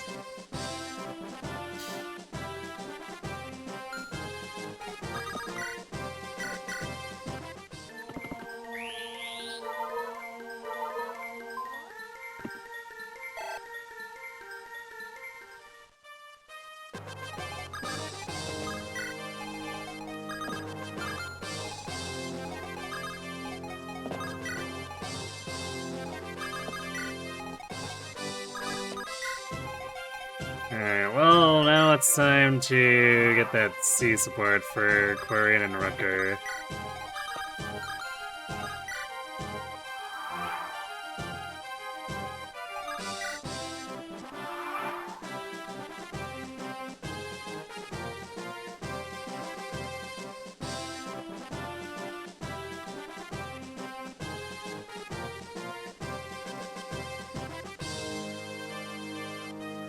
You don't think I'll switch wilds for custom music? I mean, you could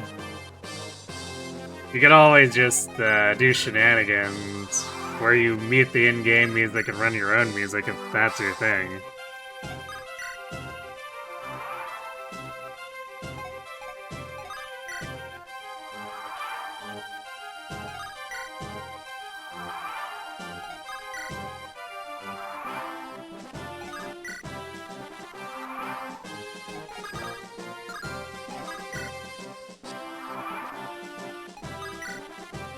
I'm not really sure where they'd be in their progression here. I don't know how many turns it took to kill Eric in the previous map.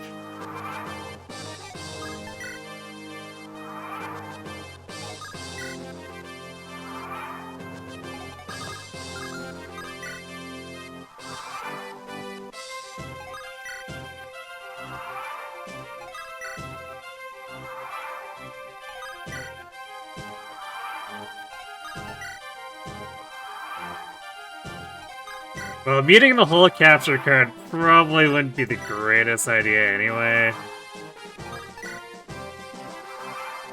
Just because then you lose game sound effects too. So I'd probably just turn down BGM, play your own playlist, but still let the capture card pick up sound effects and voices.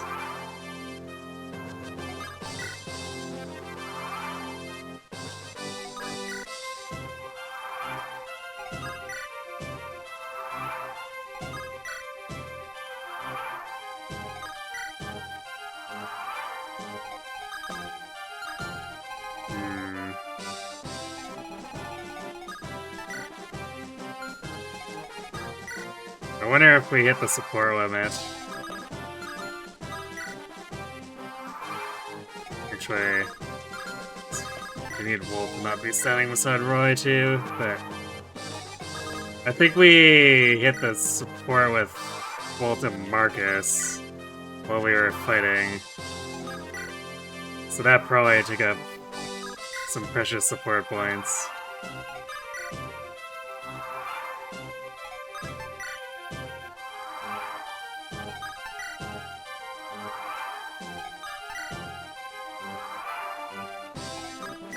You just turn off the capture audio entirely? Really? Because, like, most modern games just have volume control for BGM.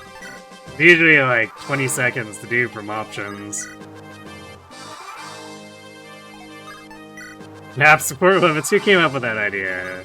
Well, Kaga first, because it cuts off it after turn 50 in genealogy.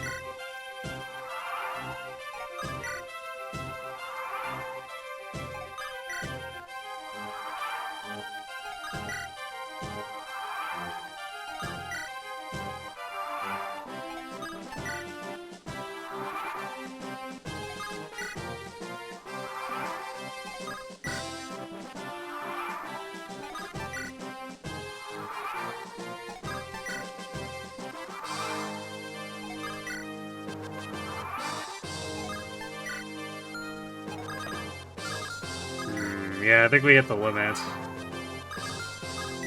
We'll go up to turn like 110, but I think...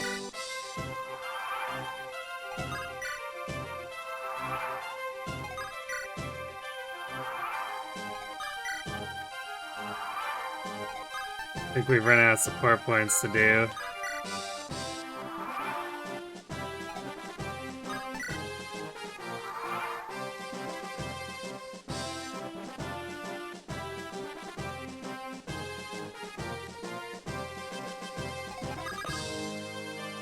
Yeah, I think we've hit the limit, so I guess we'll just move on. Yeah, we were trying to get the Rutger Quarian support.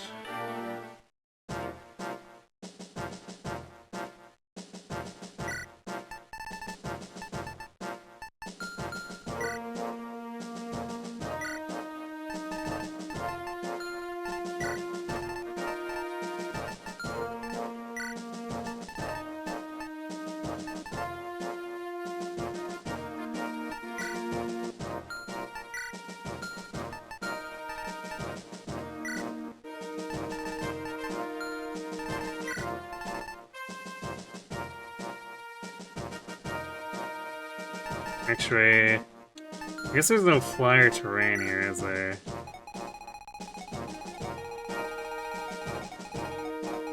So it doesn't really make a difference.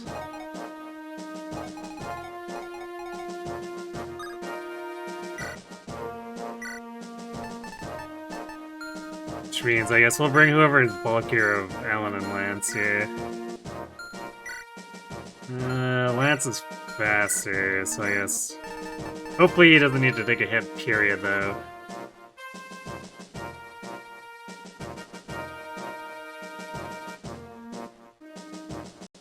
We're always on track for large turn count, though.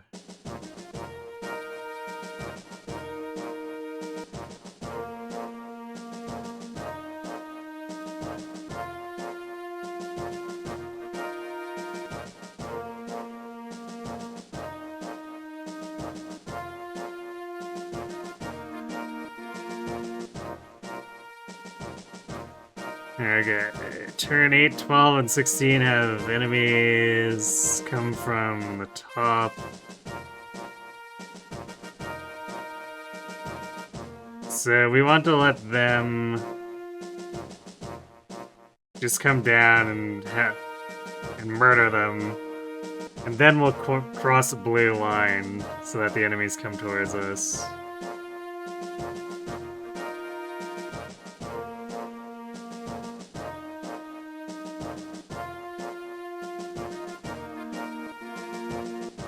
So while he's no hot stallion like Clive, I don't know if he's all that bad.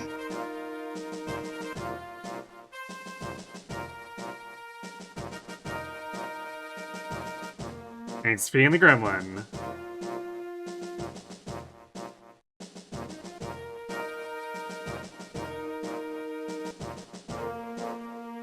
I mean, why would I bring Merlinus?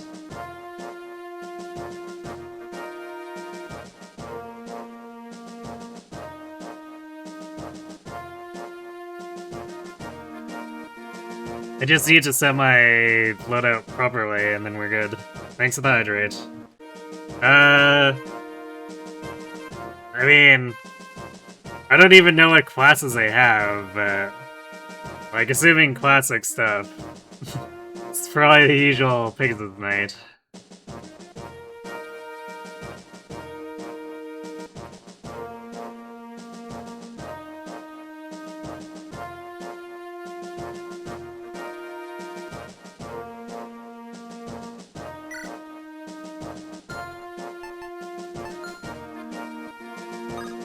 Oh yeah, I guess we get Dorothy here too, huh?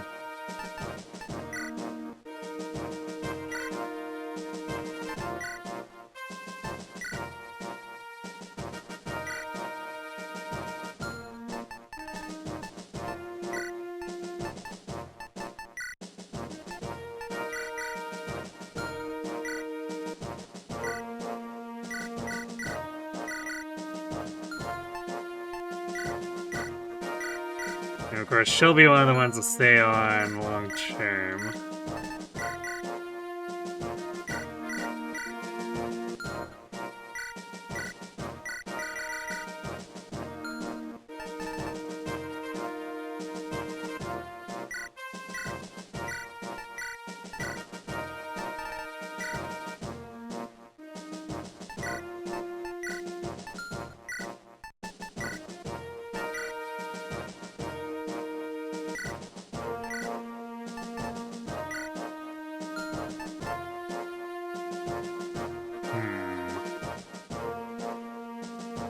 Sounds kind of angry out.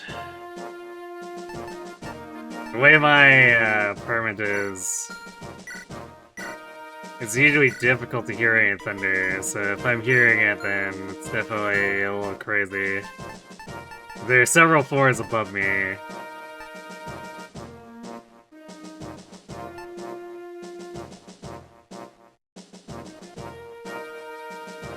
Which usually almost completely dampens out the sound, so...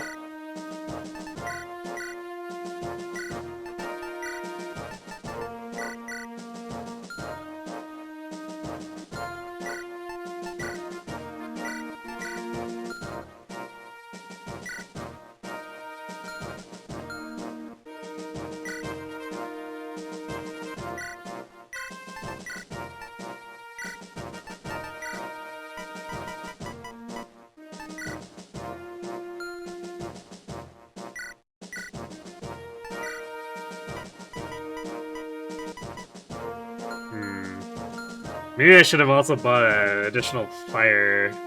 I wasn't really expecting to use Lou to attack as much as I have.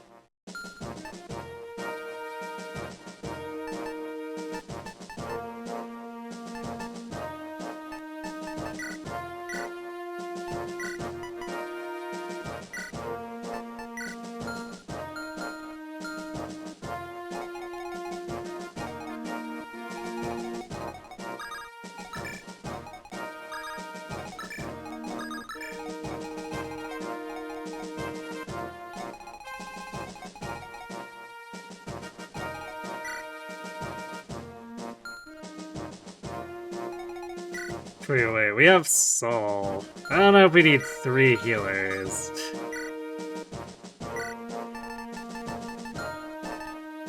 So maybe we do bring, like, Shanna here.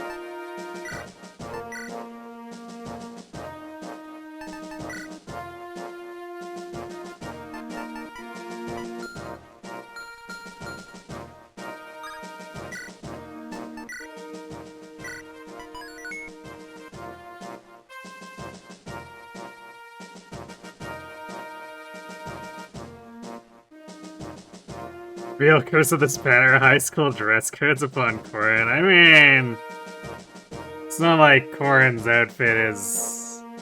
like, default outfit is much different from it.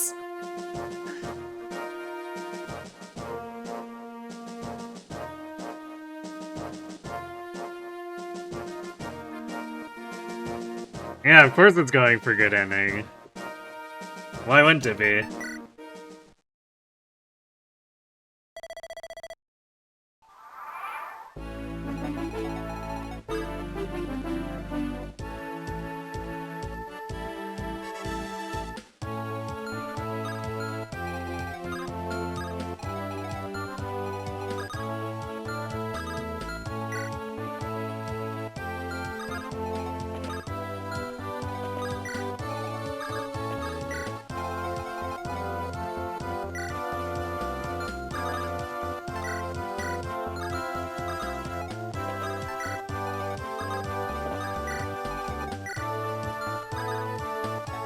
Alright, Dorothy shows up with a steel bow, so it's like... showing up and being like, yeah, I didn't like having hit rate anyway. That's just silly talk.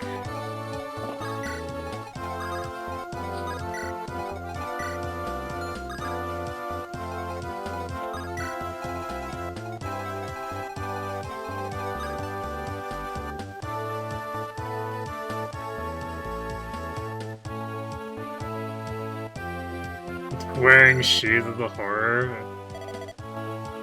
And I guess.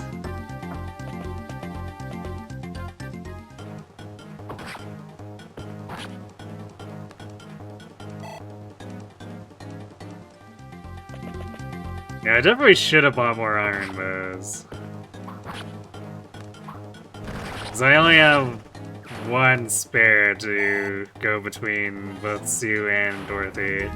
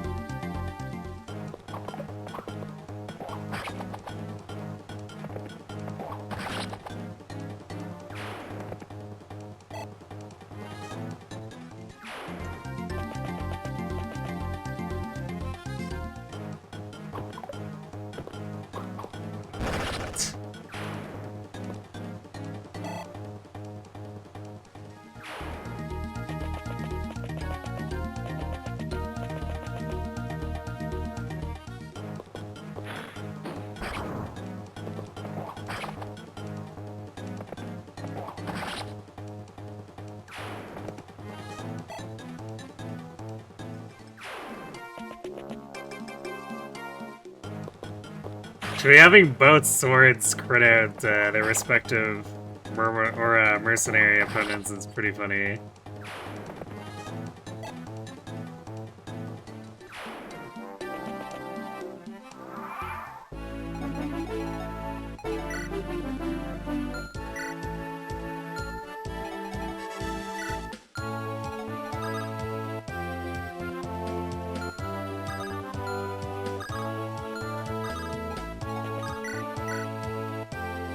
Damn, look at Wolt killing this man.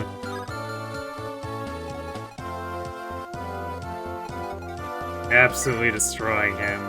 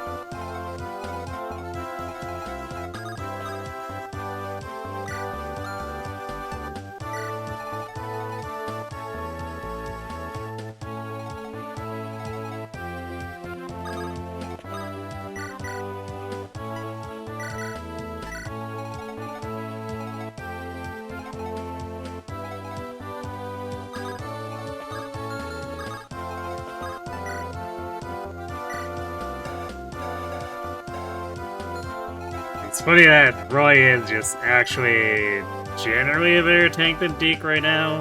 At least in terms of raw physical defense. Deke's got more hit points, but these guys, their attack is low enough where Roy's defense plus the support with Wolt is a little bit more favorable.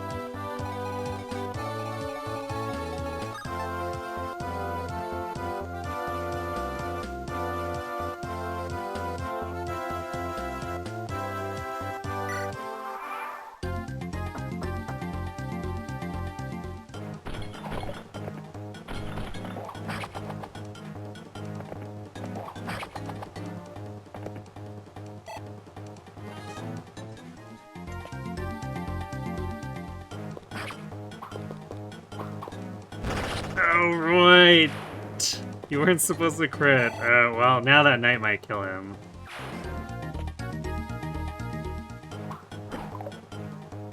Okay, now the knight won't kill him, but... if that javelin had hit, we might have been in trouble. But the whole reason I put him in front of that guy with a regular iron sword was to potty block, not to suffer from success. If I wanted to suffer from success, I would have equipped a rapier. Wait, what?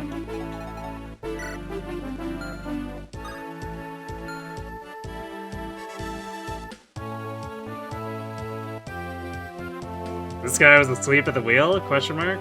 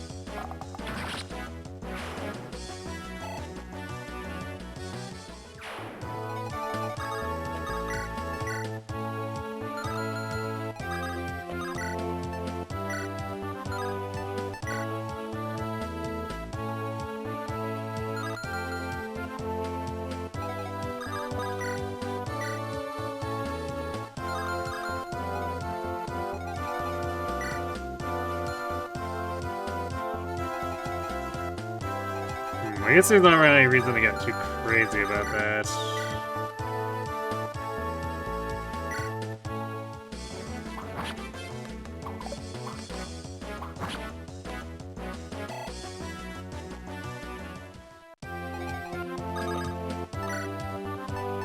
So we need to wait around anyway, so I guess we can just sit back here and let him attack into Roy.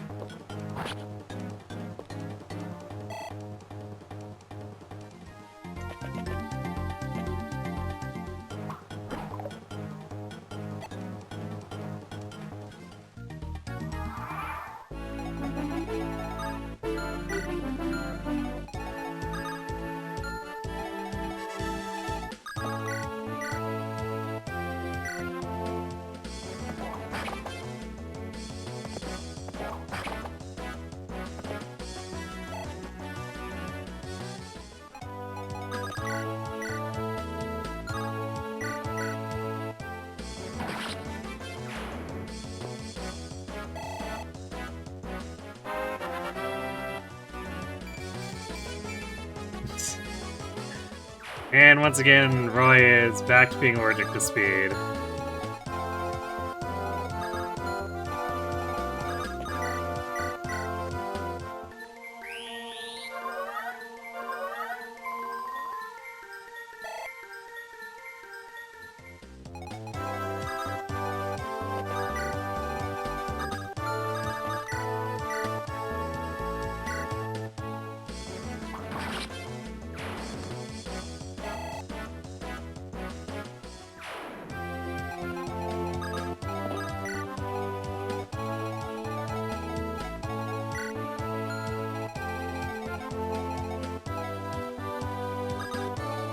Man, also, why do Dorothy and Wolt both have to have...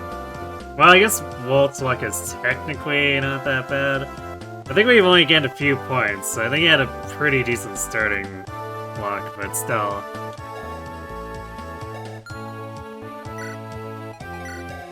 I guess Dorothy's is exceptionally bad. It's like Rutger tears of, but why?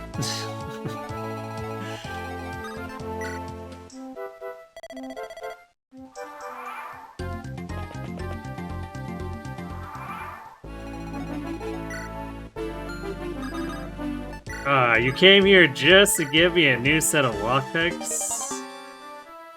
Thanks, Kath. I appreciate it.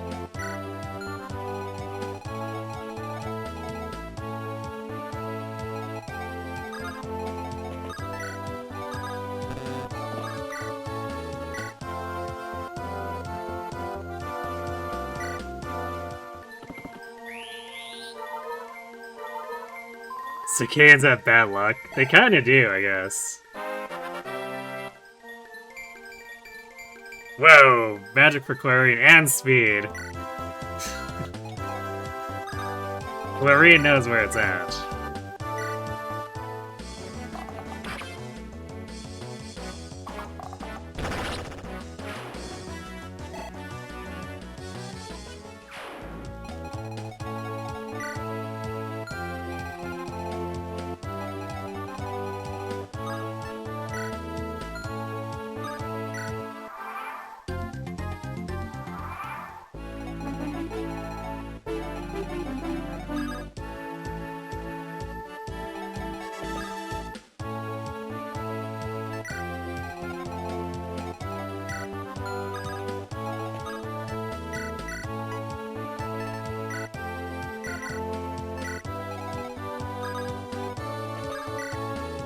We're gonna wait here until the stuff starts coming down here. What was it? Turn 8, 12, and 16.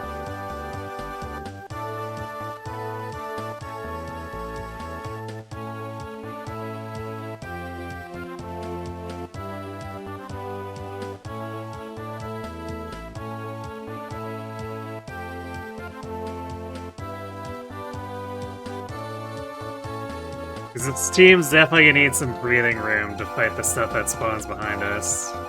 At least not as long as we want to, you know, actually give experience to the other units and not just have Marcus vacuum it up.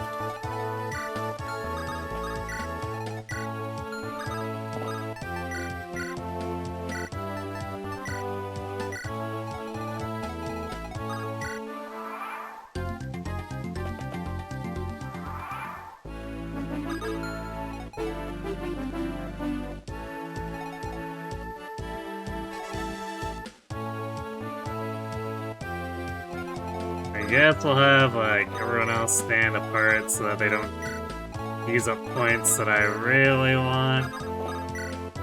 Rutger and Corian to be picking up.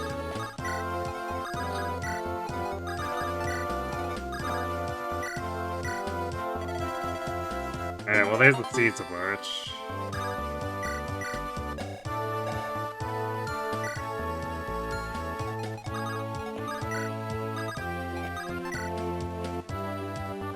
I think... Is it lightning that gives Bit of Void?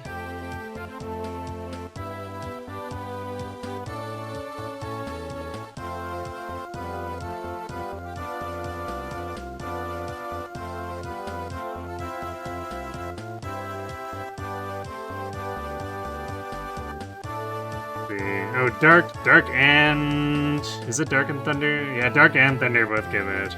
Alright, well now Rutger's problems are gonna go away for a bit. As long as Quarian sticks around.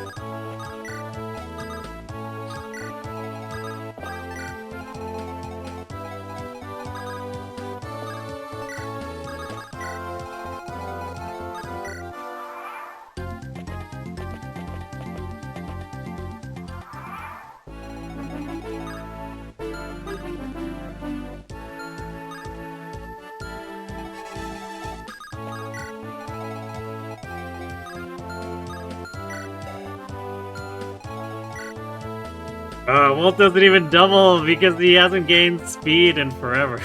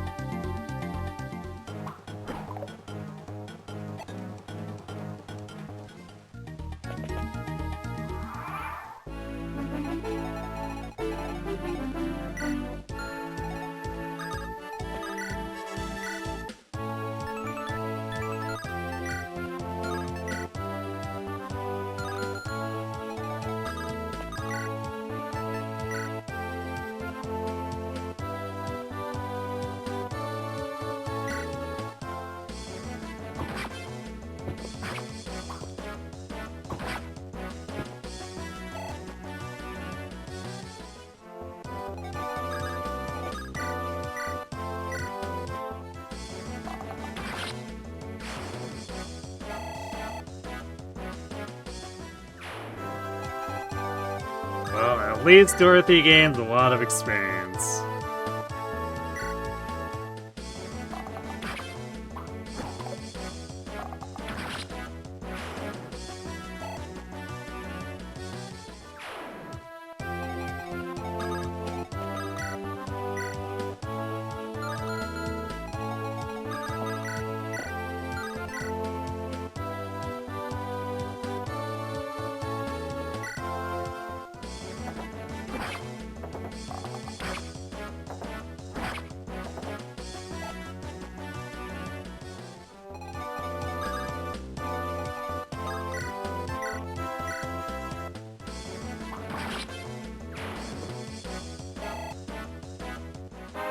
Can you please gain some strength, Rutger? No, no, you cannot. But I guess you got defense. It's like the next best thing.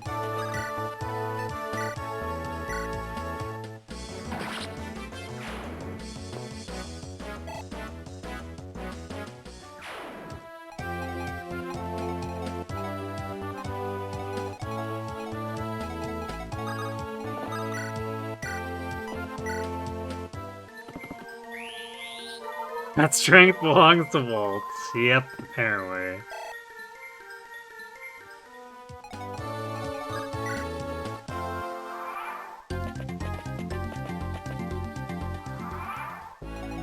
I think Wolt, yeah, Wolt has much worse res, so this is probably gonna have to be Marcus taking care of the mages.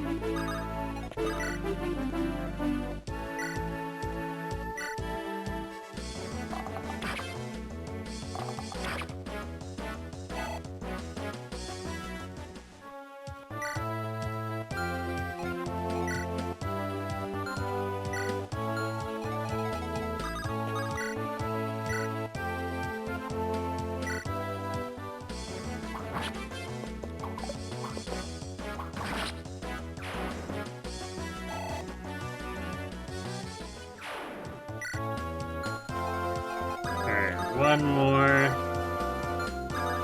more wave of enemies, and then we can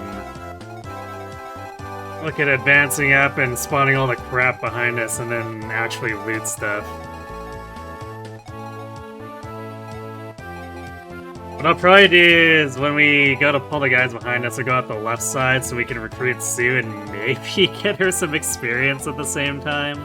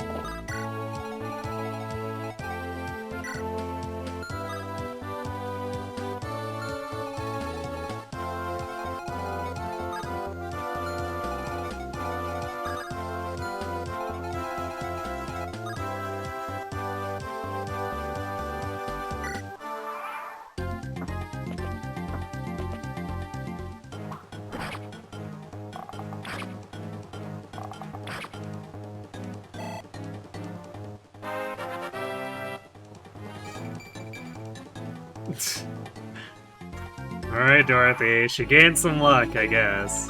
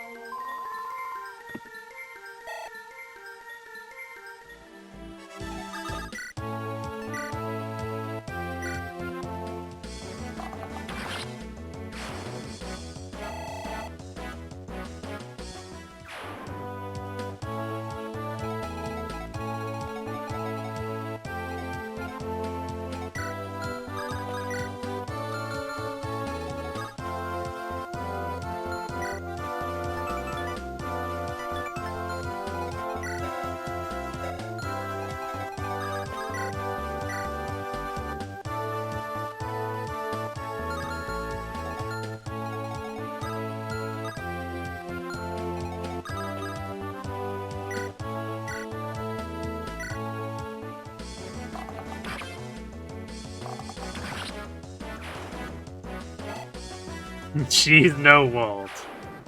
True.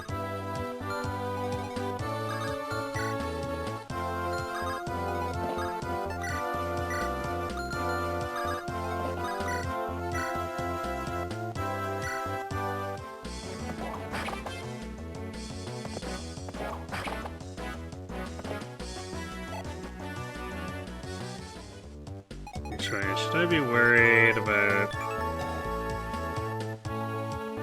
No, this guy has 1 speed even with, like, no attack speed loss. Although... I guess Dorothy failed the double because her attack speed drops too much with the seal blow, but she's probably not dealing damage to this guy without it. So... you know...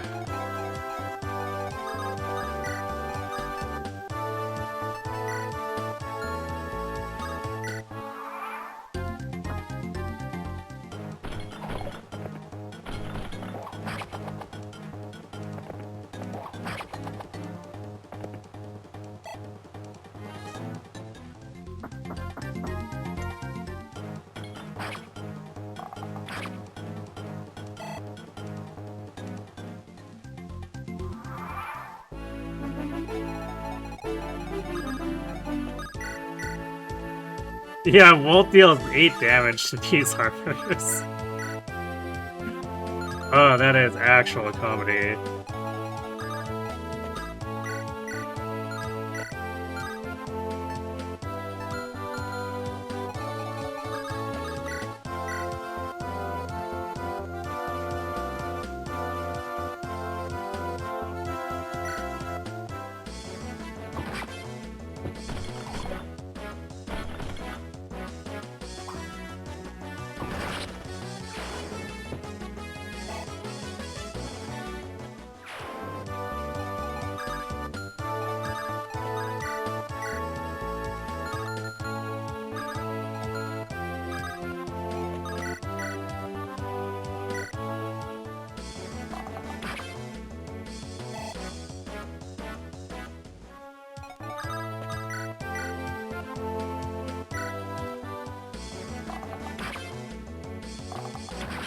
The archers are the natural armor killers, after all, you know, it's true. How could I have ever doubted Wolt? He's simply in his natural habitat.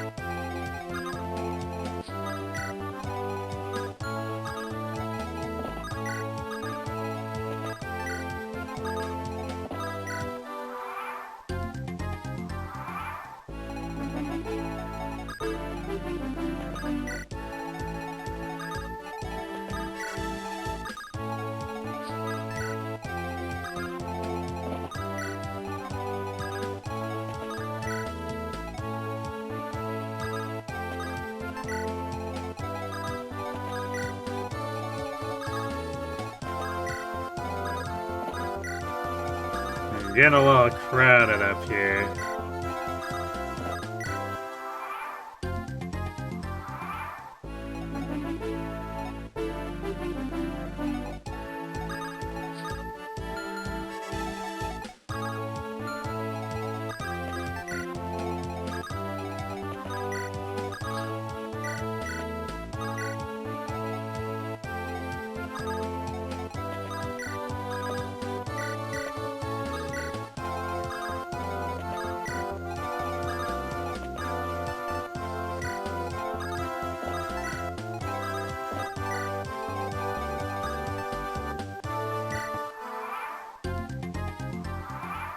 Alright, I need us to play for just 1 second, and then we'll pull the rest of the crap in here and finish up the map. Although we also gotta loot the side room, so you know, this we'll probably be here for a little bit longer. Anyway, be right back.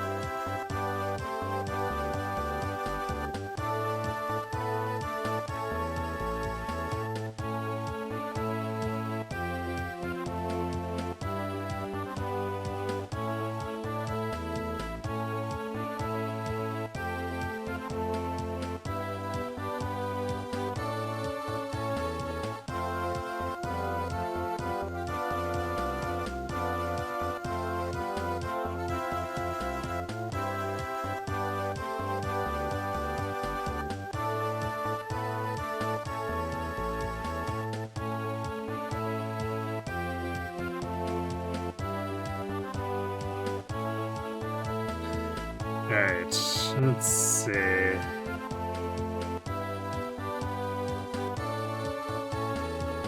So these side rooms are all safely treasure, at least for the, like, the 2 actual sides. And then Sue.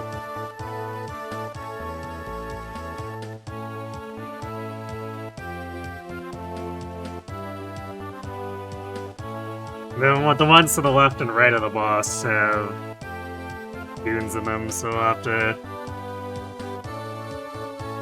I guess, figure it out. I don't remember what weapons they actually have, so that'll make things interesting.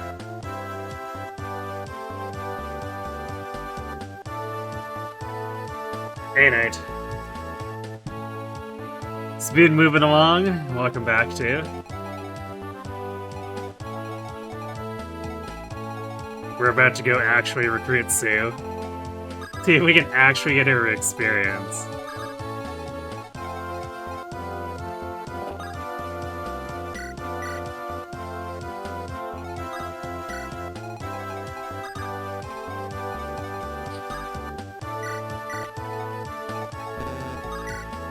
You can come back and collect this stuff after.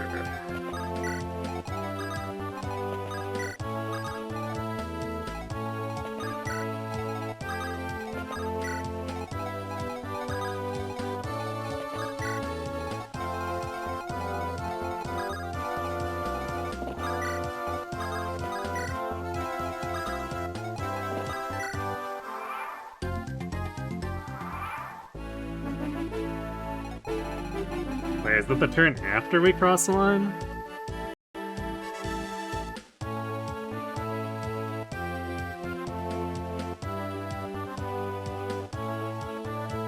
Oh, it's all of... Right, all of my units. For some reason I thought it was if anyone crosses that line, but we have to actually get the entire force above it.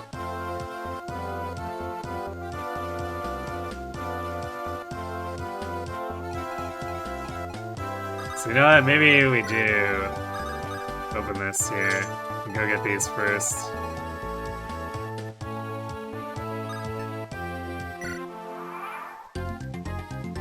You've never seen anyone play Sacae? Well, it's not what people would call well-loved.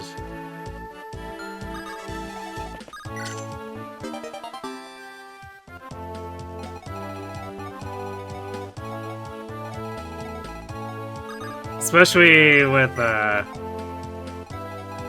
shenanigans that ensue with the map that's used for the Lin paralog and engage.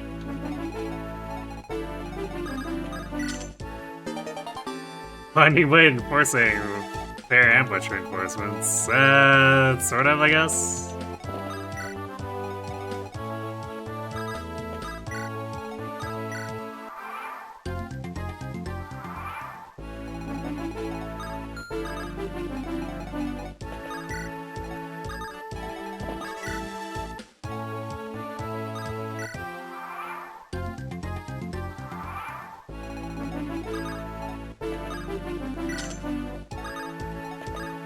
There we go.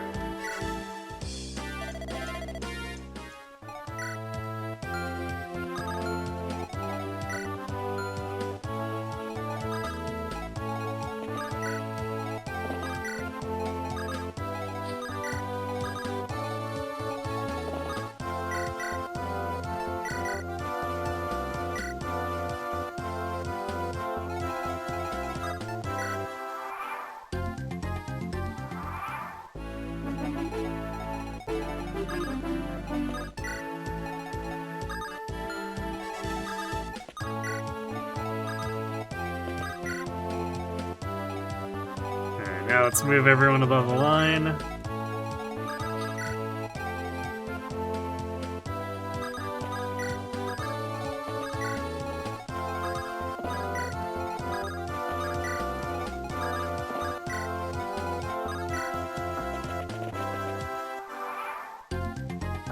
Yes, the enemy! So Sue has 5 strength, 8 speed. Well, I mean, she's basically Dorothy on a horse, right? Actually, she's faster than Dorothy.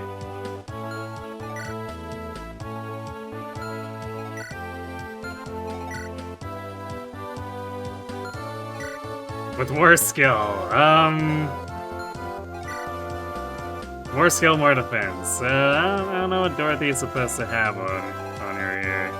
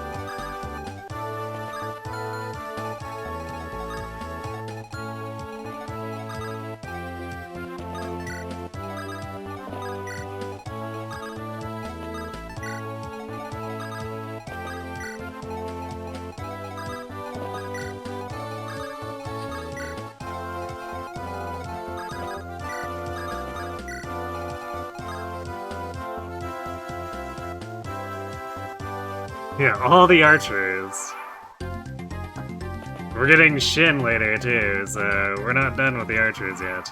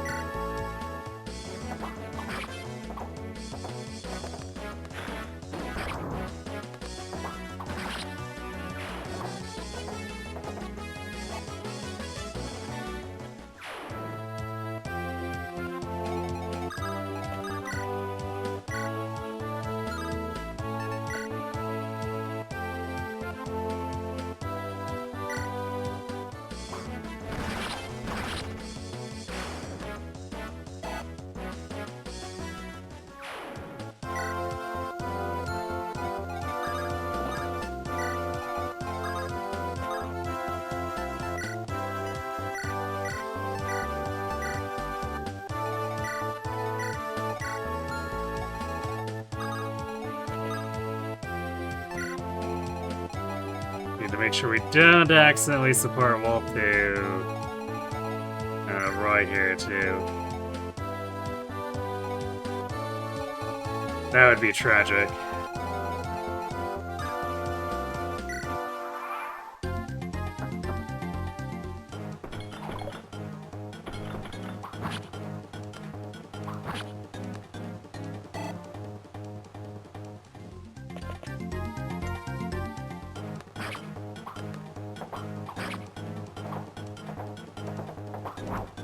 No, Marcus. We were just supposed to set it up. Even with an iron sword. We gotta get trolled, I guess.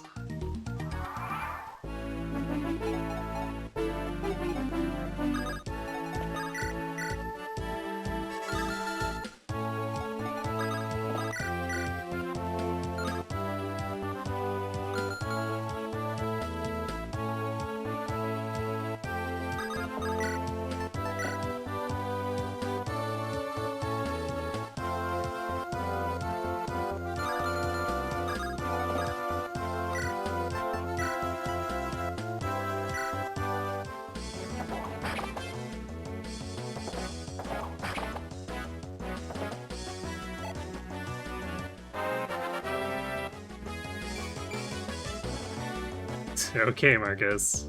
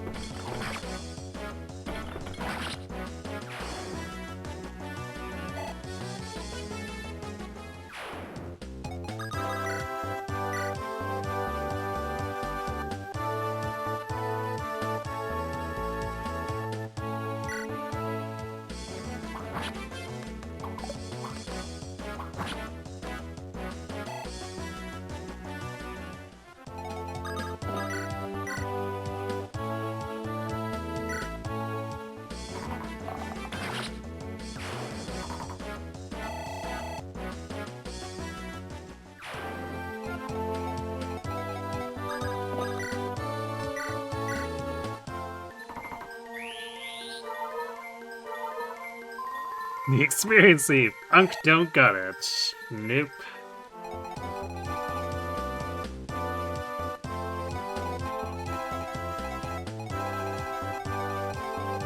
Unk having some troubles. Oh no.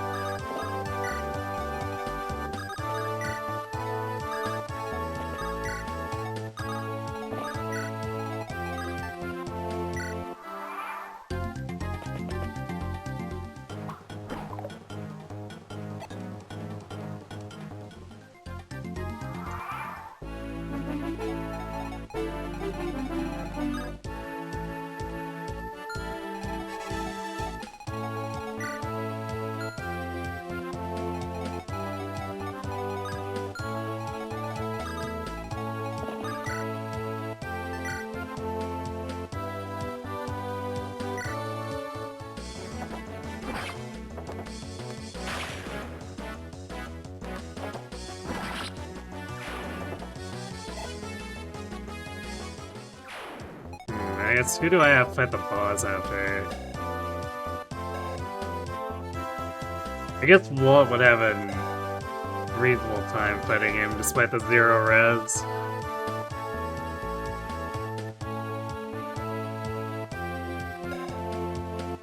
Actually, because this guy's crit rate is so low, it's probably something we want to give to Rutger.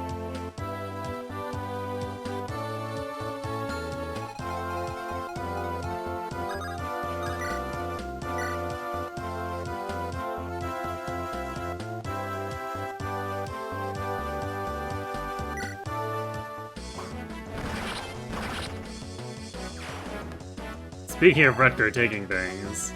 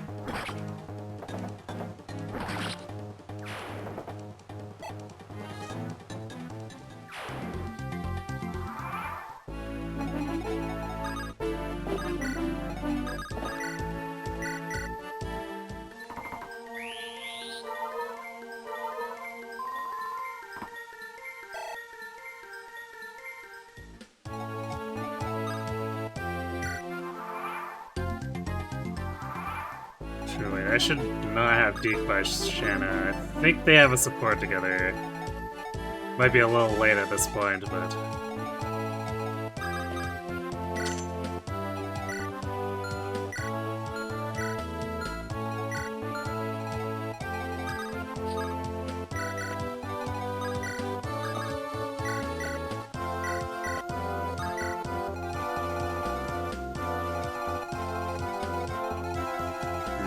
For some reason I thought that opened the right side as well, but I guess it didn't.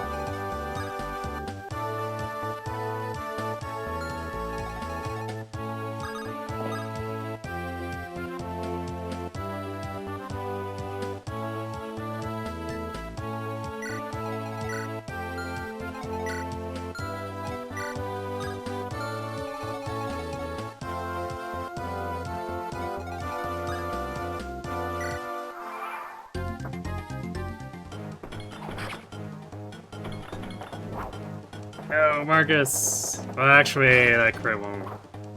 Actually, a double crit wouldn't even kill this guy, so never mind. It's actually him setting it up.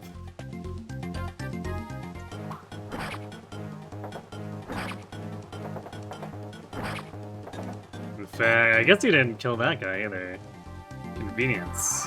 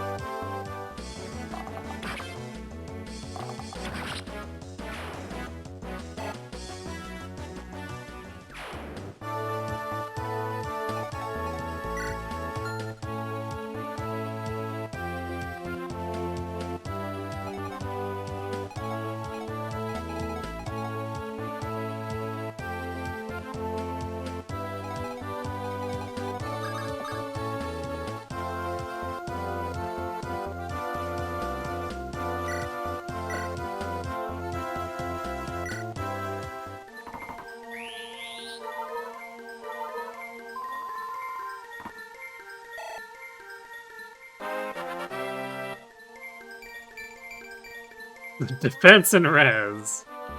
Tank chlorine incoming.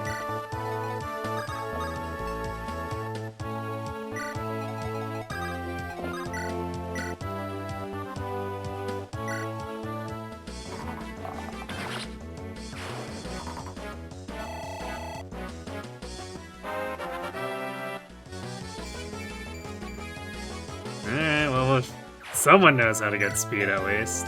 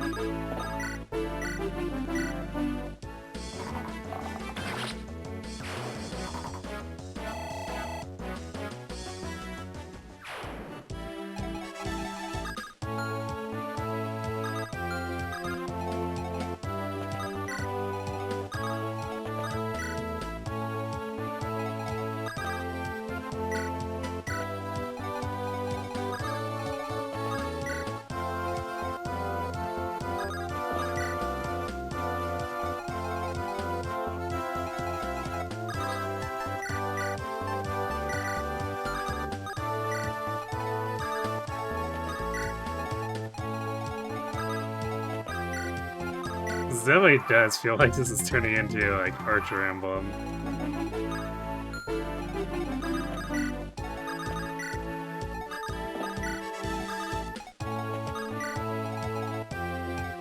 Although we will eventually get Noah, and then have to painstakingly raise him up.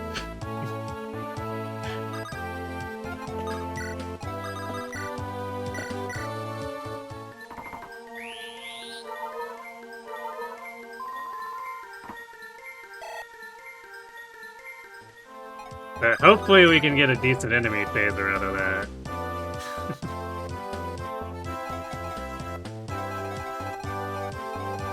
So we know Deke's not doing that, and it's gonna be a long time before Chlorine can even consider doing that.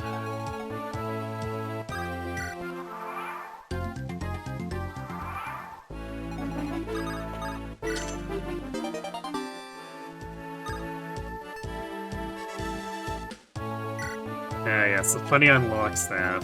Forgot that was a thing.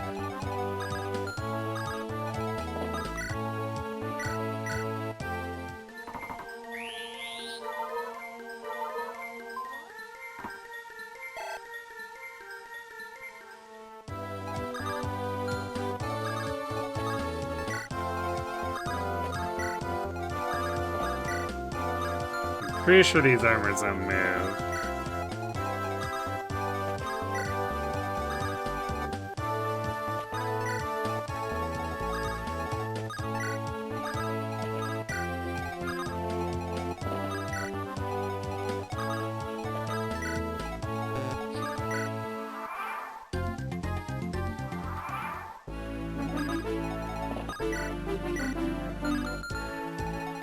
We are definitely gonna need way more bows.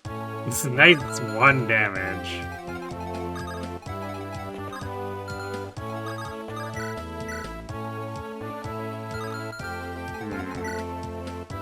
Even Wolt doesn't do that much here.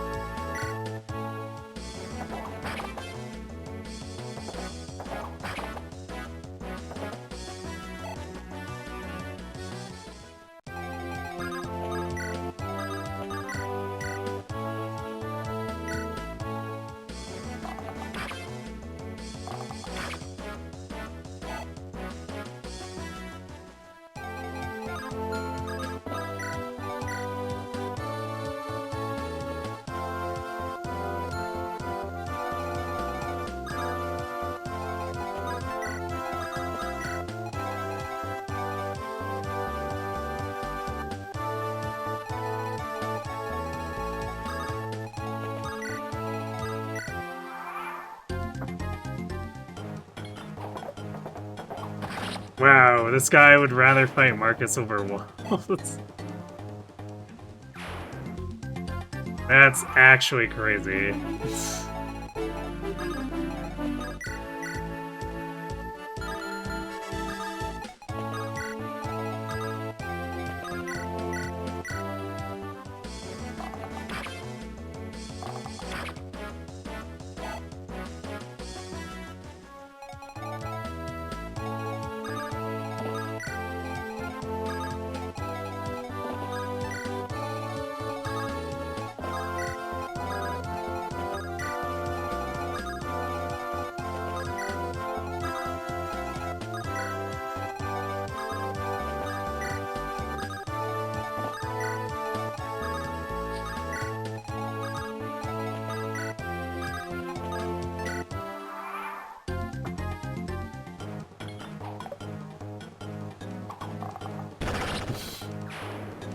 Violence.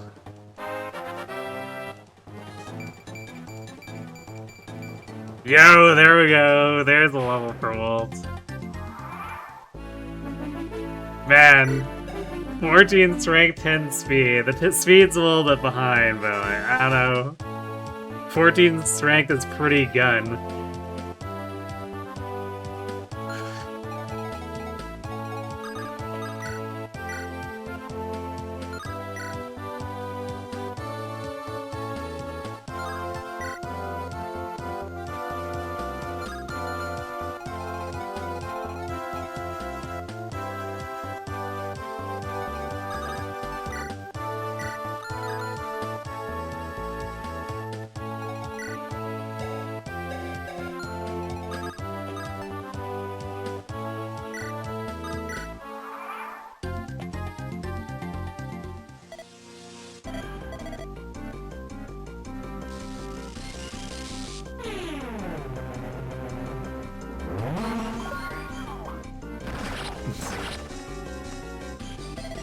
GG easy.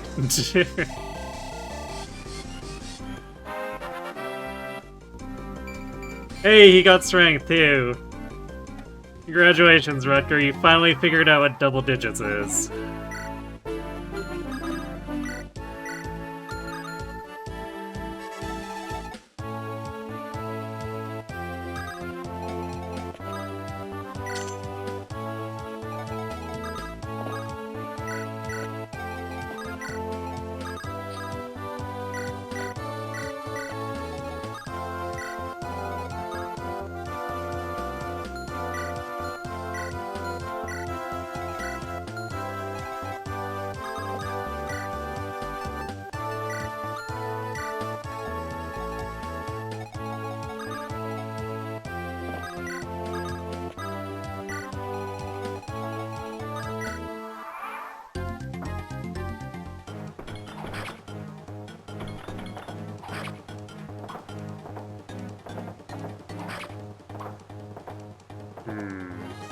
Wolt can actually set up a kill for Dorothy here.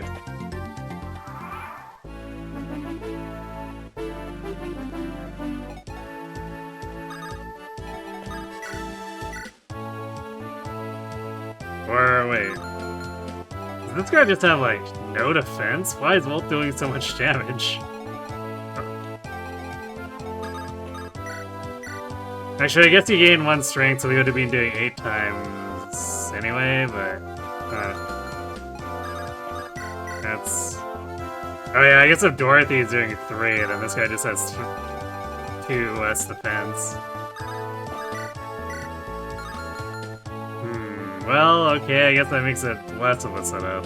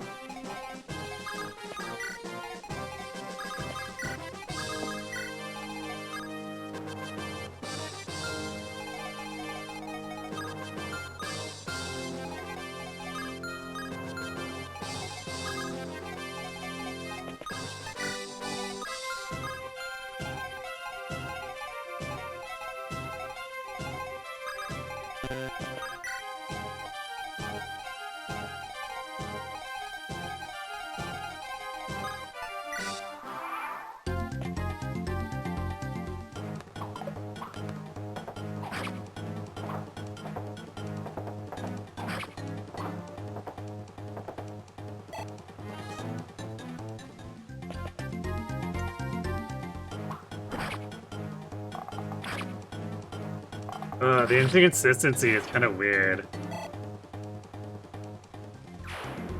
Because they want to target Marcus over Wolt, and then... Now they went back to Wolt over Marcus, even though Roy was in range for the support.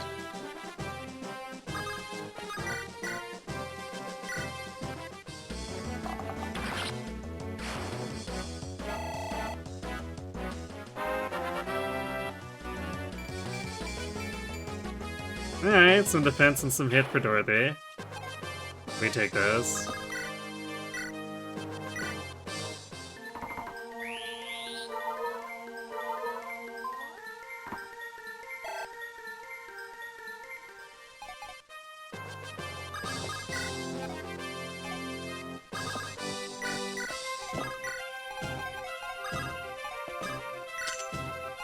Alright, now time for Chad to very slowly unlock everything. While we build, 4 points or something, I guess.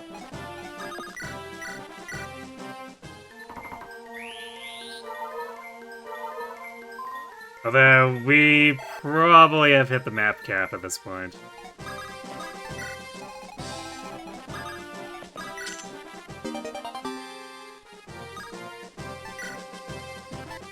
Alright, now yes, we have a short bow for Sue, because we're super running low on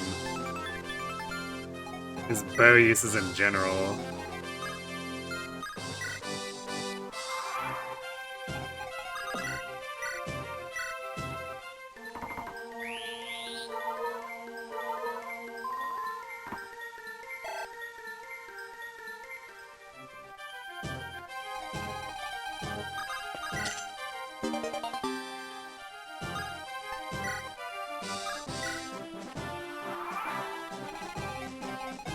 I'll have to think about who gets a goddess icon.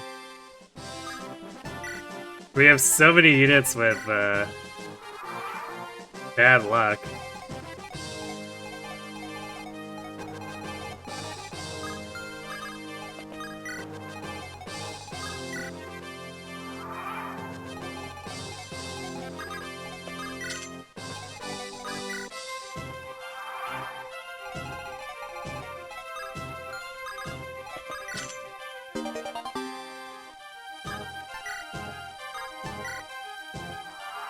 Forgot that we got a second Silver Lance here.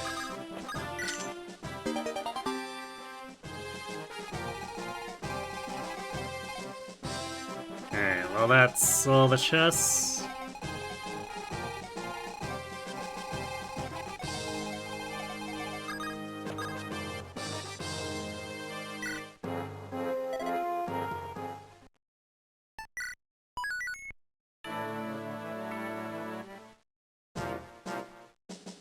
That's everyone's favorite map! With Zealot featuring Zealot No One Truck.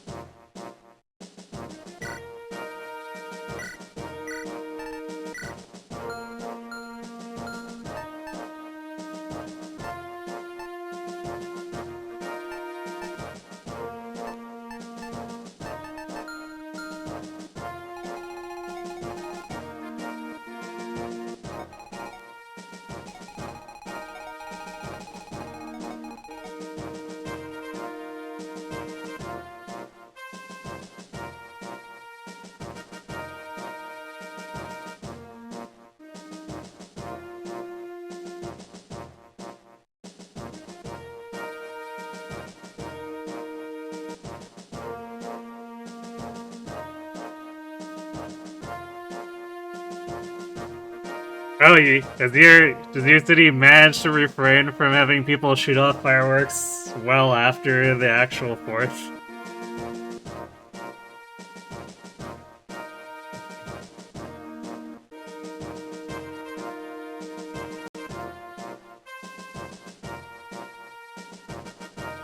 So I know that's often a problem.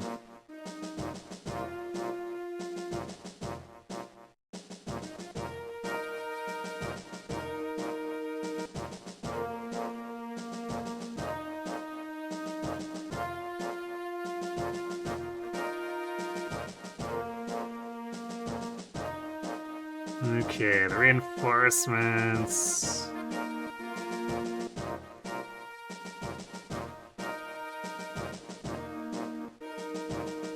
Let's see, turn 10, the Funny Cavaliers. Then 15 and 20.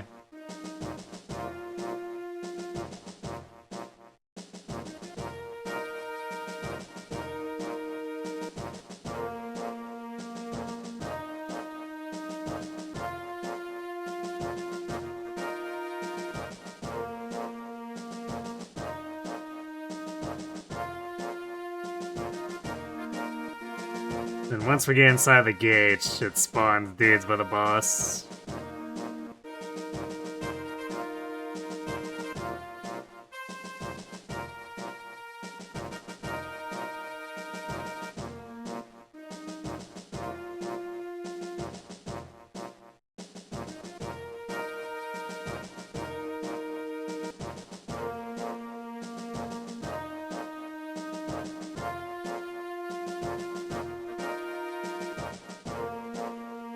We're gonna have to try to make an extra effort to get Noah here too, because with the only feat, Noah just got himself isolated and it was impossible to get to him, so we want to avoid having that happen again.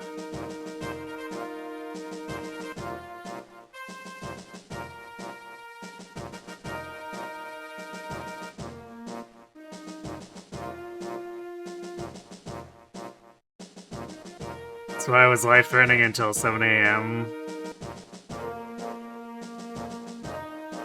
I mean, that's still kind of early from what I've heard. It's usually people, like, trying to set stuff off the day after, stuff like that. Sometimes for days after.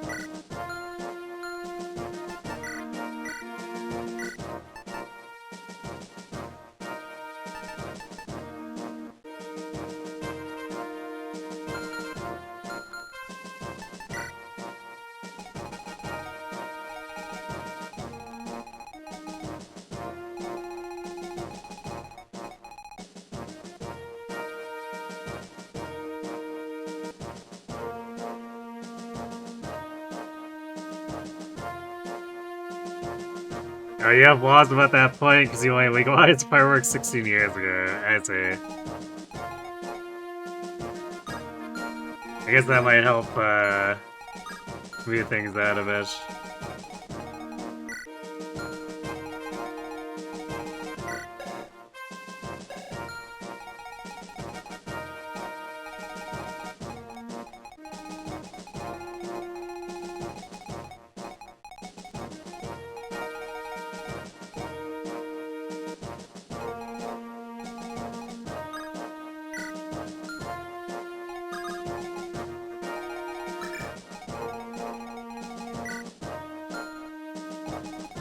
We could, like, legitimately bait this guy into Wolt. This javelin. That's a really funny thought.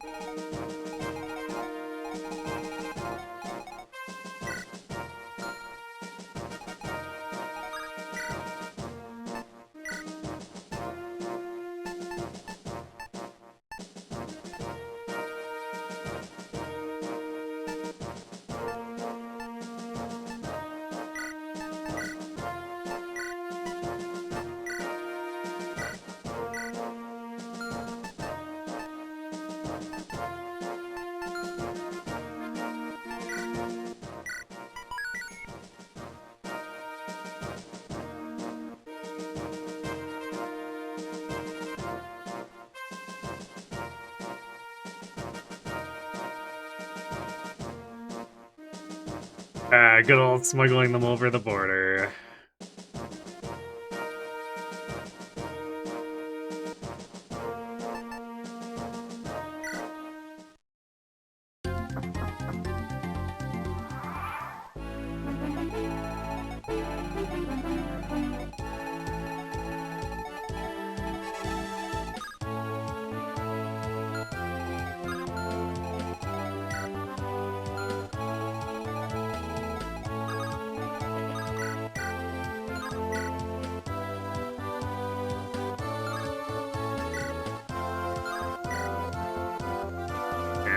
Roy pushes them up to 22 times too, but still putting a real hurt on this guy.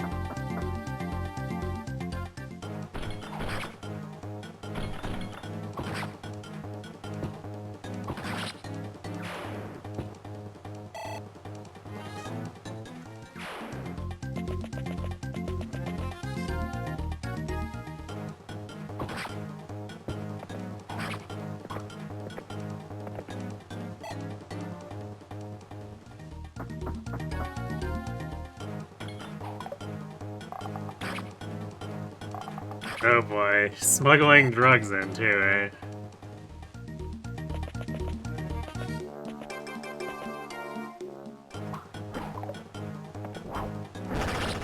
Alright, Marcus.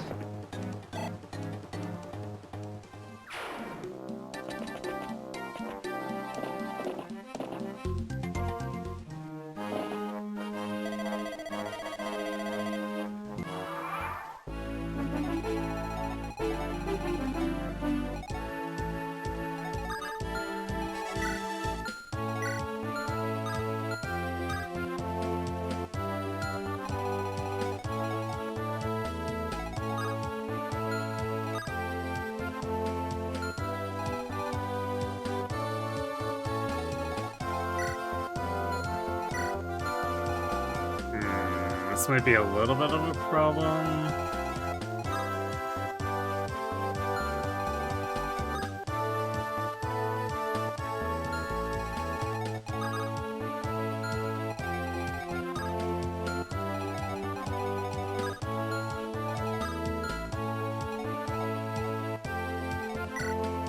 Wolt's gonna get attacked. We could shift over here to attack these guys. Wolt's gonna get attacked a lot, potentially. I guess he does have 10 effective defense with Roy, though. So it's not a huge deal.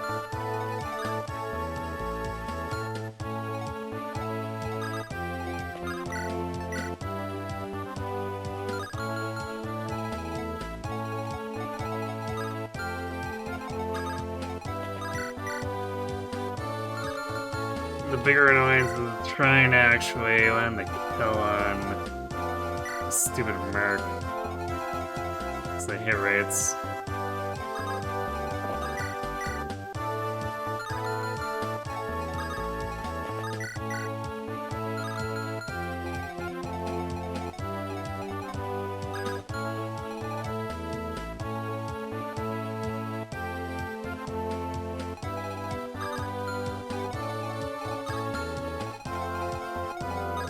I guess I could put Roy in front. He'd get targeted instead by the javelin, but I could put a rapier on and he... Yeah, I guess either way... We'll probably end up in a situation where we can't counterattack both calves.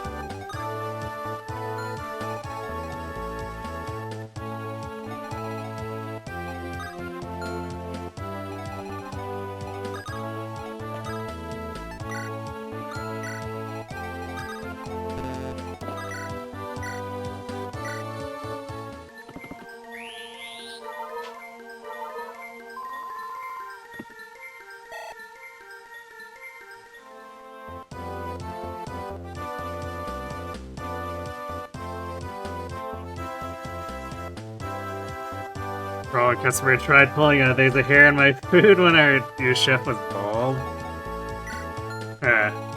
Yeah, that's, I guess there could be claims that it's from some of the other staff, but if it's a problem customer, then not really worth giving her the benefit of the doubt on that.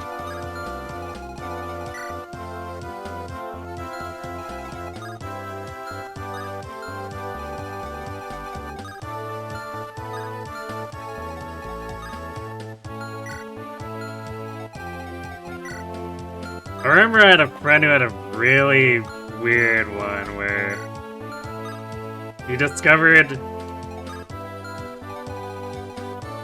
that his burger had like a fry stuffed between like the patty or whatever, and it boggled us how that happened.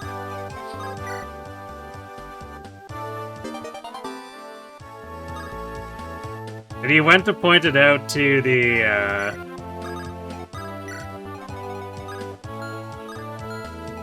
work, like, the register, just like, because he thought it was funny, but they actually gave him a new burger, even though he was just saying it because he thought it was funny.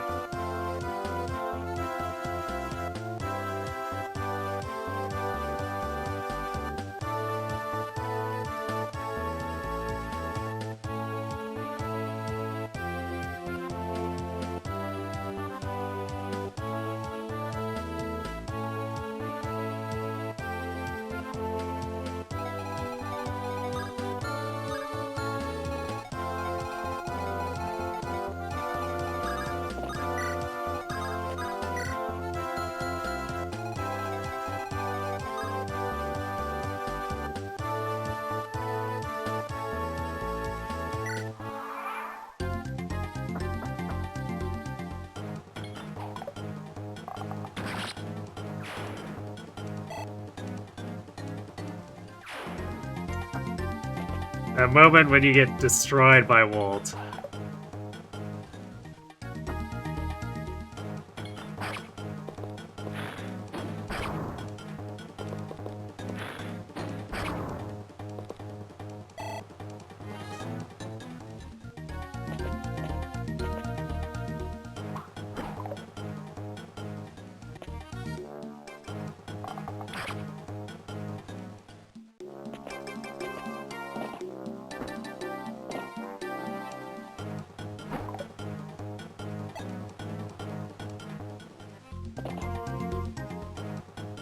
Yep, here it is. Problem where, because none of my units have 1 to 2 range.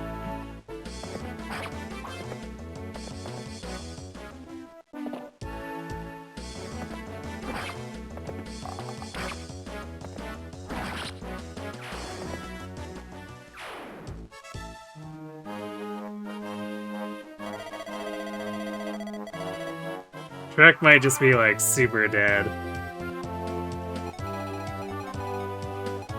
Because I don't know if we can actually get to and this wyvern's just gonna murder him anyway.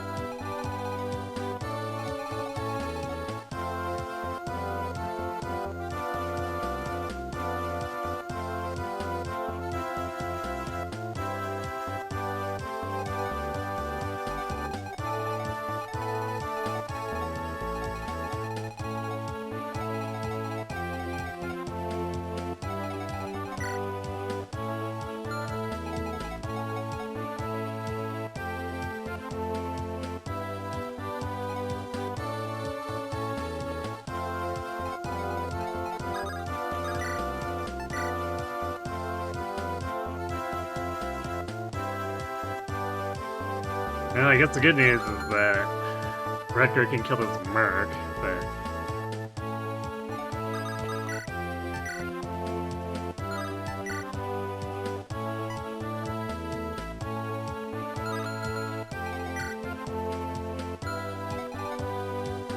I don't know, like, getting rid of the other stuff.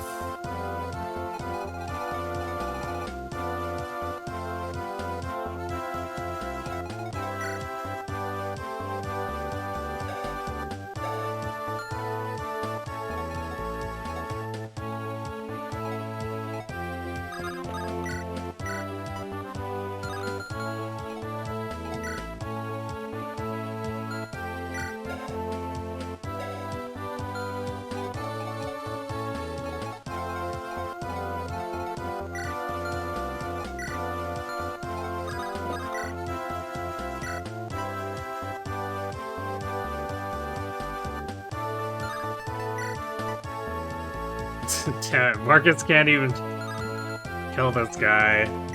Soldier has too many hit points.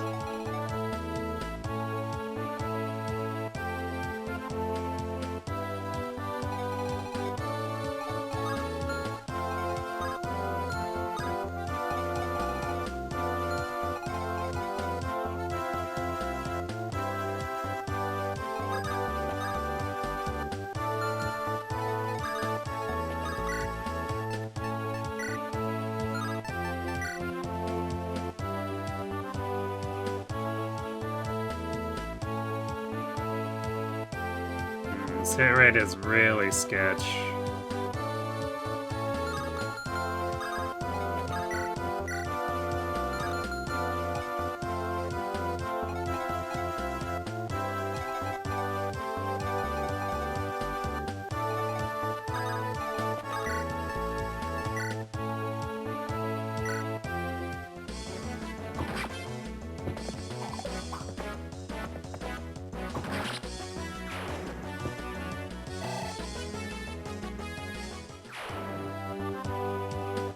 How do I expect to recruit Fear? With Noah,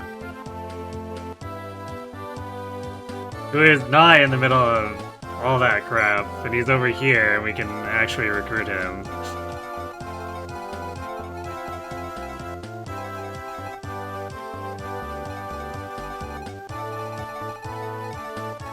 I mean, Trek is kind of weird, because he's sort of just there with Zealot, and then is he even involved in much of anything after this?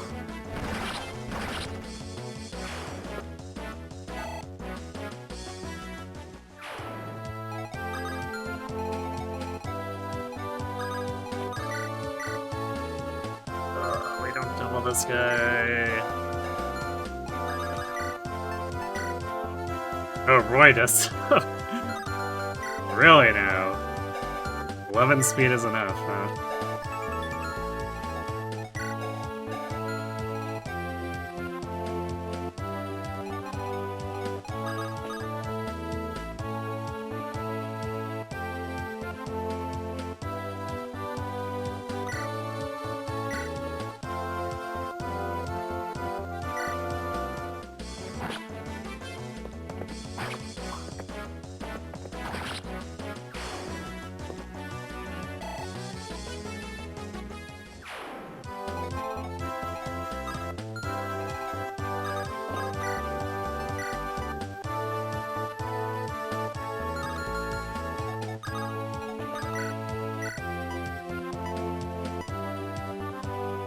Who needs Marcus? Just murder this dude with Wolt.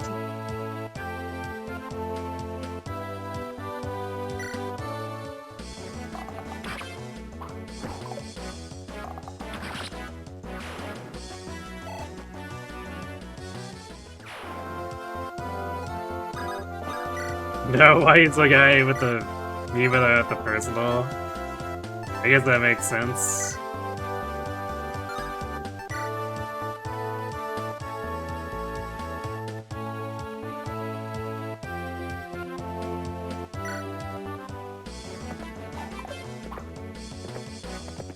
Oh, Marcus.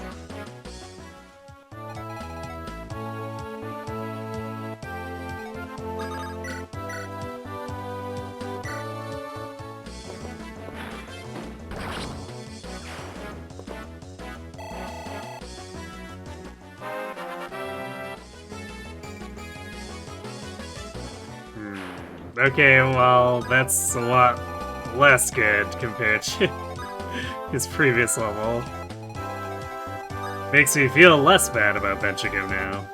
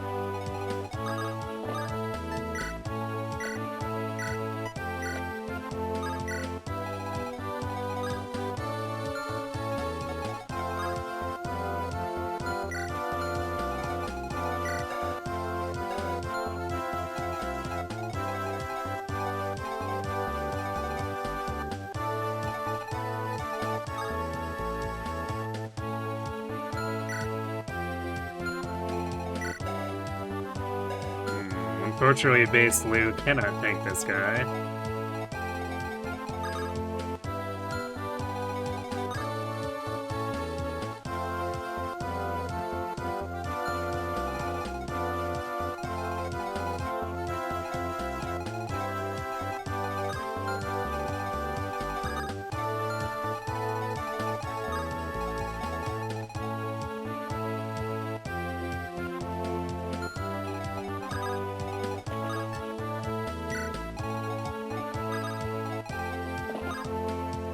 Actually, I guess he's technically not base Lou, but he didn't gain enough bulk over the 2 levels that he doesn't just get one shot by that steel bow.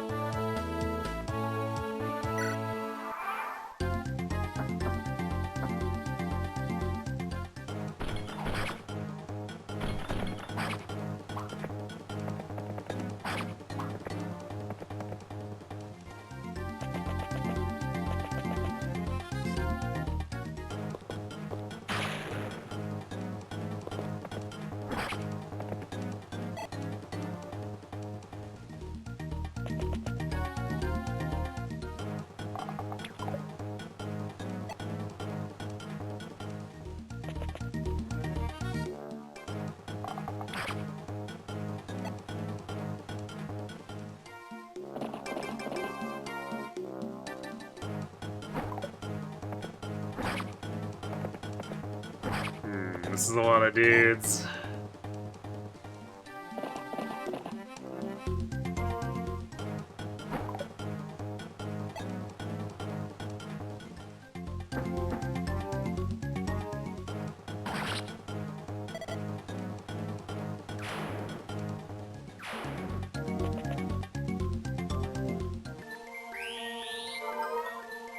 Well, he found that he could not make the trek.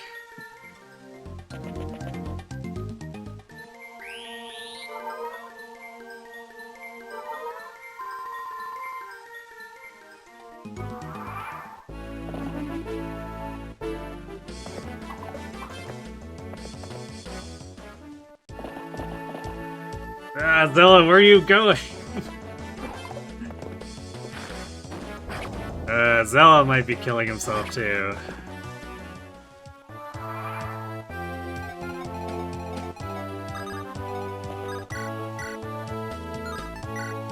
No, it's so close. But even with Roy, it would only be 30 damage. And this is a strength with a Wolt with 14 strength, by the way. These wyverns are so dumb sometimes.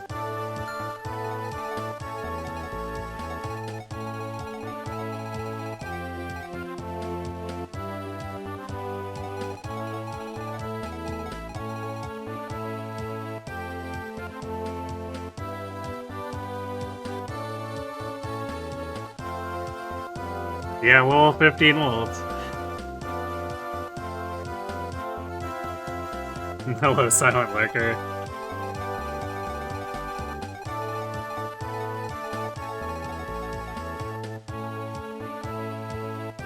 Moment when Wolt is my carrier, yes.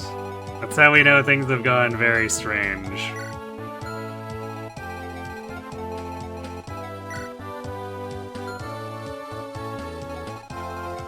What turn are we on? We need to clear these guys faster.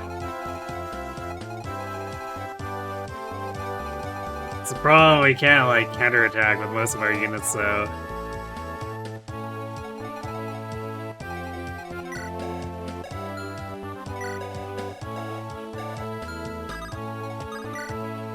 It doesn't help that Deke is speed screwed.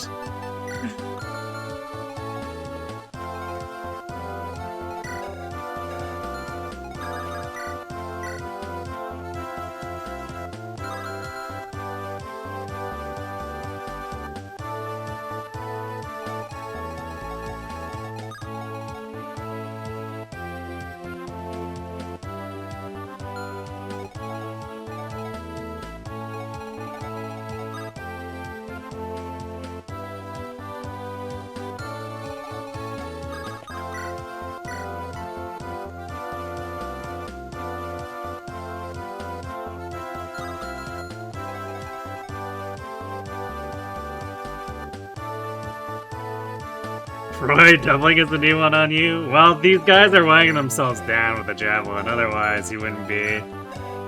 Like, he only has 11 speed, he really shouldn't be.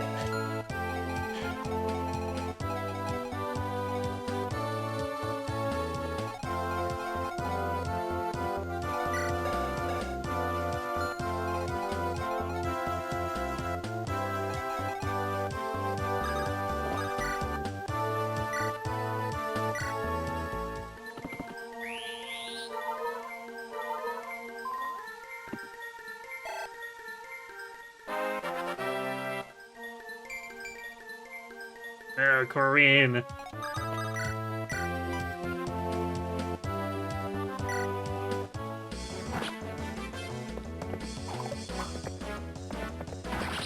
We need someone to gain real stats.